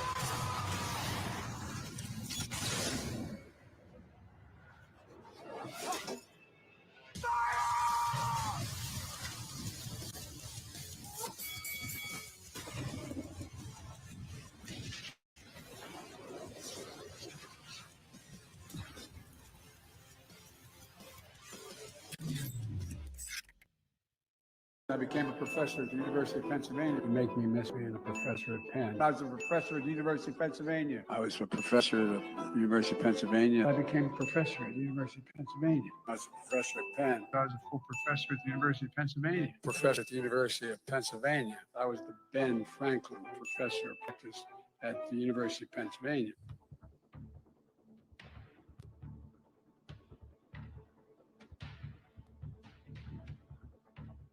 Hello, I'm Rumble. And I'm YouTube.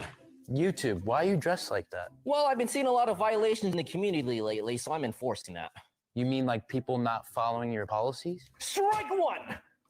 What if someone tells the truth, but it's labeled as misinformation? Strike two! Wow, what if I want to ask questions and have different opinions on things? Strike three! You're out of here!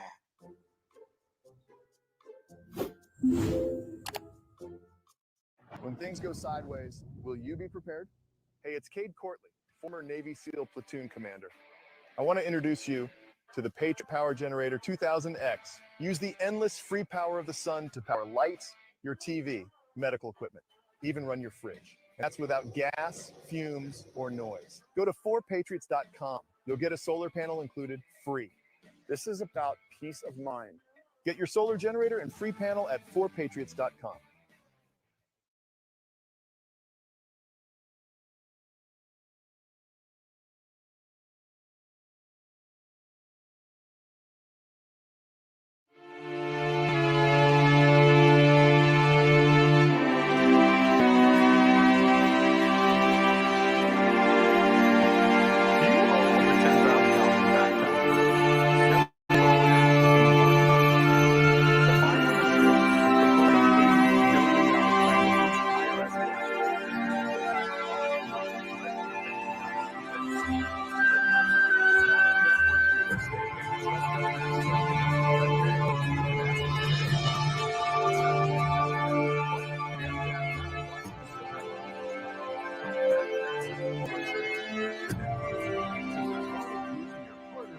Maverick News.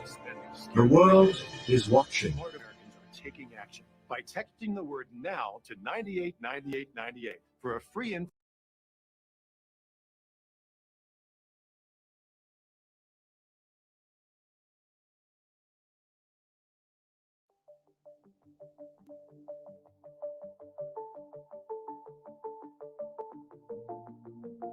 Greetings, brave Mavericks. Our quest for truth continues. We go beyond fake news. Together we expose propaganda. Together we pull others out of rabbit holes. We are maverick thinkers. We are all unique individuals, defenders of individual rights and freedoms, credible. It's now obvious that if you all stay in the race, former President Donald Trump wins the nomination. None of you have indicated that you're dropping out. So, which one of you on stage tonight should be voted off the island?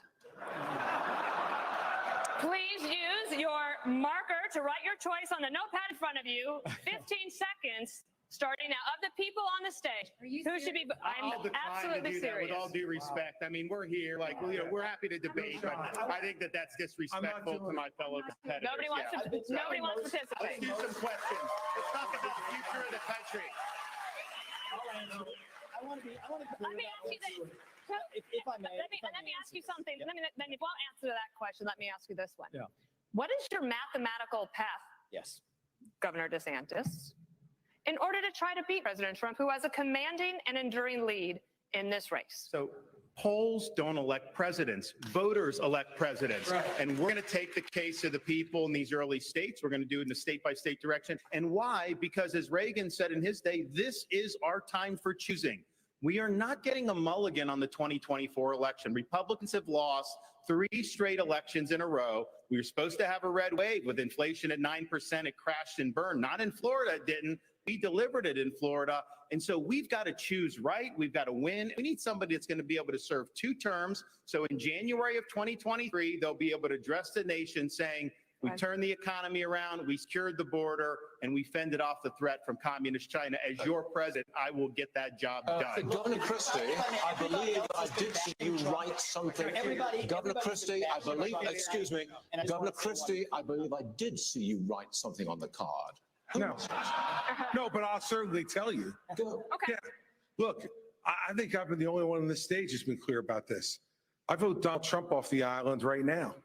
And the reason I vote him off the island, but any of the people on the stage, you know what? Every person on the stage has shown the respect for Republican voters to come here to express their views honestly, candidly, and directly, and to take your questions honestly. I have respect for every man and woman on this stage because they've done it. Vivek, put your hand down for a second, would you? I still got time, dude. So chill out. Here, look. This guy has not only divided our party, he's divided families all over this country. He's divided friends all over this country. I've spoken to people, and everyone else has, who have sat at Thanksgiving dinner or at birthday party and can't have a conversation anymore. They disagree with Donald Trump. He needs to be voted off the island and needs to be taken out of this process. Can we get to 15 seconds? All right, 15 seconds, Vivek. Look, I have a different view on this. I think Trump was an excellent president, but the America First agenda does not belong to one man. It does not belong to Donald Trump. It doesn't belong to me. It belongs to you, the people of this country. And the question is, who's going to unite this country and take the America First agenda to the next level? When we rallied behind the cry to make America great again, we did not just hunger for a single man. We hungered for the unapologetic pursuit of excellence. So yes, I will respect Donald Trump and his legacy because it's the right thing to do. But we will unite this country to take the America First agenda to the next level, and that will take a different generation to do it. That does it. I I repeat, that does it for the second Republican primary debate live from the Ronald Reagan Presidential Library. Thank you to all the candidates. We've loved having you here tonight, and we will see you out on the campaign trail. Have a great evening. Thank you for joining us, everyone. Good night. Buenas noches.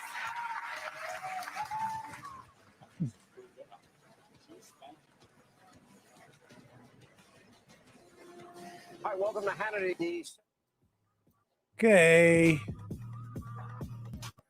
And that wraps that up. So I don't even know what to say about that. It just seems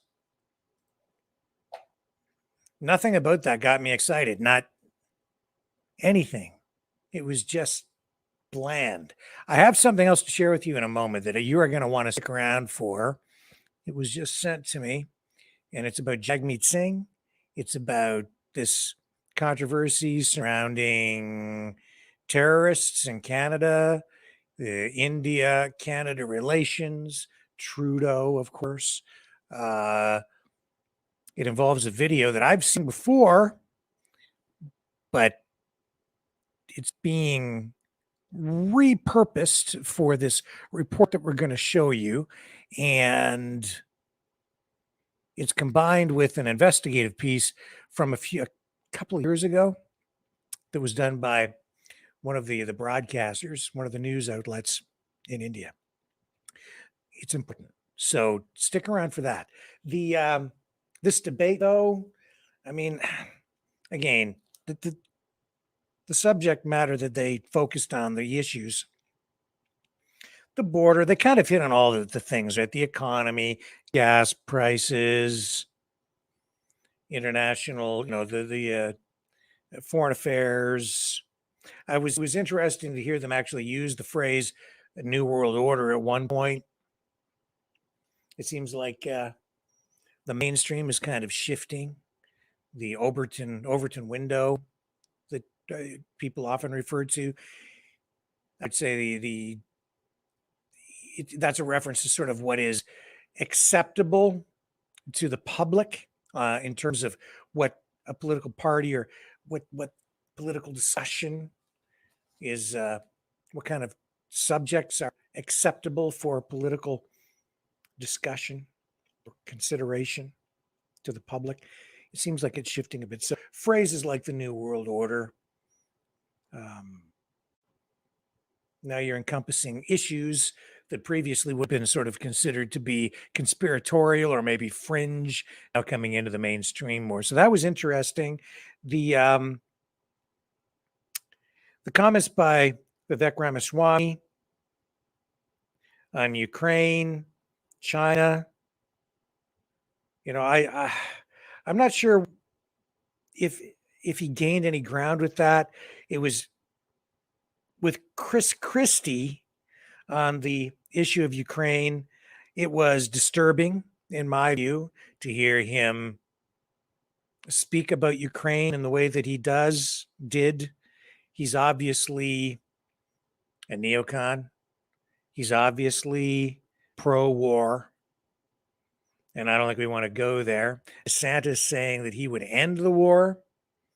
I thought that he probably was the strongest on that tonight and may have scored some points. I don't think Republicans want to send their sons and daughters into battle.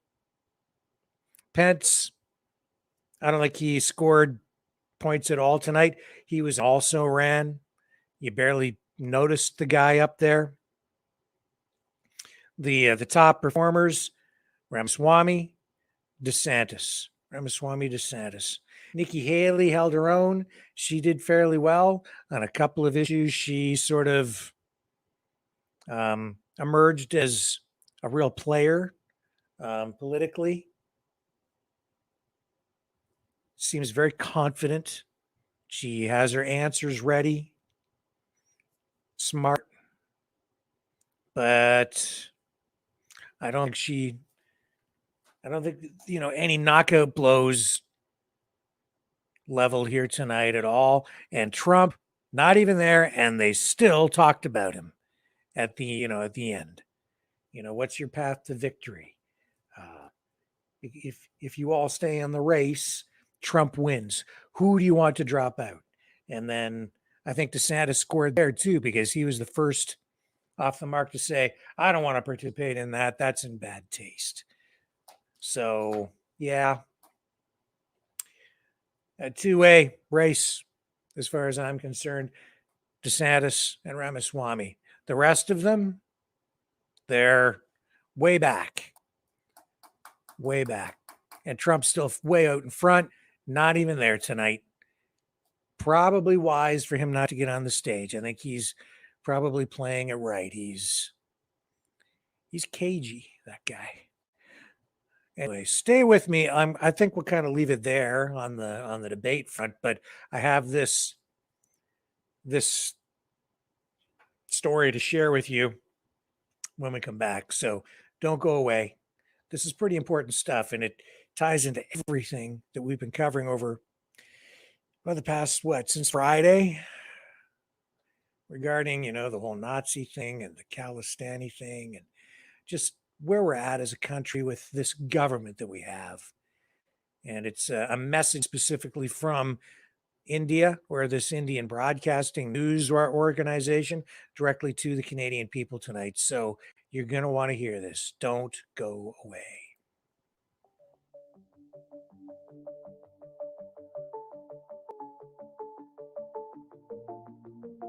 Greetings, brave Mavericks. Our quest for truth continues. We go beyond fake news. Together we expose propaganda. Together we pull others out of rabbit holes. We are maverick thinkers. We are all unique individuals. Defenders of individual rights and freedoms. Credible. Trusted. Grounded in reality. Maverick News. Maverick News. Defending free speech. Free speech. Donate at freedomreporters.com. Do it now. Tomorrow may be too late. Maverick News. The world is watching.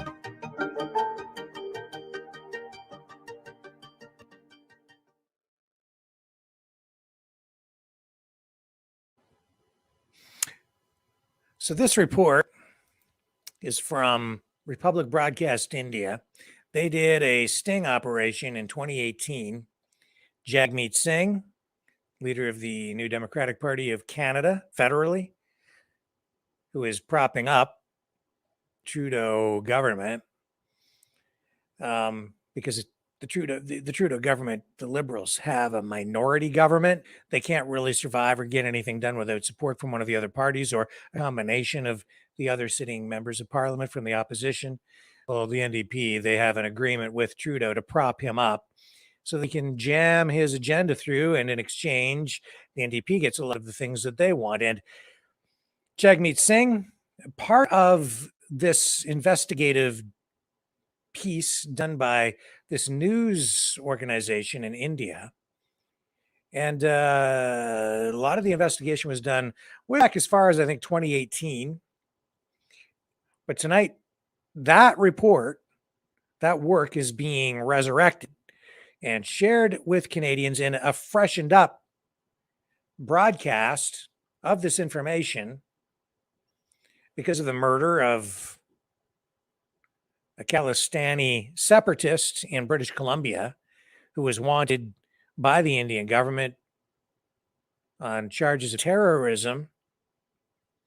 And there was a second murder, which has also drawn a lot of attention. And the Indian government is trying to characterize these killings as gangland slayings, the result of gangster violence.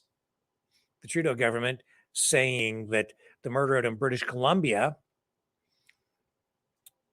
may have been the result of agents from India being sent in to kill this Khalistani separatist. Now, that remains open, an open question, an accusation, simply because we haven't seen all of the evidence at this point, so it's not entirely clear why or how those accusations are being substantiated. But the intelligence that Trudeau has been provided was enough for him to come out publicly and say that he believes it's a very credible possibility, and so too has Jagmeet Singh, who also has top secret security clearance and was given this information.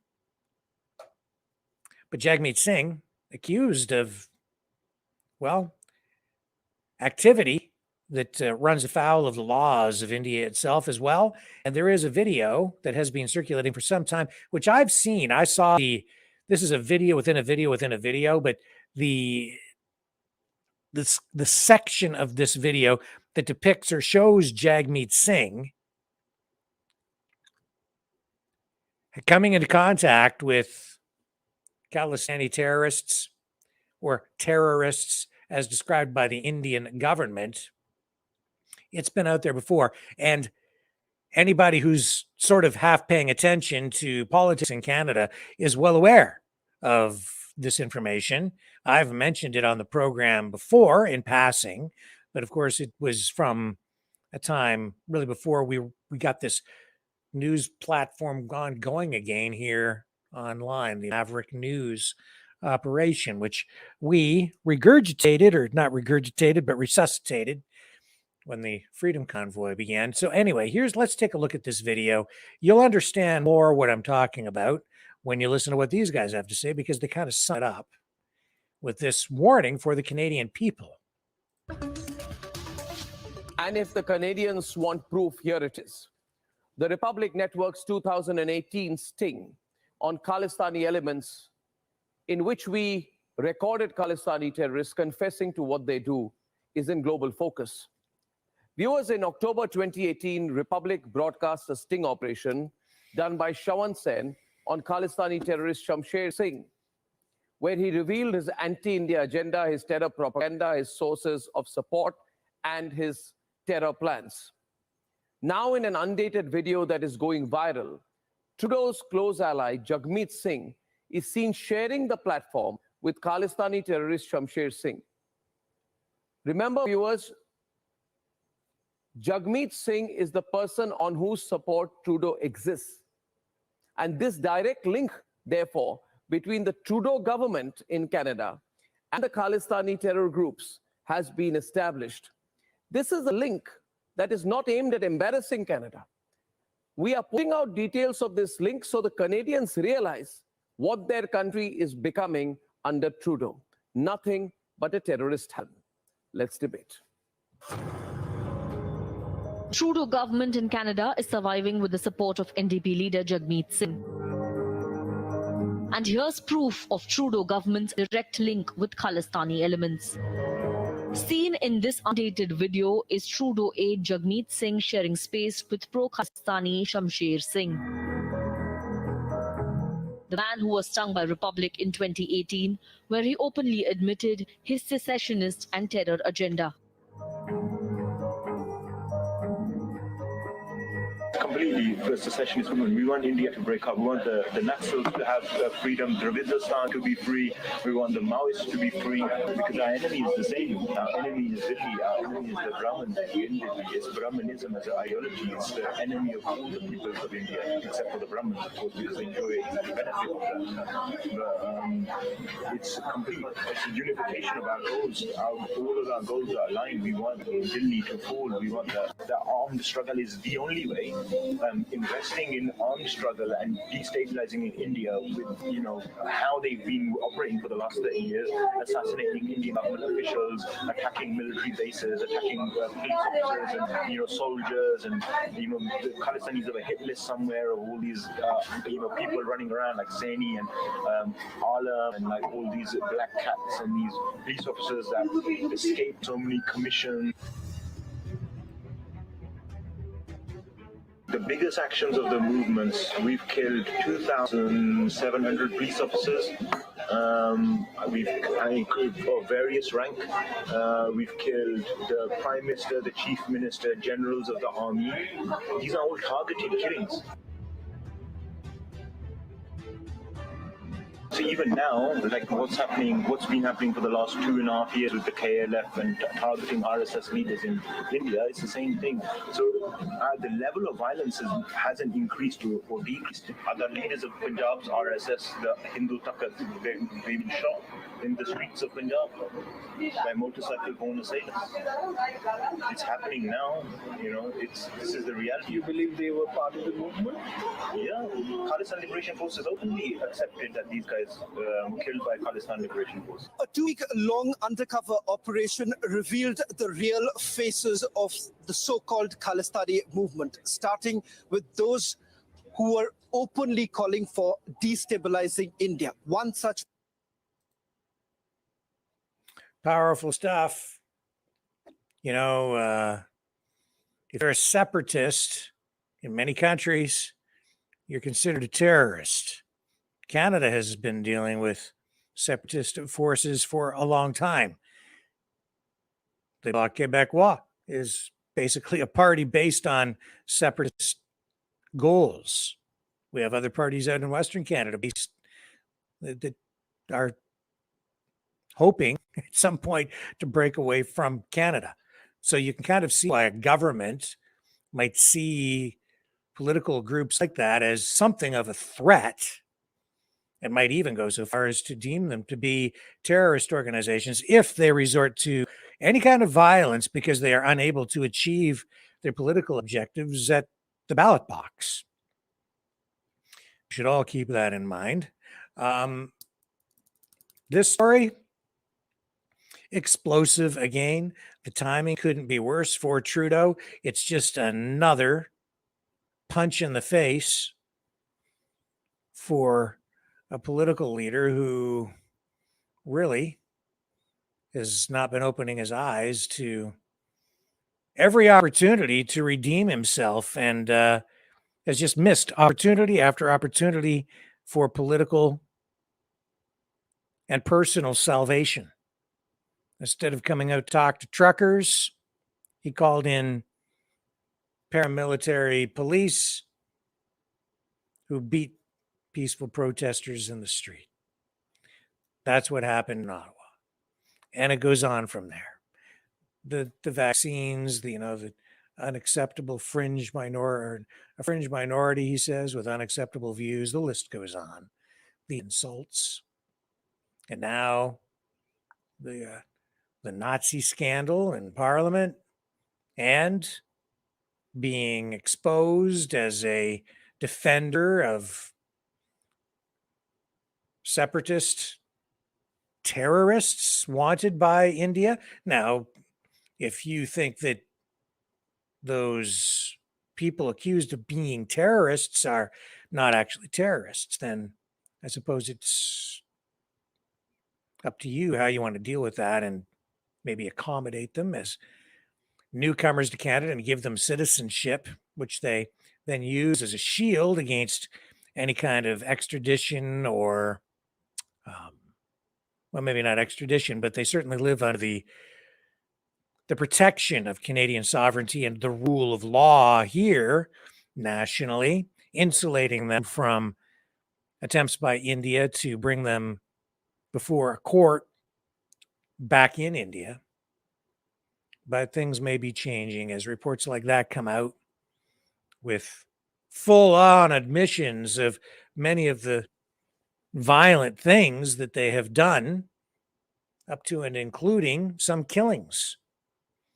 And I suppose, too, that the Indian government might characterize killings like that as gangland slayings or killings by gangs.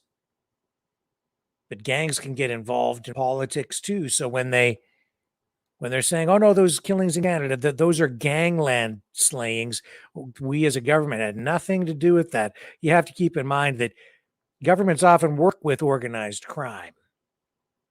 So that way they can use the infrastructure or the systems or the networks that are set up by organized crime organizations. Governments can sometimes use those to their own benefit. Look at what the CIA has done with organized crime and gangsters. Look at what they did during the Kennedy administration and what was going on in Cuba at the time. CIA gets involved with gangsters all the time, right? Look at Jack Ruby. This has been going on for a long, long time. So, I mean, at the same time that the Indian government is making, or at least Indian media outlets are making videos like that, keep the fact in mind that governments often will work with gangsters in order to have people knocked off. My point being that the Trudeau government is accusing the Indian government of engaging in activities that may have been part of a murder of a Canadian citizen who is actually a Khalistani separatist who came to the country and was living under Canadian protection and had been given dual citizenship. So that's the government narrative over here, what the government is trying to tell people. On the other side, the Indian government is saying, oh, no, it wasn't us. It was gangs. Well, okay. Nothing against India. They're doing what they feel they have to do to cope and compensate, or not just, I guess, cope with this information war and this incident in Parliament with the Nazis giving people just a full-on reason to continue to attack the government. To be quite honest, I'm getting a little punchy. My thoughts are getting a little bit disjointed here because I am so tired. It is now 11:22. Anyway, you got the gist of the story from the report. So we're going to wrap it up before I fade away right before your very eyes here tonight. I appreciate you guys joining me. Thanks for